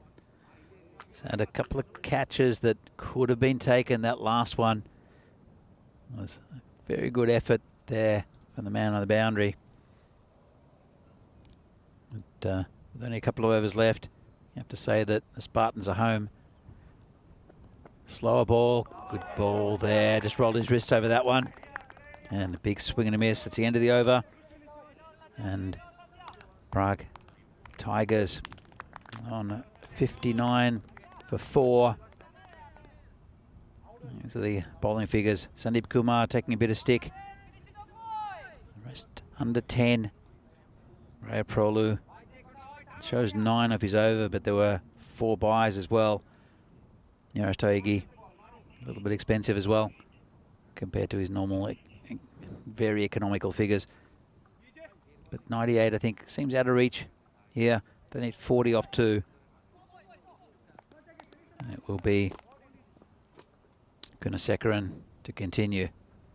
This one's outside off stump, called a wide. They'll need a lot more of those if they get close to this innings. This total, sorry.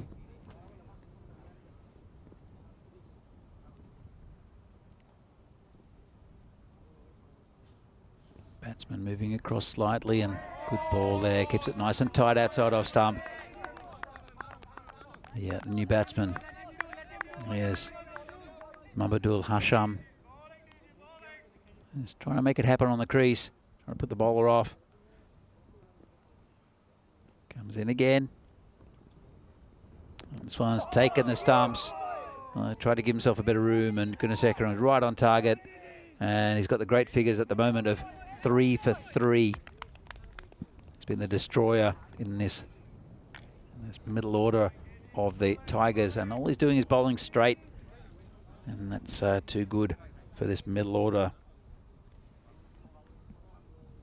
So 60 for 5 at the moment, and Spartans will register their another win. It'll be 2 from 2 today after a good win against the Barbarians. And they're settling into this tournament. A couple of their batsmen looking like they're in pretty good touch, and their bowling team, unit is looking very comfortable as well. As I said, just more at the stumps than in Group A are these teams in Group B. That's working well. Comes a new batsman. Will be Gunasekharan again, and he's got 2 in 2. Wow. They're falling like 9 pins are the Tigers. And he's on a hat-trick. Here's Gunasekharan.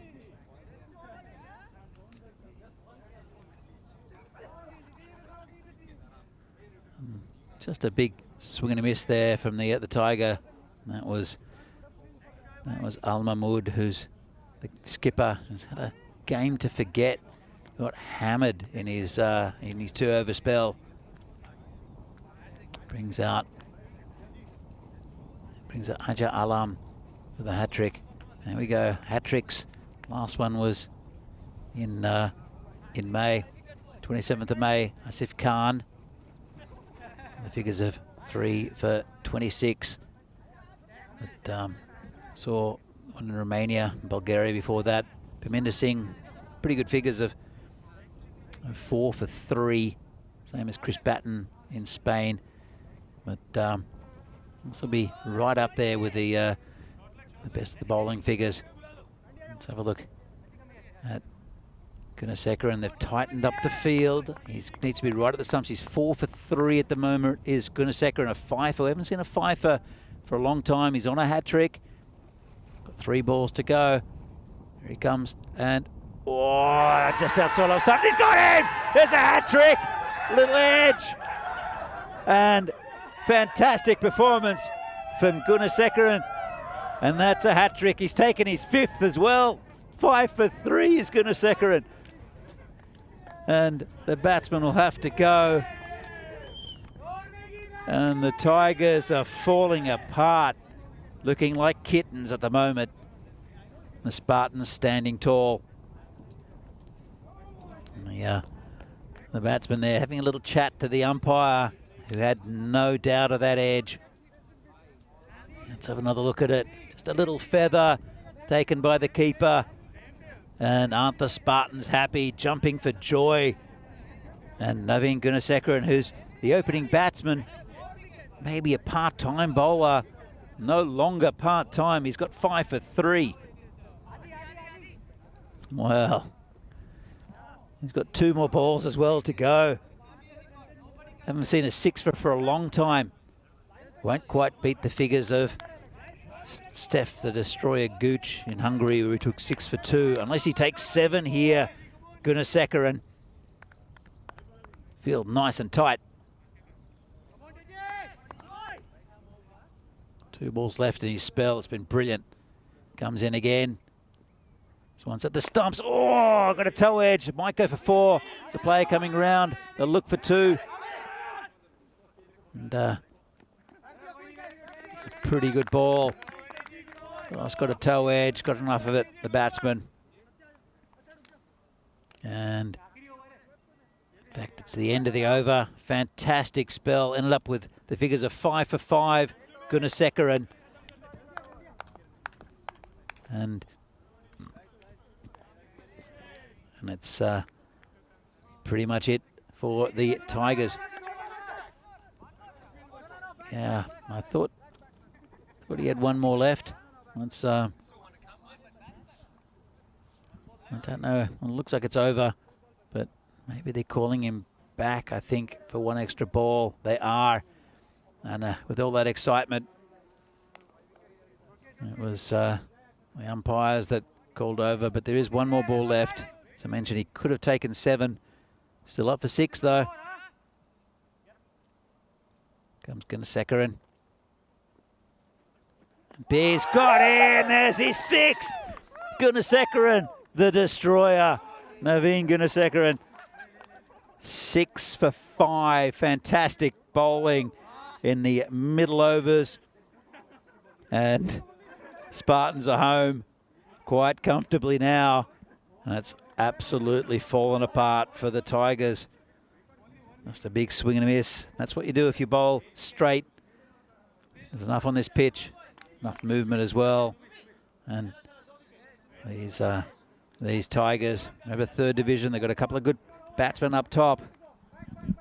But they've come crashing back down to earth after 2 good wins on Saturday. And that'll be the game. Only 1 over left. So who they throw the ball to? It is number 10 there.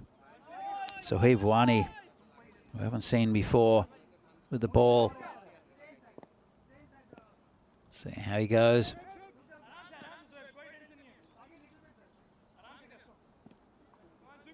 Bowling a bit of spin. And this one's down leg side and smashed away. That'll be 4. Bit too short from the bowler. And well put away there. That was Sojib Maya. Don't think it really matters, though. They're not going to get near this total. They need 32 runs in 5 balls. This one's hit nicely towards the boundary, but another 4 as well. Well, the Tigers. Little swing of the tail, but Spartans, it's going to be a very tight group. And let's hope this over doesn't affect the net run rate. No, giving people a bit of a go. I know this game is pretty much done and dusted, but I wouldn't want to give away too many runs in this final over, just in case the net run rate does affect the final results. Comes in again. It's a better ball, but this has been hammered for 6. Well, I thought that was a better ball, but he took it from outside off stump. Did the batsman. That's Sojib Maya. Where's he been in the order? He hasn't had any strike. Should have had. Should have gone to number 3. Been smashing the ball everywhere. And Meyer, 22 off 8 now. This one's hit straight again, and it'll be 6 again. Wow, what a fantastic final over here for the Tigers. And Sojib Meyer, too little, too late, unfortunately. Unless something happens, if there's a no ball or so, that might affect things. There's no way that they'll win this level. Look, wow, just looking at it. Tigers is hit down the ground, should be just a single. Good fielder there, Vishak. And it's into the little flurry there from Sojib Meyer. Let's have a look. There we go. The 11th hat trick. And that was 6 for 5 for Naveen Gunasekaran. It's outside off stump. And that'll be it. And well played to the Spartans, going top of the table with an emphatic victory against the very good Prague Tigers. Spartans, they had a pretty good start, the Tigers, when Imran Butt and Sagar Hussain were still in, but then a couple of good tight overs in the middle from Sagar Reddy, and that destructive spell from Naveen Gunasekaran, taking 6 for 5, pretty incredible. And the Spartans have done their job today with 2 wins. Let's have a look. This is 5-wicket hauls. It's the second 5-wicket haul this year. And the first 6-wicket haul we've seen in the any of the tournaments, and the first one in the ECN, or it's ECS I should say. Fantastic bowling from Gunasekaran. So let's look at some of the highlights. There are quite a few in this. Some good ball there. That's Sagar Reddy getting a big wicket there of Sagar Hussain. That was the start of the downfall, and the danger man of Hussain is gone. And again, from a fantastic spell from Reddy. Bit of lusty hitting from some of the bowlers, but there's Gunasekaran with one of his wickets. Mostly bowled. There we go, and that one, that's when he bowled Imran Butt around his legs. Just bowled at the stumps. Did Gunasekaran. That was a good catch there from Kranti. And it's just over Vaishak. We'll see the hat-trick a little bit later. That's 1. The next one was bowled as well. And that was the second one. And the third one was just outside off stump, a little edge, and that was the hat-trick. Fantastic bowling from Gunasekaran. Hat-trick plus 3 more. Fantastic. The batsman didn't really believe it, but he has to go. And there'll be a lot of celebrating, I think, for the Spartans. As I said, job done today from what I think is the top-ranked team in this side of the draw, and they're going to be very hard to beat, especially now that some of their batsmen are starting to click. So, fantastic win there for the Spartans. We'll see the Tigers again. They'll be playing Moravians in the final match of the day. Moravians undefeated, only come into the tournament today for their first view in the European cricket series in the Czech Republic. Let's have a look at the scorecard. Imran Butt 16, Sagar Hussain 16.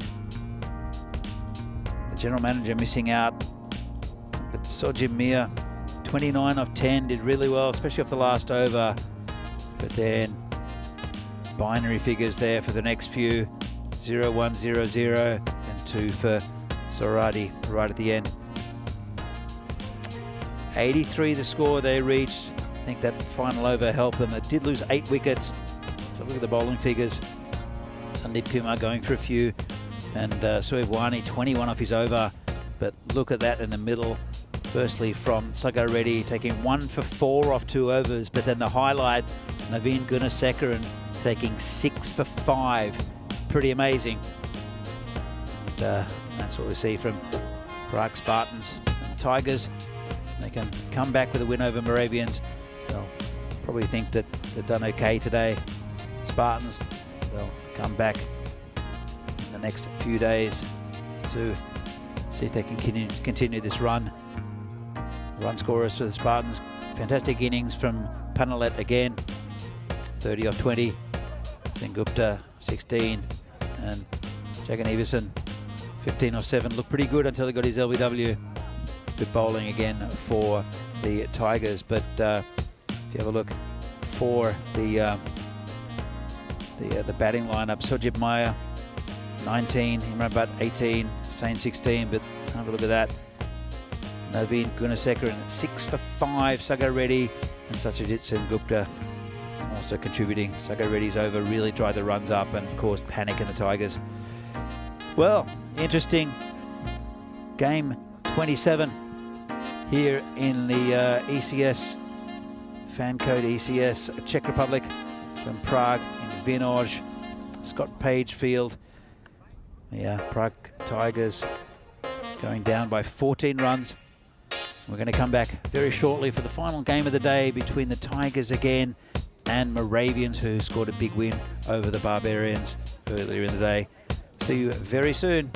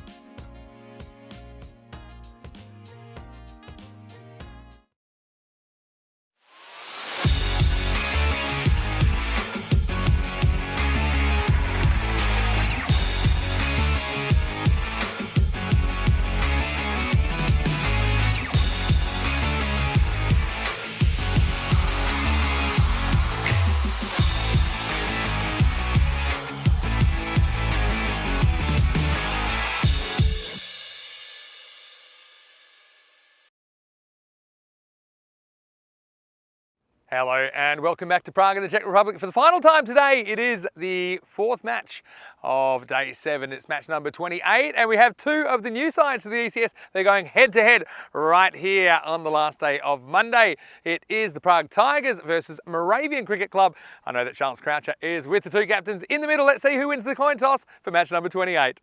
Okay, your call. Heads is the call, and it's tail. We will bowl first.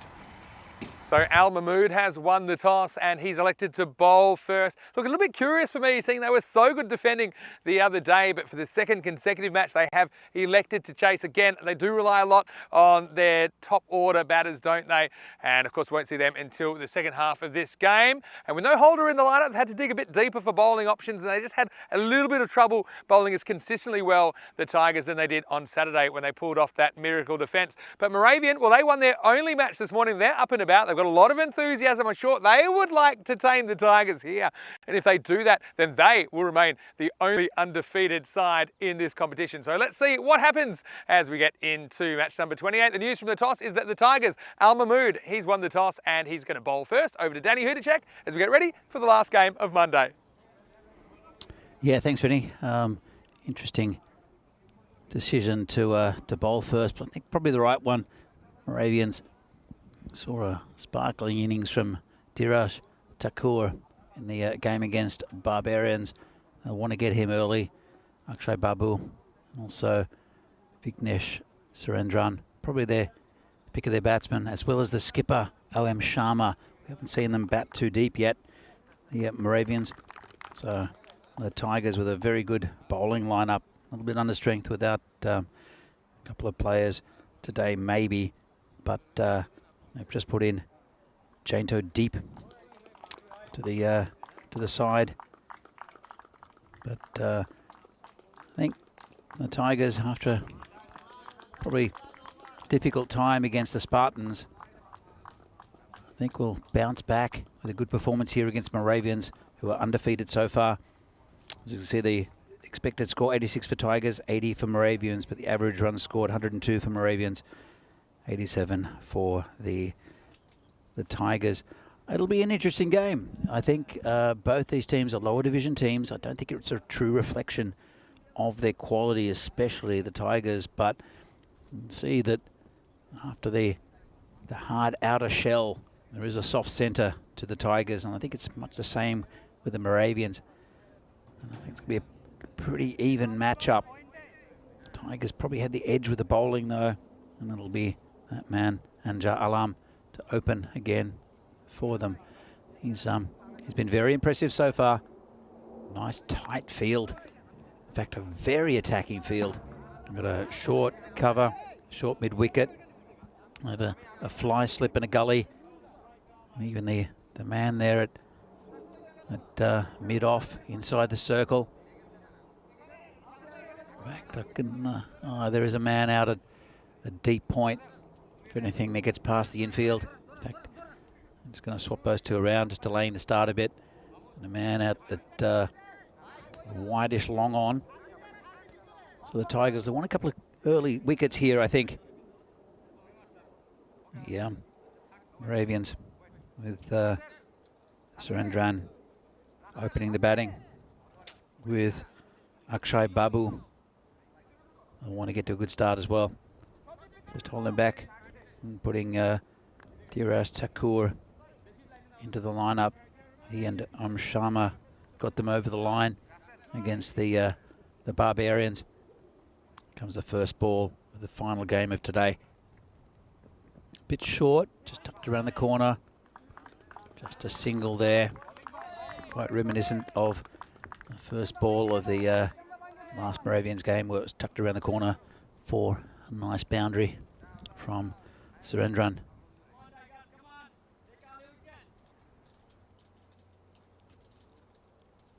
I said it should be a pretty even contest.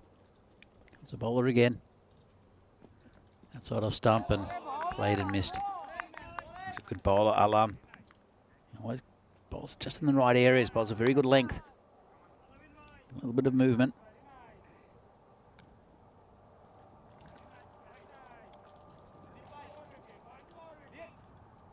Again, really nice conditions here in Prague, nice and sunny. There's a bowler. Just outside off stump again, really good movement, nice shape. Perfect line and length, I think.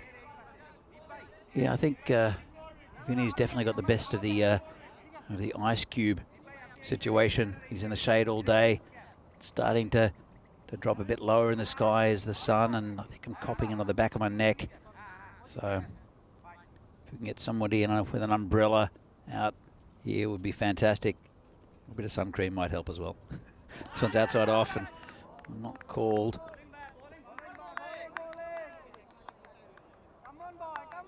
Let's have another look at that. Yeah, good call. Stepping across a little bit the batsman, but good line and length. He bowls a very good length, I think, Jam, which allows him the ball to swing, also to cut away. Comes in again, bustling run. Oh, this one comes in, and that's a great ball. Might have been a little tickle on it. Keeper puts it down. Won't matter. But let's have a look. This one pops in. What a ball. Just probably a little feather edge on it.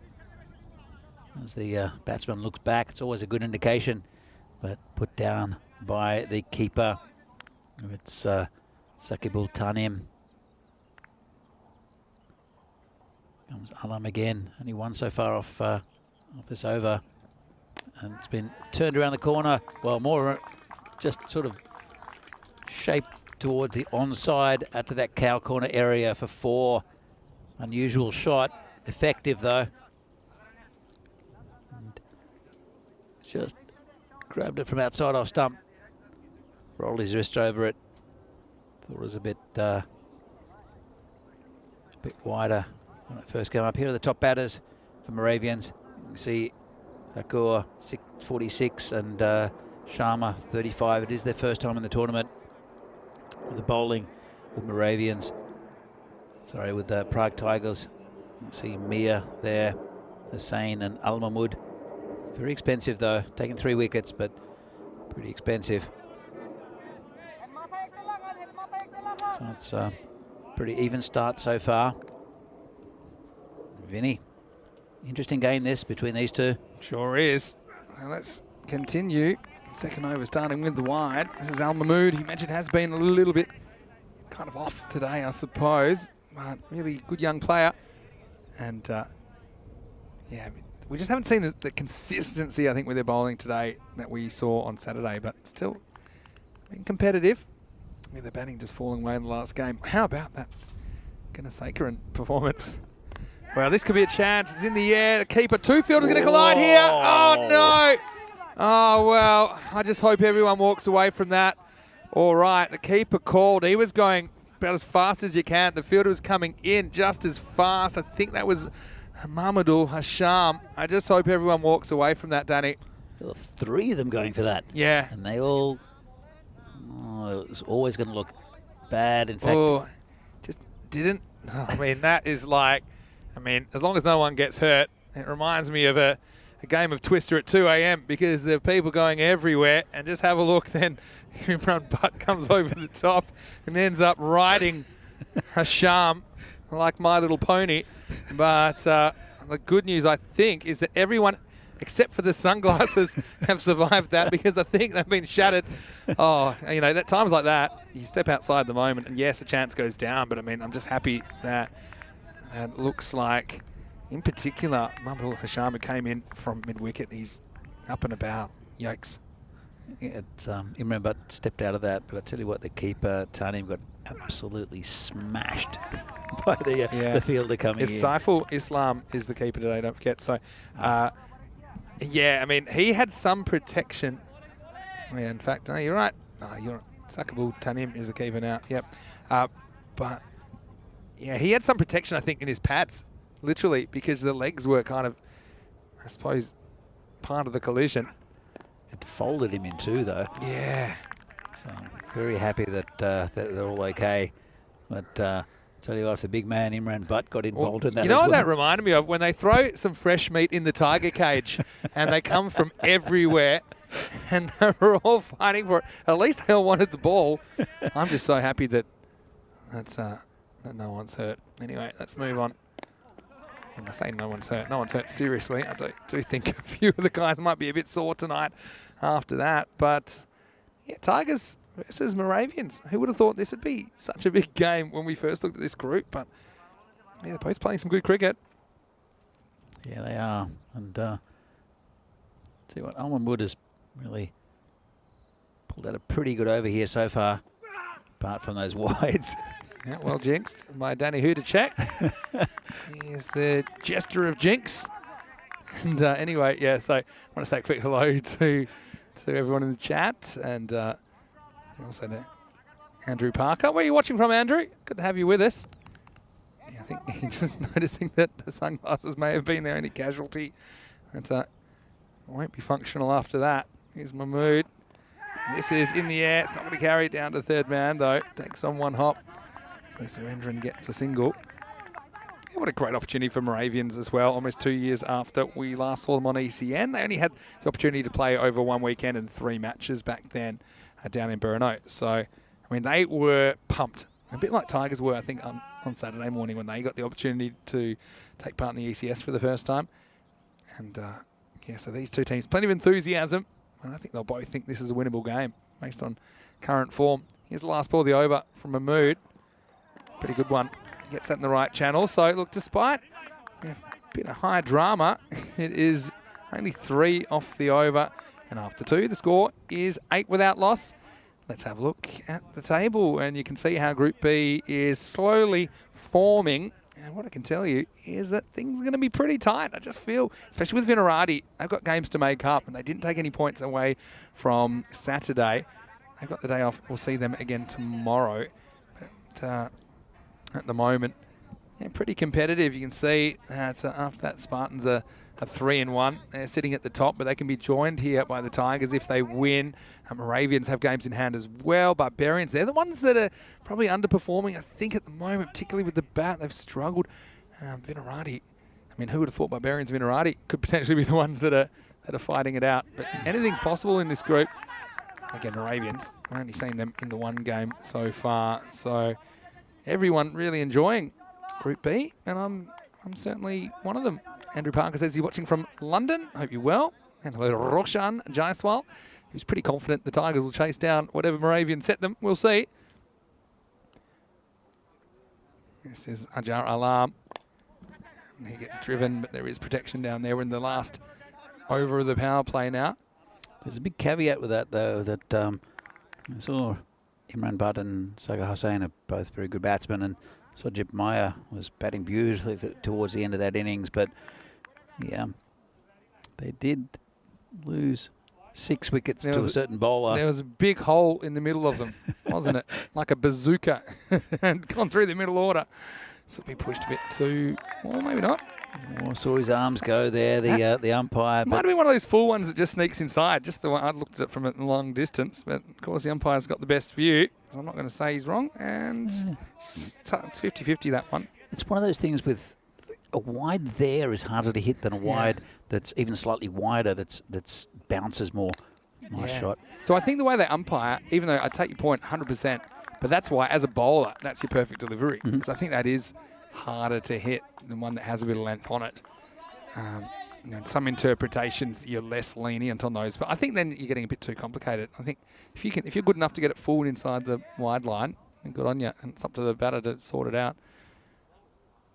Yeah, I've got to agree that just that line is much easier for the umpires, and also for people watching back home, at home, just to see that one's dragged across from the off stump to the leg for 4. A bit of RuPaul's drag race about this as he takes this on a good, I don't know, metre outside off stump. He wants the leg side and he gets it. So another 4 runs. Moravians just fighting through this power play where there hasn't been a lot of production. There's one more ball left in it now. And you're complaining, are you, that you've got the sunny side of the ice cube? We waited a long time to see some sun this season, you know that? I'm not complaining about the sun. We had snow. A couple of months ago it was snowing. Anyway, that was in Bulgaria. Here's the last ball for the bowler, Ajar Alam. And pretty good finish from him. Once again, he's pretty economical, going less than run a ball. He concedes 11, but doesn't pick up that wicket. So, wicketless, but also pretty quiet through the power play after 3 overs. Moravians are 14 without loss.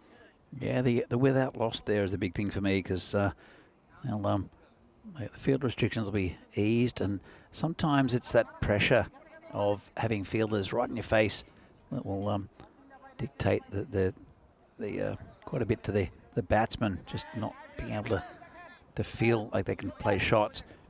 And now that's been relieved a little bit. They've still got those 2 men in, which I think is a really good move from the Tigers. They've got that short mid-wicket and the short cover. And now moving a few players back. That short cover's moved back slightly with the short mid-wicket. It's right in the batsman's eye line, and it just puts you off a little bit. And I don't quite know why they've put people on the boundary so far. Yeah, that's something I've seen a few times now where it seems like the field's working, so why change it just because you can? It's curious. This is it's an option to do that. And I think if you've got a team going less than run a ball through the power play, I think the batters would rather you put everyone back and they can at least start ticking the score along and get something going and then expand into bigger shots. But I think when you have to start with the big shots, to go over the top to get a boundary, I think it's more likely that you get out. And then so you see trying to get inventive here with no fine leg. I don't mind that so much. It's a calculated risk. It can go wrong. See here, I think with this one, he just tries to hit it too hard. With that shot, it's all about just keeping the bat still and just letting it hit the bat. It kind of swings at that and can't catch up with it. Just because you see it on TV doesn't mean you can do it in real life. True that, especially reverses, which look really easy when players do them. They are not easy at all. That's good bowling. Yeah, nice bit of bowling. And Al Mahmood's brought himself back. He only conceded 3 in his first over. 2 of them were wides. So, yeah, Tigers keeping things very quiet early. I've got to say, I would have been tempted, well, I will be tempted soon to get Diraj Thakur out there because this innings is drifting, and he was brilliant. Not just him, but probably Om Sharma as well. His next ball is driven down to long on. But you know what I'm saying, right? Because right now, the run rate needs to be lifted. So it's kind of hit out or get out time. You kind of see a bit of that with some of the strokes being played here. Because, Tigers, they'll fancy their ability to chase. I know it hasn't always gone well for them, but don't forget they are a team that chased down triple digits against Vinarati on Saturday morning. Here's Al Mahmood. And he's gone. Yeah, just flicks the outside of the off stump, and Babu has to go. Well, he did try to hit out, but it was him that got out. And Mahmood, well, he's flying. And there's 3 airports around. I hope he's got clearance. But Moravians, they lose their first wicket, and the pressure builds up, and eventually it results in Babu, who has to depart for 6. He's out, and the score is 16 for 1. As you mentioned, you wanted to see Thakur and also Om Sharma. Well, here's one of them. And it's a tall man coming in. Diraj Thakur was brilliant in the last game, which really got them over the line against Barbarians, scored 40-odd. And if he can replicate that, then Moravians have got a real shot in this game. It has been very good bowling. And actually, Al Mahmood, after being spanked against Spartans earlier in the day, has come back very, very strongly, the skipper. But, he'll want this wicket. Diraj Thakur maybe a little bit slow early in his innings against Barbarians, but really accelerated and played some fine cricket shots. And Diraj Thakur is a guy we did see last year playing for the Prague Spartans Vanguards, and couldn't get more than 10 in that series. Didn't get as many opportunities necessarily, but he scored more runs already this morning than he scored in 9 matches last year. So it shows you he's a key cog for Moravians. As it is, he keeps the first one out, and it's the end of the 4th over at 16 for 1. I hope that you are well, wherever you're watching this broadcast. It's Vinny Sandu here. Mr. Maximo alongside me is Danny Hudacek. Once again, welcome to the broadcast. We're here in our ice cube. The sun has come out again. That's the sunny side that Danny's got. That's why he's got that rosy glow about him. But we're just really thankful. We've had good weather today. If you just joined us, there was a lot of rain overnight, but it cleared by the morning, so it was a bit damp this morning. But we've got a full day in. I have abandoned the jacket because think it's just beautiful weather for short sleeves, and it's a sign that summer's on the way, Danny. Absolutely. Look, it feels like it's been summer for a couple of months here in Prague already, and it's been fantastic and great weather for cricket. Yeah, it certainly is. Perfect day for cricket, really, and perfect way to look at two teams that are both desperate for 2 points as we go back to the live action. And this is Marcel Mia, who is normally on target. First one is just sneaking outside that off stump. That's the line that they've bowled so well in this series when they've been bowling well, which is most of the time the Tigers. Look, absolutely, and in some ways, I think some of the other teams know more of the tactics of what is standard in a T10, bowling that near that tram line and outside that off stump. The Tigers have just reinvented it slightly, or not reinvented it, but brought it back to basics. It's a subtle shift, isn't it? But an effective shift. This one is the wrong side of that shift, and it will be a wide. Yeah, because I think it also helps that in this pitch, there's enough assistance for you. There's enough movement in you in the pitch for you to get those edges, to get the batters missing and getting false shots. I think if it's completely flat, then you're probably a bit scared to get too close to the batter, because if they're good, they can just kind of step across and whack you wherever they want. But I don't think that's very easy on this pitch. I think it's an excellent cricket wicket. And yeah, the Tigers have gotten most out of it. It's not, but it depends on the batsman. If you do this to the beast, he might launch you to Poland. So just anywhere in his hitting arc, and I don't think there's players with that sort of genuine power in this part of the draw. Well, it could be Chan. No, it's over the fielder. That's GM Hasanat, the general manager. Well, he needs a raise. And probably needs a trampoline as well, as I thought he was in the game as that came off the outside edge of the batter. Surendran, in the end, he gets 4, and a welcome one for Moravians. Yeah, it was swung hard at that, got a pretty thick edge, and gave the fielder no chance. They needed that. Just a little bit of a breather. I know that Roshan Jaiswal, he was making a big prediction in the chat that the second team batting would win, the Tigers, and he's pretty happy. He wants a shout out. Well, you got it, Roshan, but let's see if that holds up, because I will also name and shame you if they don't chase whatever this is down. He predicted that when the first ball was bowled. Just 1 ball in or 0 balls in. Must be psychic, Roshan. Here's the next ball, which is deflected away behind point. Oh, it's nice to have fun. And everyone's got an idea of what's going to happen. But I tell you what, the Tigers, they are the masters of the unpredictable, though, because they got bowled out for 60 and 9 overs on Saturday, and they held the Prague Barbarians to 34. Quite amazing stuff.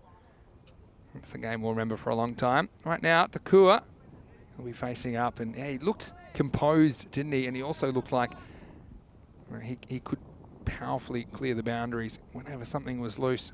I want to get him early. It gets a bit loose outside the off stump and doesn't catch up with this one. It's a good length to him. Just enough about him. Mia with the ball. Ball's at a pretty good pace, good shape out as well. So not easy for Takor. Should be really moving towards it. He did that very well, actually. He moved his feet very well to the ball in the previous game. And just having a bit of a swing at it at the moment. But he did take him a little time to get into that innings as well. I think hopefully we'll see the same here. Here's Russell Mia. On the walk is Takua. He might have thrown it away here. The keeper wants this. He's going to have another collision. No, he's almost got it. He's knocked it away from himself. And, oh, look, don't get me wrong. Sakib Taneem, I know they say if the keeper can reach it, that he should go for it. But, I mean, there's a limit to it. And I think that was straight down the throat of the other fielder. Look, he does get 2 gloves. He avoids the collision. I mean, he's going to be the most banged up guy in the Czech Republic tonight. As, look at this. It's literally straight to the other guy. And I know the keeper's got the gloves, but he's had to go so far. I just think it's an easier catch. And this is me, a wicketkeeper, speaking.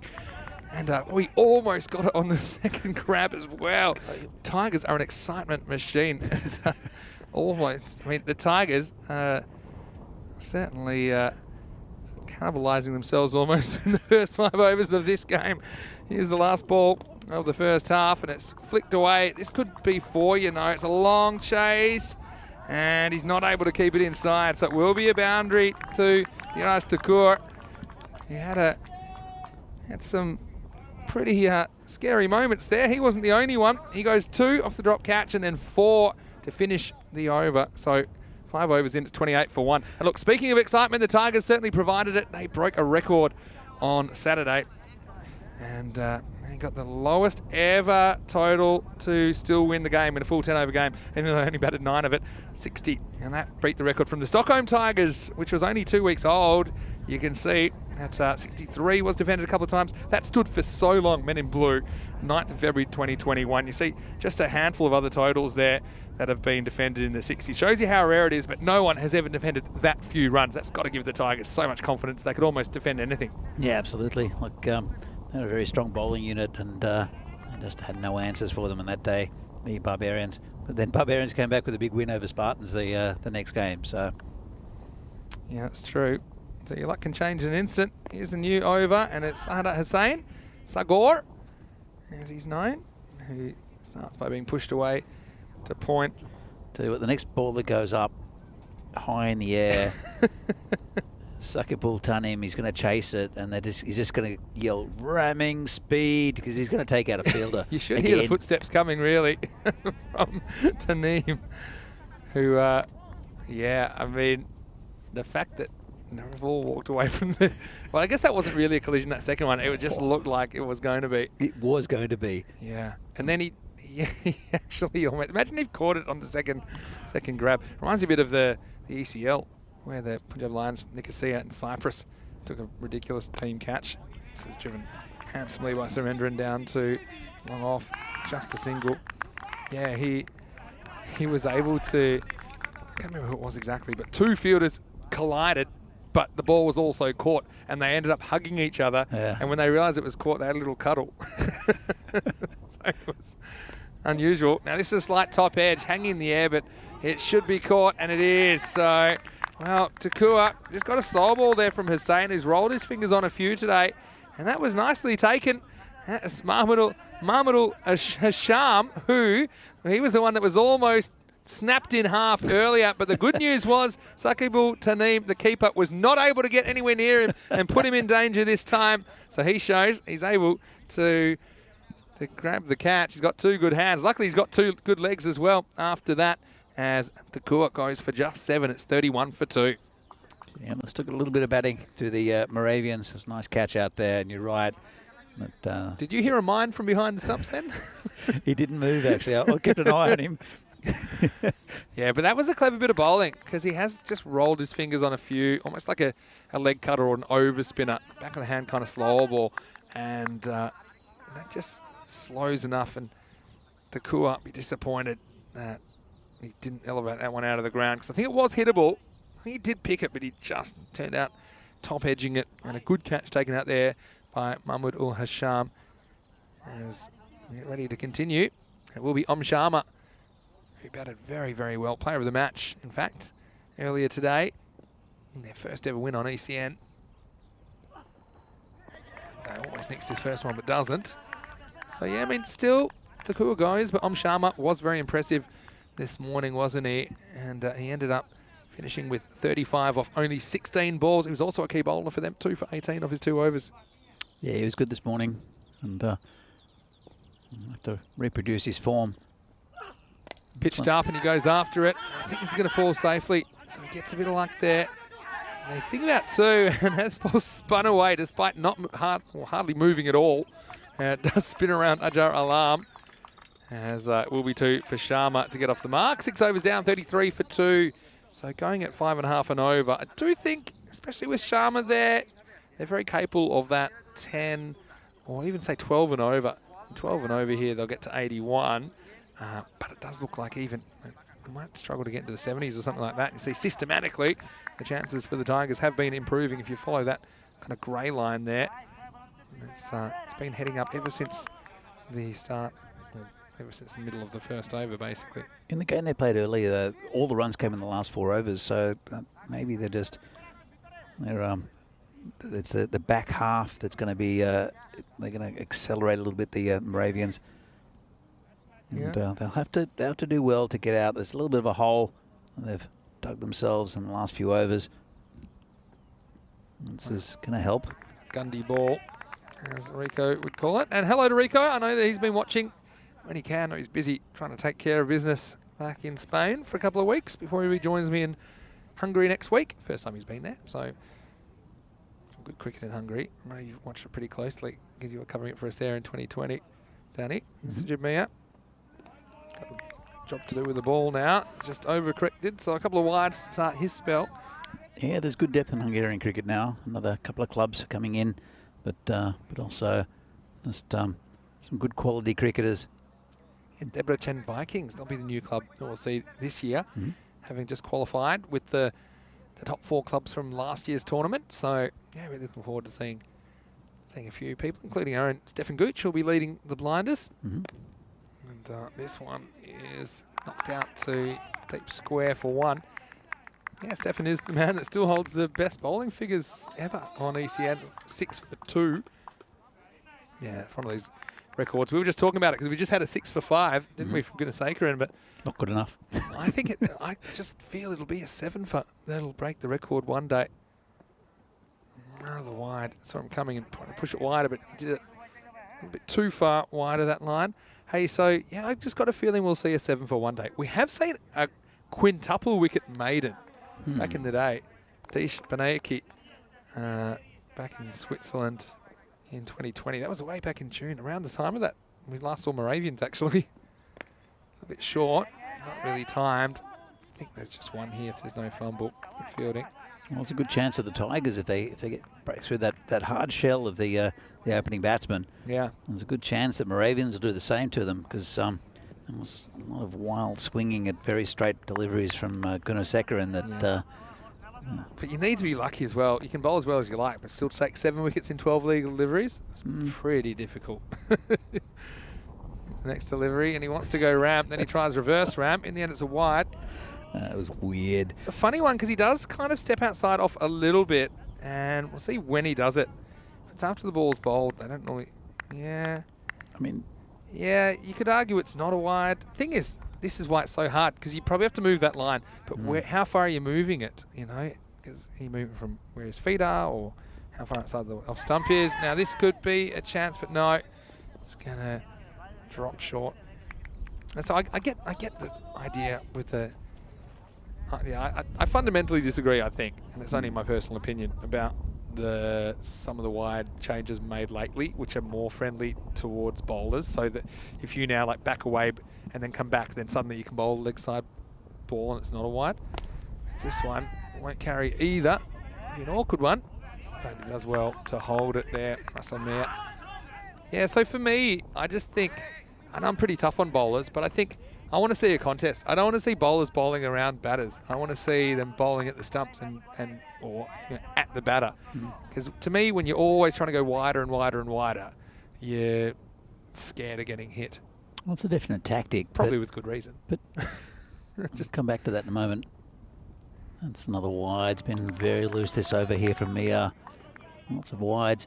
But to me, if a batsman moves out towards the ball and they see the ball, they move out towards it, they can play a proper cricket shot and smash it for 4. That's true. With these shots, but what's happening is that batsmen are just swinging wildly from the crease, they're not moving their feet. Yeah. So like that. Well, that's called a wide, but he moved his feet beautifully to the ball as well. And he knocks a bit of that over, but it'll just be 2 wides. Yeah, it's a good point you make. I suppose I don't like seeing batters, in a sense, penalised for footwork. If they do make a step towards the ball and they happen to miss it, if it's outside that line, I like to see it called wide. And the other thing is, whether you agree with it or not, whether it's fair or unfair, I do like simple rules, which, because when you start talking opinions of things, then you're going to get, every umpire's going to have a different opinion. The players don't really know what to expect. I think that eventually we'll get down to if it's, most of the time it's umpired this way anyway, which is if it touches the line, then it's going to be a wide. If it's outside the line, anything down there.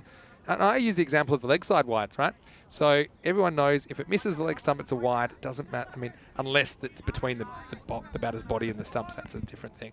But even if you might be really unlucky as a bowler, the guy sneaks across and it misses leg stump by a millimetre, but it's going to be a wide, and everyone knows it. And there's no complaints. There's no kind of hand wringing and stuff like that. It's easy for the umpires. Some people say it's very harsh, and it probably is, but at least it's consistent. People know what to expect. Speaking of wild swings, seen a couple here from Om Sharma. He's still bowling here, Sergio Meyer. Well, we've been chatting. It's been a pretty long one. Yeah, we haven't been able to get the full anecdote out. I'm going to try and count the balls in this over, but I might need to I need to come back to you on that because it's beyond what I can fit on the screen at the moment. And now he might get a wicket. And guess who? Well, everyone clear out. It's the keeper, and he is going to catch this. And, well, luckily, this one is straight up. It's Sakibul Taneem. Let's just say there weren't too many people rushing in as he takes a regulation catch. So if you bowl enough balls, you probably take a wicket, and that's in the end what happens with Sajid Mia, who takes 1 for 12 off his over. It's also the end of the over at 45 for 3. Yes. Yeah, you're right. There weren't too many people rushing in. I don't know if he called mine or not, but they weren't going to get near him. The battering ram. He is the battering ram, Sakibul Taneem. And, yeah, well, it was a pretty well-held catch. Had plenty of time to think about it. Say that Tanzir Hassan, not in the lineup today, not available for the Tigers, and I think he'd be their first choice behind the stumps. But what I have liked about Sakibul Taneem behind there is he hasn't shied away from the challenge. You know, he's high balls. Sometimes it's easy to see going towards another fielder and leave it to them. There are a couple that are probably on the bounds of what I would go for as a keeper. I'll come back to that in a second as we start a new over. And it is Sahadat Hussain Sagor. We'll start with almost a run out. So yeah, as a keeper, you do want to take responsibility for high balls that you can reach comfortably. And that's probably the word I would add on. Not just what you could reach, but what you can reach comfortably. Because if you've got one where the keeper's having to sprint and dive at full stretch versus one that's coming straight down to a fielder, I think it's still the fielder's catch. But it's difficult to know that when the ball goes up in the air and you have to make a call. So he has made a couple of calls and committed to them, so I have liked that. And I'm happy that he pulls down the third one and he takes a good catch. Did he actually call, though? That's the whole thing. Or did he just run after it? I think he did call. I did hear it in my effects mic. And yeah, whether he was heard on the field is probably another thing. The other thing is you might hear a call but have the ball coming straight to you, and in the back of your mind you're thinking, well, that's not a good call. It's coming straight to me. That's why we saw Mahmoud Hasham until you getting get out the the way. battering ram smash into you. Yeah. Yeah, I'd like to see him maybe in a cage fight or something like that, because he's walked away from a couple of good collisions so far. Maybe he's a rugby player in his spare time. He might be. Anyway, right now, bit of cloud cover at the moment, as saying. Bowling in the 8th over. We'll have a bit of a job to do with the bat as well, we know that. The key batter for the Tigers, and know that they do rely heavily on that top order.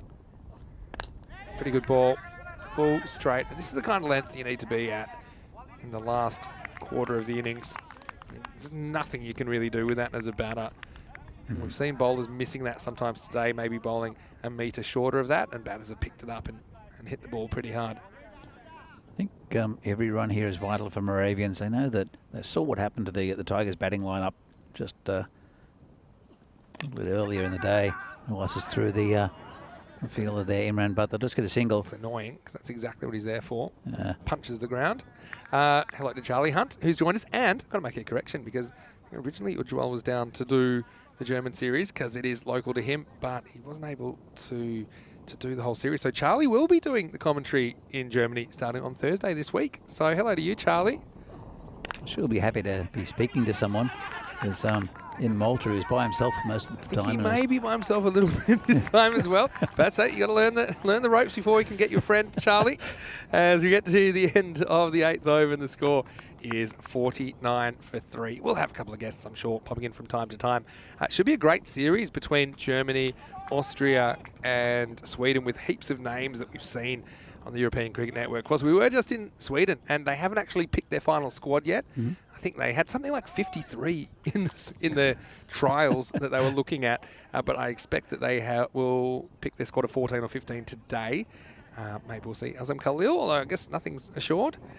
And yeah, Austria, plenty of names we've seen from the ECL, not only some names that we saw for the Austrian Cricket Tigers in ECL, but also from the ECC 6 months ago. Yeah, and Germany, plenty of familiar faces as well. All right, so here we go with over number 9. Sajid Mia, well, looks like he's been given another opportunity. Did finish with a wicket And yeah, it was just pretty loose in the 7th, but ended up straightening it up. So he's been given the opportunity to bowl a second over. Yeah, it's a pretty good start to this over. Say hello to Sandori as well in the chat. Hope you're well. Here's the next ball of the over. She's called a wide. So we're back to the future. This from Sajid Mia. That's what I was saying. Have a look at the batsman not moving his feet. Yeah. Just having a wild swing, and it's wide. And where's the ball going to go? It's just a random trying to get the bat on ball. Probably through to the keeper without endangering the bat, I'd say. This one's a bit straighter. He'll just chip it away to that short mid wicket. I saw that one crashing into the stumps Charlie there. is saying back on the road from Wednesday. Looking forward to some more T20 internationals. Plenty of cricket on show this week. Yeah, it should be great. It's a 4-day series. 2 matches on Thursday, Friday and Saturday, and then a final on Sunday. So this one, once again, has a final, which I think is an exciting conclusion to any tournament. Okay, wants to ramp here, ends up reverse ramping. It's just more of a nudge than anything down to third man. So the 50 has come up during the over, but Moravian just struggling to get much going. But what I would say is, especially showing some of the enthusiasm they had in their earlier game, if they were able to just kind of scrape together something 70 or so, or even high 60s, if you get those early openers from the Tigers, you might be able to peel the edge off the tin. And Mia is getting plenty of practice today. I'm going to try and track down how many wides he's bowled, but I don't think he will want to tell you. I can tell you he's been 8 wide deliveries that he's bowled. How are they going for time, Vinny? Because Well, that's true.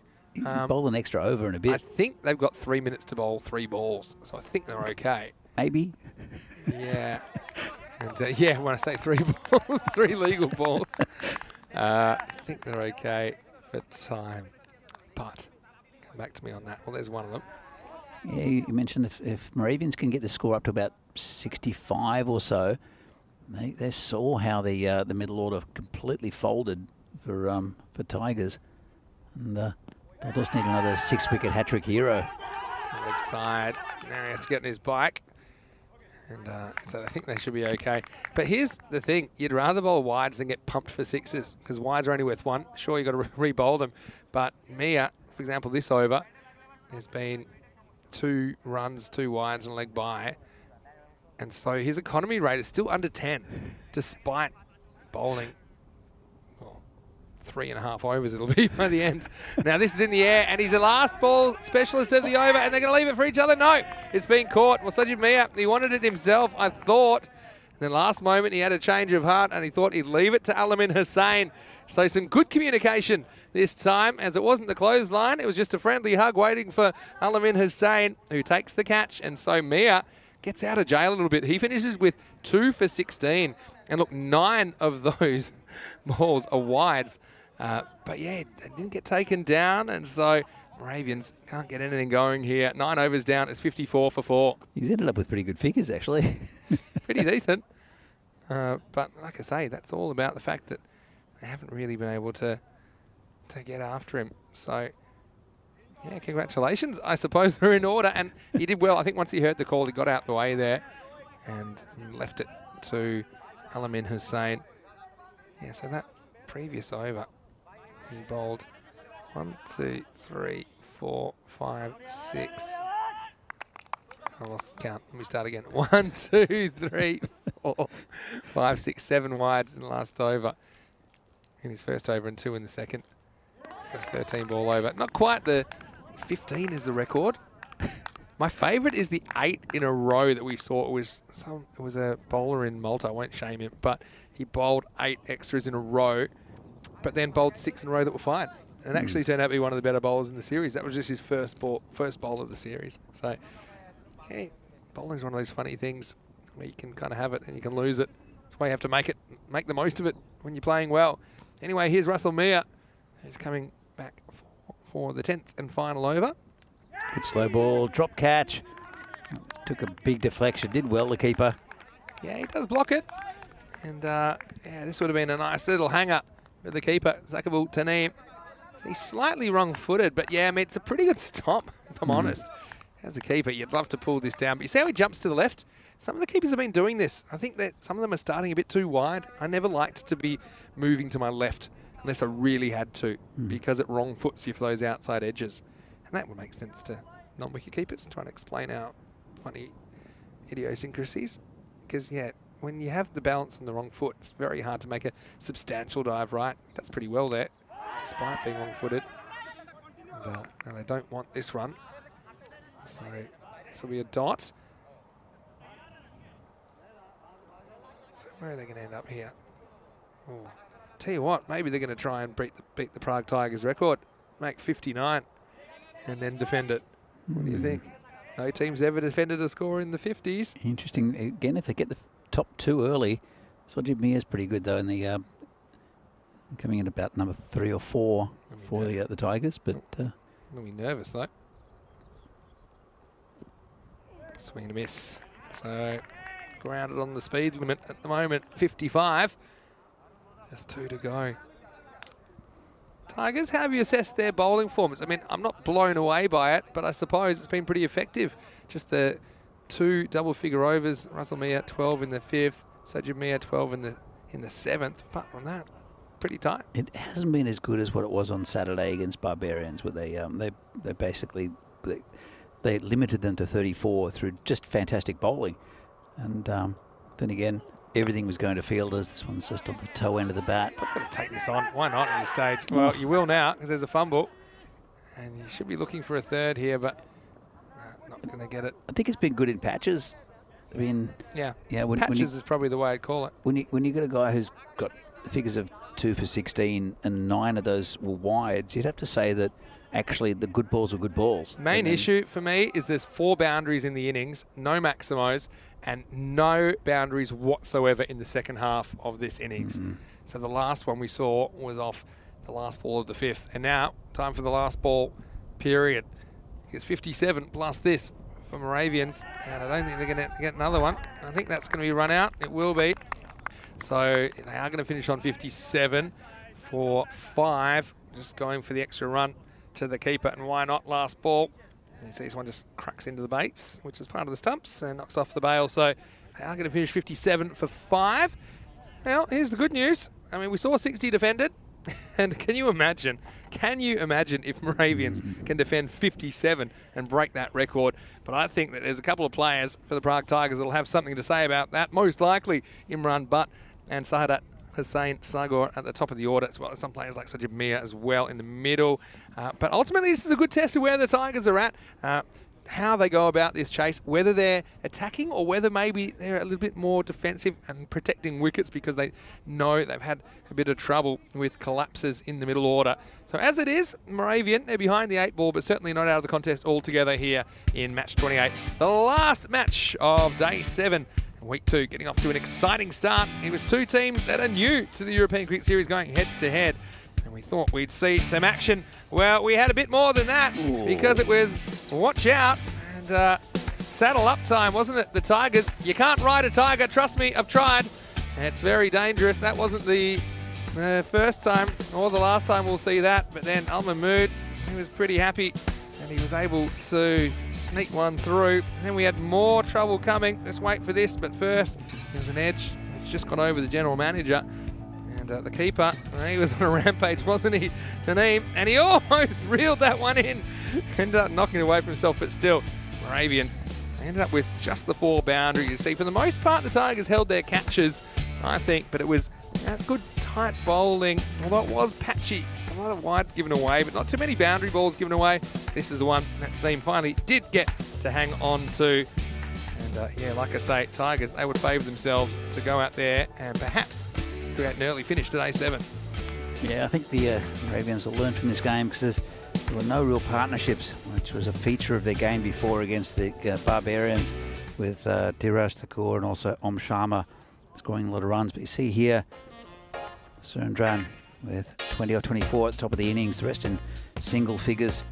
And there were just no partnerships. And when those 2 in Thakur and Sharma were went pretty cheaply, I think they struggled, and it was a bit of a swing and a hope Yeah. more than anything for the Moravians. 13 wides, so that becomes the second top scorer. Yeah, I think the fact that Takua and Sharma, that was so good this morning, the fact they only made 11 off 12 between them hurts them. Otherwise, I think they're probably getting up in the kind of 90 to 100 range. That's how big a difference it makes. You see some of the players struggling to get that run of ball pace in the first half of this game. And look, for the most part, it was a consistent bowling performance. You would think so if you looked at that. I mean, Mia, 9 of those 16 runs are wide. He ended up being the most expensive of the bowlers. But in particular, Al Mahmood, 1 for 5 of his 2. Incredible economy. Same with Sahadat Hussain Sagor, who took 1 for 9 off his 2. Hajar Alam, again, didn't disgrace himself. Just keeps on keeping on. Just 11 off his 2. Didn't take a wicket this time around. Quick turnaround. Last game of the day. And they're saying the Tigers, they are favoured to chase down 58, but I bet the win probability thought that on Saturday afternoon as well, where the Barbarians tried to chase 61. So anything can happen. Join us in just a few minutes. We'll be back with the last innings of the day. Vinny Sandu here, Mr. Maximo, alongside Danny Hudacek. See you soon for more action on ECN. You're watching the FanCode European Cricket Series.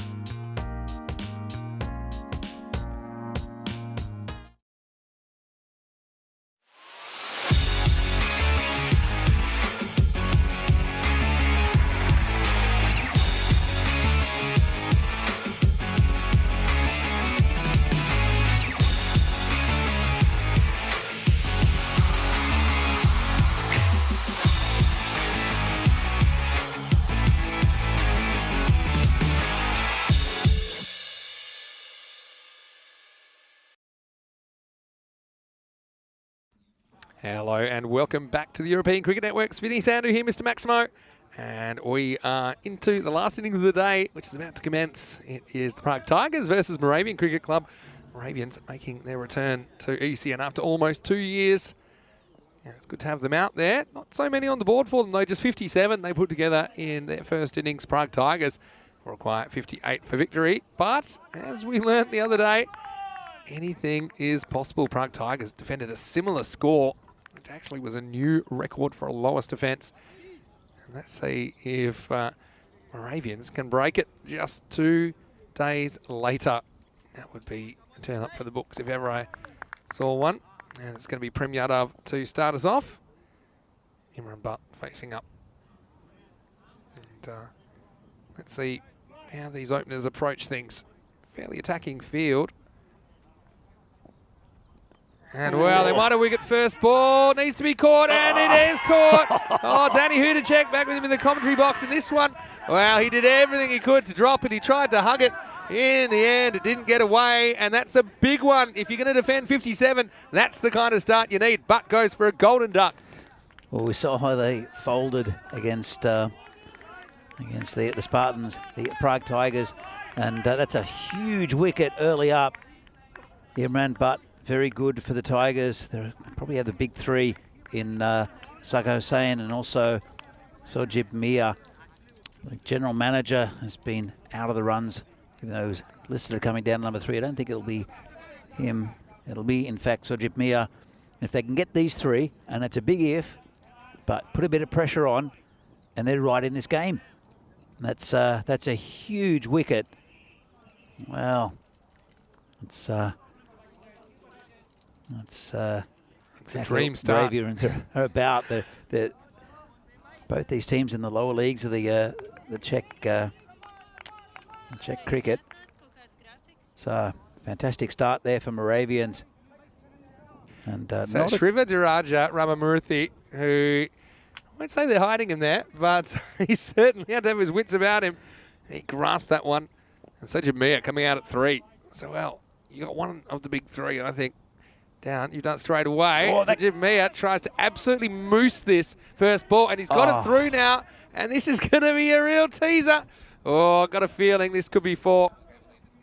I feel like he almost pulls this back, but I just saw some rope movement, and I got a feeling it was just before he tapped the ball back the second time. You see, this is Niraj Mishra. He's normally a pretty good fielder. See, if we go back, when he's touching the ball, is he touching the rope? That's the question. Well, forward a little bit. There. It's the ball. Maybe he's okay. I think he's okay. Probably the benefit of the doubt goes to the fielder as well in this circumstance. So it looks to me like you can't conclusively say the ball's because he's not touching the rope there, and then he knocks the rope. Oh, this looks okay to me, Danny. What do you think? It's 50-50. I don't know whether he's got his knee on the rope, but you can't tell from that angle. That's the other question. Oh, he's given it 4. Good effort though from the fielder after he cocked it up the first time. But I wasn't really looking at the knee as much. Good bowling, full and straight, and then misfield. That's annoying as well. It's Kisan Kamble. I'll tell you what, it was a dodgy inside edge with that second delivery. Yeah, because I think you're right. It might not be the hand. It might be they think he's lying on the rope. That was a thing is, if there's any doubt, and they're meant to go to the fielder. So obviously the official wasn't in any doubt, and so he said it's 4. Fair enough. Yeah, that was very close to LBW as well. That's a nice shot. Beautifully played out there. Yeah, by, guess who? Sagor. Yeah, Sagor is on the loose. And yes, Ahmed Hussain, he just kind of just picks up the line of that pretty quickly, doesn't he? And he got in a really nice position to caress it through the covers. Yeah, he got a dodgy inside edge. Otherwise, that was plumb LBW. The first ball for Mia. Yeah. It was more the shot than I was surprised with, because he's come out and he's just looked like he's trying to hit the first ball into the car park. Never mind. It's kind of a low, tense, potentially thrilling game. He said enough of that. Yeah, so this is a man you need to get and need to get quickly if you're going to have any chance. Moravian supporters. Just works this one behind point for 1. So 4-1 start Hussain's innings. So it's been an expensive one from Yadav, but I think you'd take that just by getting that first up wicket. 11 so far for the over, but big wicket of Imran Butt. Oh, wow. This one's going to be 4 in the end. And, well, you see the approach from Mia. He says, I'm just going to... I think he ducked under it. Oh, you think so? I'm not sure if he could have reached it, but it looked like he ducked under it.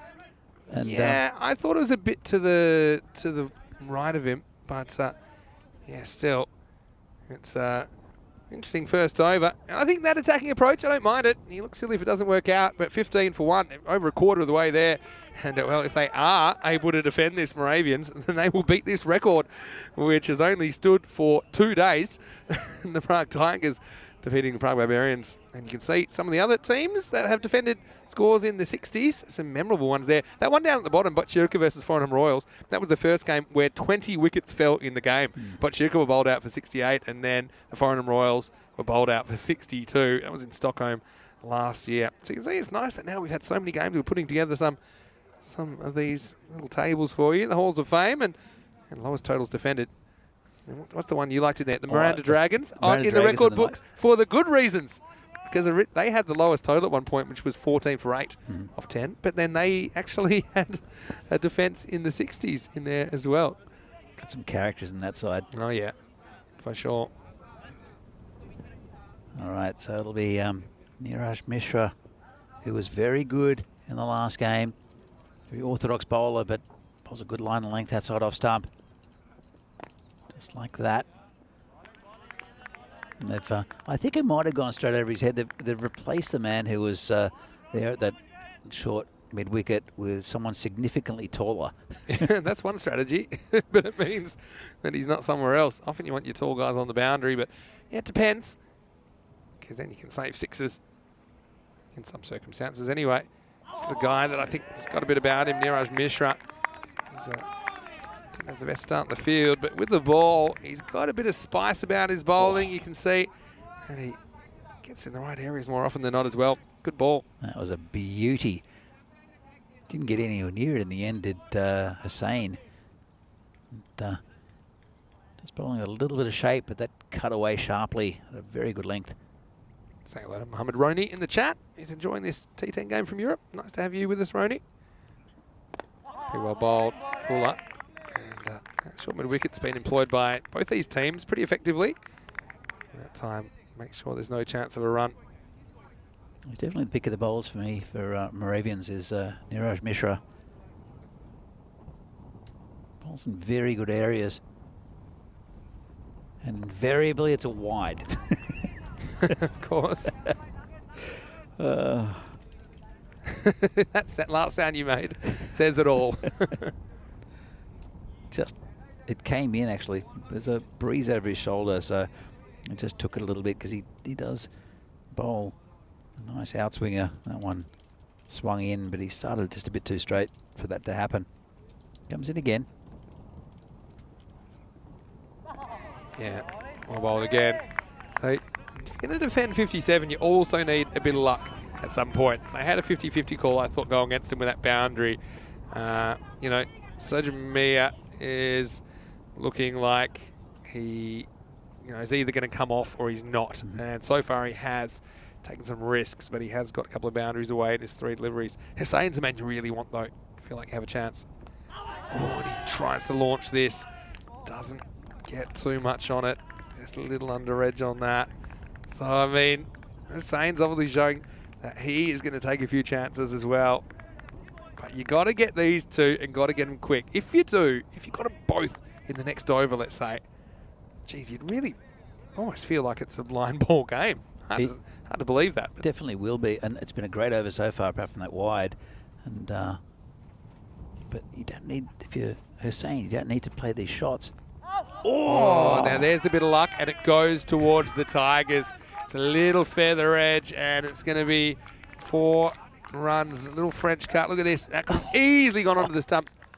And unfortunately for Moravians, that one doesn't go towards them either. So it feels like the universe is conspiring against them. I mean, that was so close to bowling Sahadat Hussein. He's a real key player here. And instead, it's the end of the second over. 4 runs to the total. 20 for 1 after 2. And yeah, I've got to say, sometimes I'm critical of teams that bat themselves into a hole chasing small totals. Certainly that's not been the case with these two, particularly Sajid Mia. But yeah, Moravians will count themselves a little bit unlucky. They didn't have a second wicket there. Yeah, you're spot on, Vinny. You'd see some teams think it's a low total, they're not going to attack it. Here's the table at the moment. The Tigers still in good shape. Won those 2 games. Prague Spartans up the top now. Potentially could go back to the top of the table, depending on the size of this victory, if they win and win with time to spare. Of course, only 4 of those teams will make it through to quarterfinals on Friday. Here's Yadav coming back. Now this is in the air and it's in the gap. It's going to be 4. So that's good batting again. Mia, it's gone out there and he's looked explosive from ball 1. His 3rd boundary takes him into double figures. It's only the 4th ball he's faced and it's his 3rd 4. Yeah, he's really having a go at this this bowling, and he's got a job to do, and he's doing it well, because the closer you can get to this total before you start losing wickets, the better off the Tigers are going to be. And they're 24. Lost that big wicket of Imran Butt up top, but Mia, he's doing his job perfectly, I think, with a bit of luck, but make your own luck in this game sometimes. Comes in again. Oh, this one's well located. Couldn't really decide what kind of shot he wanted to play there, Mia. Ends up trying to work off the back foot. And I want to say hello to Wardo in the chat. Let us know where you're watching from, Wardo. Hopefully you're well. Nad K's popped off after a long day. He's been in this chat since yesterday. It's been. Hope you got some sleep, Nad, while you were chatting away. Of course, you can open up the broadcast a bit early, especially on Monday because we have Sunday off. So I noticed yesterday that I was setting my screens for today, trying to get organised, that the chat was already open. So I popped in and there was Nad K saying hello, first comment. Problem is, if you log in a lot later, it won't show comments from that long ago. So actually no one would have seen it except me, because I don't think it was still here by this morning. Anyway, here's Yadav. Needs a breakthrough, needs it pretty quick.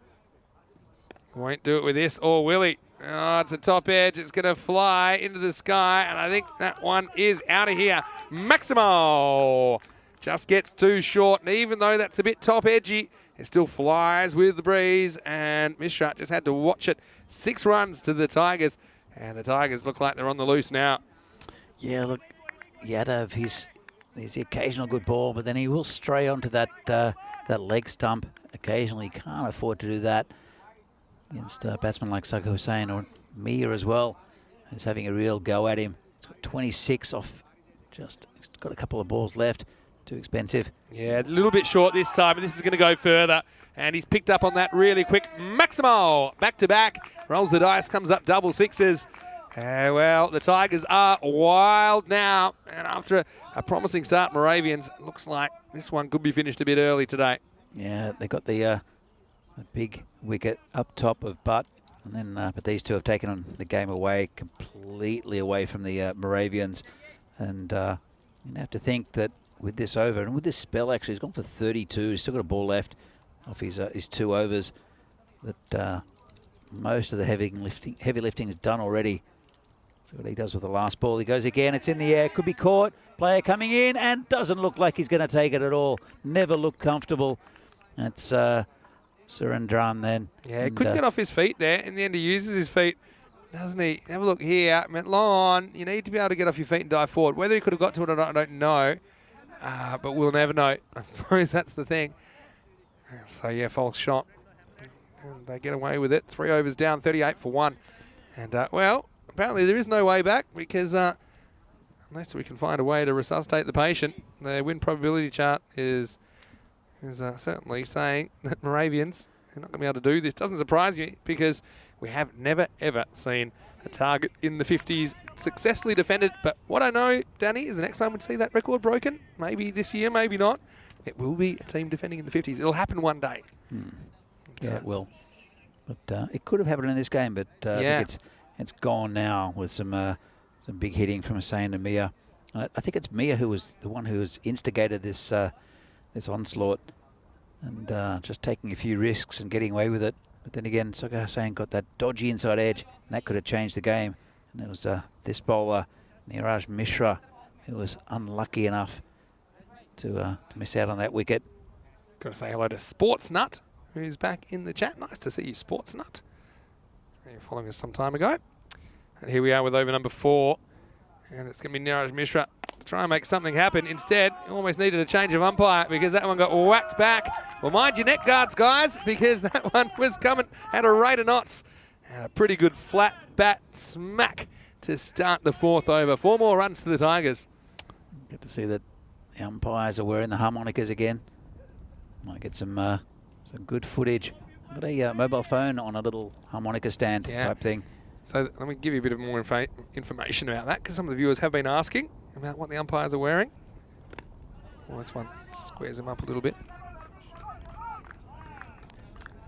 Yeah, so this is a new type of technology that's been trialled.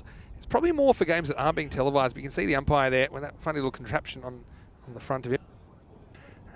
And so basically what that does is recording some footage of the game. Try and get you a better look when the umpire turns around to make a signal, which we won't have to do this time. Or will he? All right. No, maybe a bit high. That's Mia. He's been a live wire out there. Let's have a look at it. My instinct was it was probably climbing. Yeah, maybe going down leg side. It's quite far back though. It wasn't a bad shout. Yeah, pretty good shout, I think. Even he thinks it's going down leg side. Yeah. It doesn't help your case too much. When you're on trial and you say to the judge, yeah, I did it. There we go with the umpire. You see, so that's taking some footage as we wait for the next ball, which is going to disappear to the boundary. And so this will take him up to 47. Mia coming back from that LB shout. And unfortunately for Niraj Mishra, he's just not having too much luck at the moment. This one was cut away nicely by Sajib for 4. So we're rapidly getting to the conclusion of this game, it seems like. And yeah, so the umpires essentially can press the button and it will then put together a highlights package. So when something happens, they'll press a button and it means, for example, the grassroots level, if this technology works and this app works, then, you know, we'll kind of disclose how teams would be able to use that for your local cricket matches. So that's pretty cool. And it's very well done by the umpires to be involved in helping trial that technology. I should mention they are ECN phones. They are not on, which is important because you don't want to get a phone call. So they're not really connected to anything. They're just basically being used as cameras. The other thing I was saying to the umpires is make sure you got the camera facing the right way because otherwise you're just going to get a highlights package of the umpire's neck or chest region. So let's go for the last ball of the 4th over. And turned away, nobody there. Who wants it? I don't think anyone's going to get it before it hits the rope. So even the keeper was thinking Takua, he'd go after it. So it brings up the 50 as well. The Tigers making light work of this in the end, despite losing Imran Butt first ball. It does bring up the 50 off 24 deliveries. 51 for 1 after 4 overs. Once again, I want to say hello to everyone, and I hope you had a great day. Thanks to everyone, even people just popping in the chat right now. It's great to see you. Hopefully see you again tomorrow, because we've got plenty more action coming our way, Danny, and tomorrow we'll get to see your guys back, Vinarati, in matches 31 and 32. That's the afternoon session against Prague Barbarians and Moravian. So I'm sure VCC will be feeling like 2 winnable matches there. In the morning, we'll see the Tigers on the loose again, firstly against the Barbarians. That's a rematch of that incredible 60-34 match that we saw on Saturday. And then the Tigers against Moravian, the clash you're seeing right here, we'll see them in the second match of the day. So yeah, I think this group, expect the unexpected. I think that's what we've seen so far. Hopefully you can join us again from tomorrow at 7 a.m. GMT, 9 o'clock in Central Europe, and 12:30 p.m. in India. Let's continue. And the new bowler out there is Om Sharma. And yeah, Danny, so Vinarati, I mean, they've been watching today. I'm sure it'll be interesting to see what kind of a team they bring tomorrow as well. That's very true. Very true. It's always difficult for availability with clubs playing midweek games. Comes true. Om Sharma again. Well, this time it's going in the air and it will be caught once again. He's a bit of a specialist in that position. Srivadaraja Ramamurthy. And again, don't think this one's in the middle of the hands. He's looking pretty cool. Wearing sunnies on a cloudy day at the moment, but he finds himself in the right position. This is also a kind of de facto slip position for those edges. And little red shoes there as well. We've seen some of those red shoes in this series as well, haven't we, so far? So they do lose a wicket, and it's Hussain who will go just in reach of the target. The score is 51 for 2. Could there be a collapse like there was against the Spartans, do you think, Vinny? I will say this. I have seen a team need, I think it was Malmö CC in Sweden, and they needed 14 for victory. They were 2 down, and there were 3 overs left. They then lost 8 wickets for just 2 runs, or 8 wickets for 4 runs it might have been, including 5 wickets in 5 balls in the last over, 4 wickets in 4 balls, and then 1 in a run out, which ended the game. So they ended up losing by 7 or 8. So I have seen it happen. So you're tipping Moravians? No, but I will say that anything's possible. And if it does happen, it'll be pretty exciting. Probably the same chances of that as the Tigers defending 60 off scratch the other day. This is probably more difficult. Oh, is that off the edge? I think it is. He's walked, and that's straight off the face of the bat. So 2 wickets in 2 balls. And well, what do you know? Maybe a twist. And this is just so unlucky for the batter. It's the strangle, and it sounded very woody. Sometimes you can tell it's off the pad, but the poor new batter, Sakibul Taneem, the keeper, well, he's lucky to not have any broken bones walking out of today. Unfortunately, he won't be happy with the golden duck. And yeah, unfortunately for him, it results in a 3rd wicket for his team. It's 51 for 3. Vinny, it's like the Tigers have built a nice sand castle and the tide's coming in and it's just starting to crumble slightly. We'll see if it falls apart totally. But they did. If you didn't tune into the last game, they lost a lot of wickets very quickly, and it was due to a bowling performance and for the Spartans. It was a great effort. Took 6 for 5, including a hat trick. Did Naveen Gunasekar. And yeah, look at this. So we could have a 12th already. This goes through. Naveen Gunasekar and took the 11th hat trick today on the 6th of June. Today's date. Could we have another name in there? Could it be Om Sharma, who takes a hat trick here in the very next match? Well, let's find out. Back to live action. Hat trick delivery for Om Sharma. Oh, he does his best to nick it, but he doesn't. And this is Jainto Deep. And I won't call him Johnny Deep, but actually I probably will call him Johnny Deep. Who comes out and just flirts with this first one. He didn't play the last game, so he's not scarred like some of these other Tigers. True. We've already been watching, thinking, what do you expect me to do about it? And strike 2. Sharma's got 2 for none. He's gone back-to-back wickets in this over. Yeah, pretty good delivery. Oh, come on. Are we going to see a twist? This will be twist of all twists, won't it? Be crazy. I mean, they got over half the overs to go. Why am I so nervous? Here's the last ball of a very good over from Sharma. He lets himself down. That was the maiden as well, which disappears. And yeah, I mean, even those have so much influence when you have a situation like this. I mean, that's 14% of the runs they need left right there To be fair, at the other end, there's Sajid Maya, who hasn't looked like getting out, really. Yeah, well, he's looked like he's tried to get himself out. Oh, that's a tight call. I reckon he's a bit generous to Sharma there. Has a sense of theatre, Pete Vincent. Have a look at this. That's a big wind. He's missed.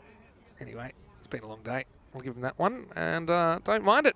As we get to the end of the 5th over, it's 52 for 3. Yeah, it's been, I think the innings from Maya when he was attacking him and also Saga Hussain has taken the game really away from Moravians. But you can see that the Tigers, with their batting depth, might suffer after these 3 are dismissed.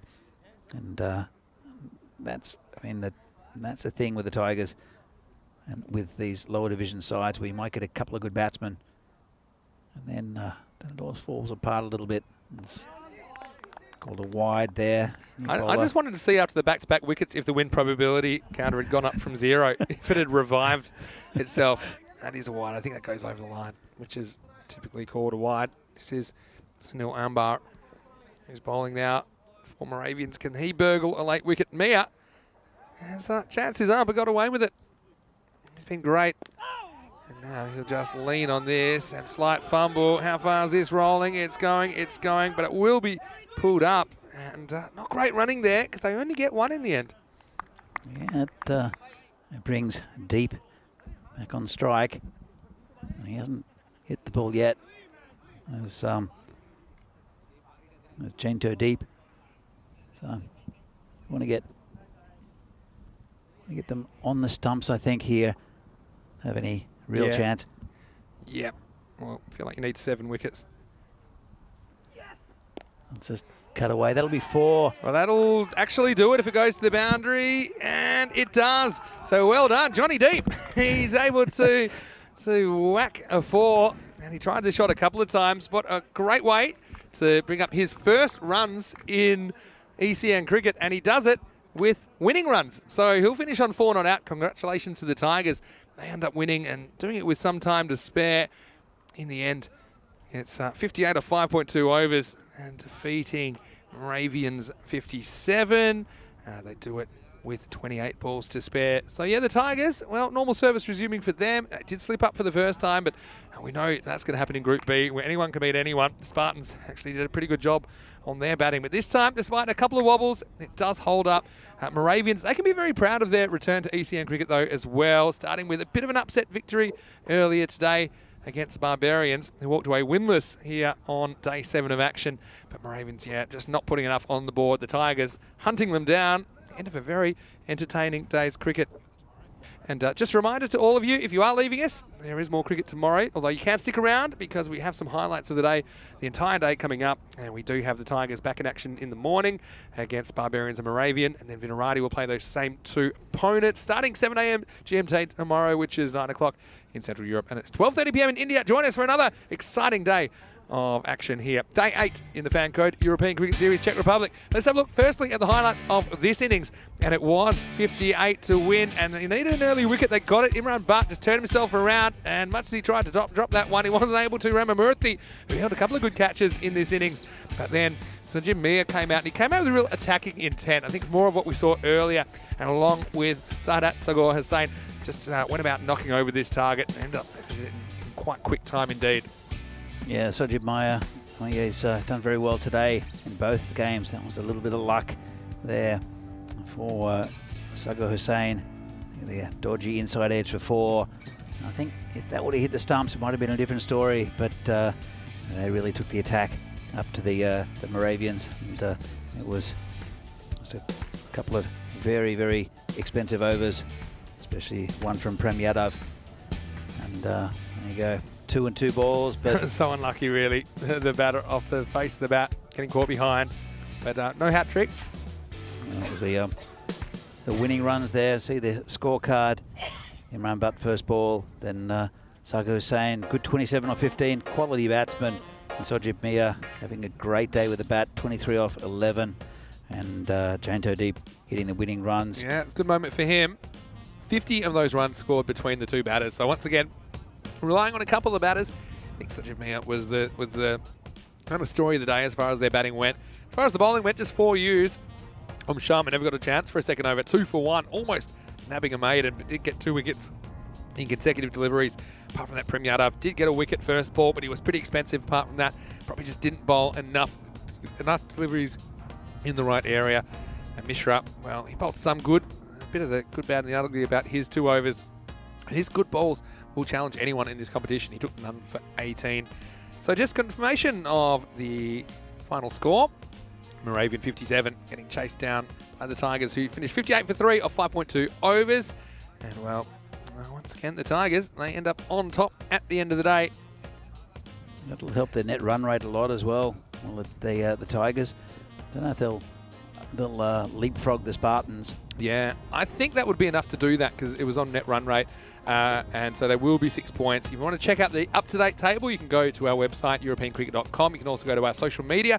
I did a great one with the hat-trick taker and the 6-wicket haul taker. I mean, Gunasekaran had an outstanding match in match 27, the first 6-wicket haul of the year. So I had his thoughts, even some of the thoughts about his team and the conditions. And so you can look for that on our social media at European Cricket.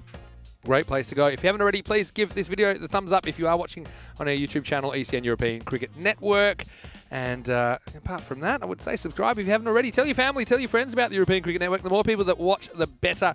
And we know that lots of people out there all around the world are enjoying it. And Danny, once again, I've enjoyed your company on a beautiful, sunny start to the week. Yeah, it's been fantastic. And after that overnight rain, it's getting very hot.